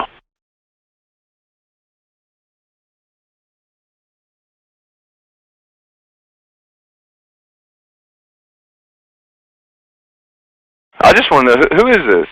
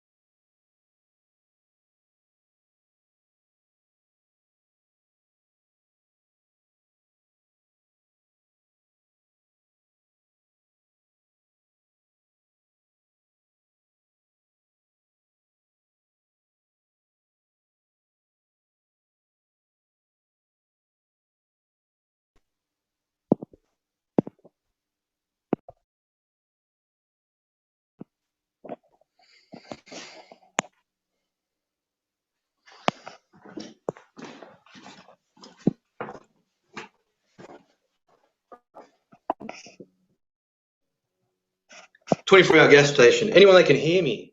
Fucking hell.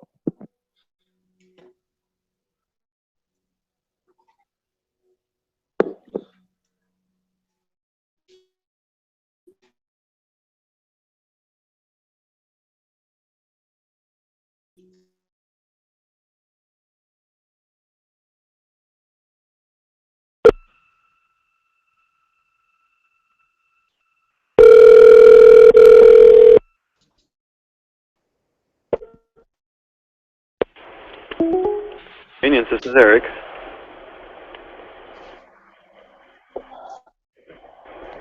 Yep. Is the manager available, please? Hello? Yeah, hello. Is the manager available, please? Fucking hell. What's wrong with these people?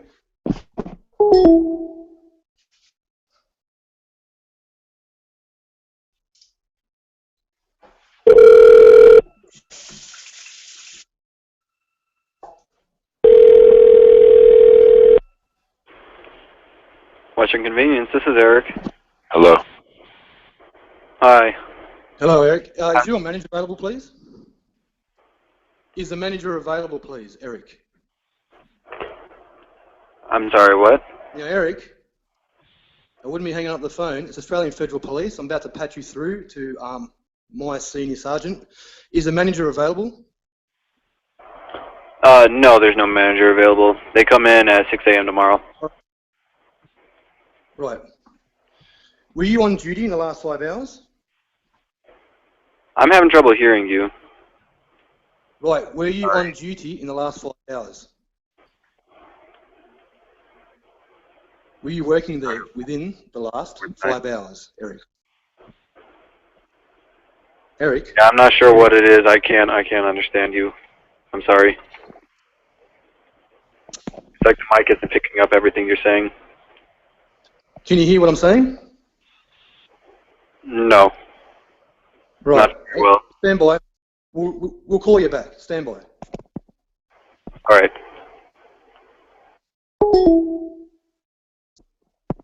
Fucking hell.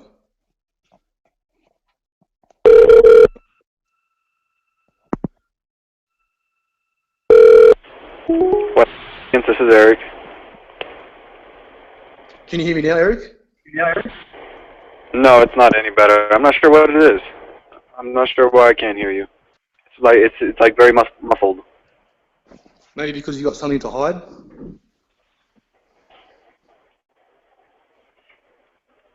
I'm sorry. I have no idea what you're saying. It's too quiet.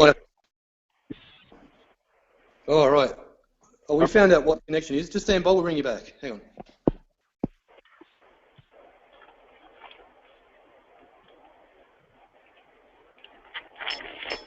Hello? Hello.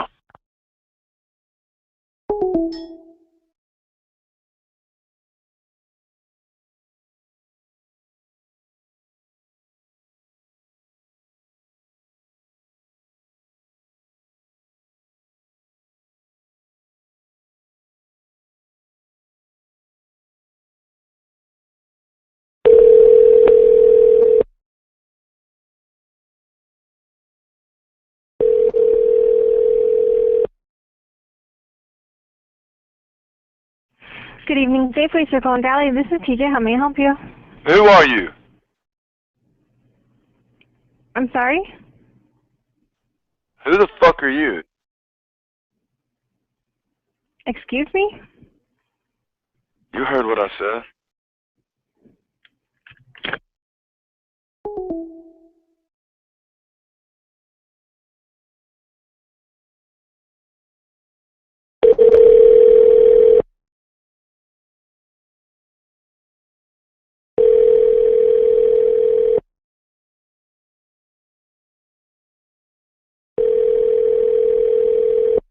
Safeway Circle and Galley. I just want to know, who is this? This is Margie. Josh Bales. Okay. Hello? Man, I don't even know your punk ass, dude.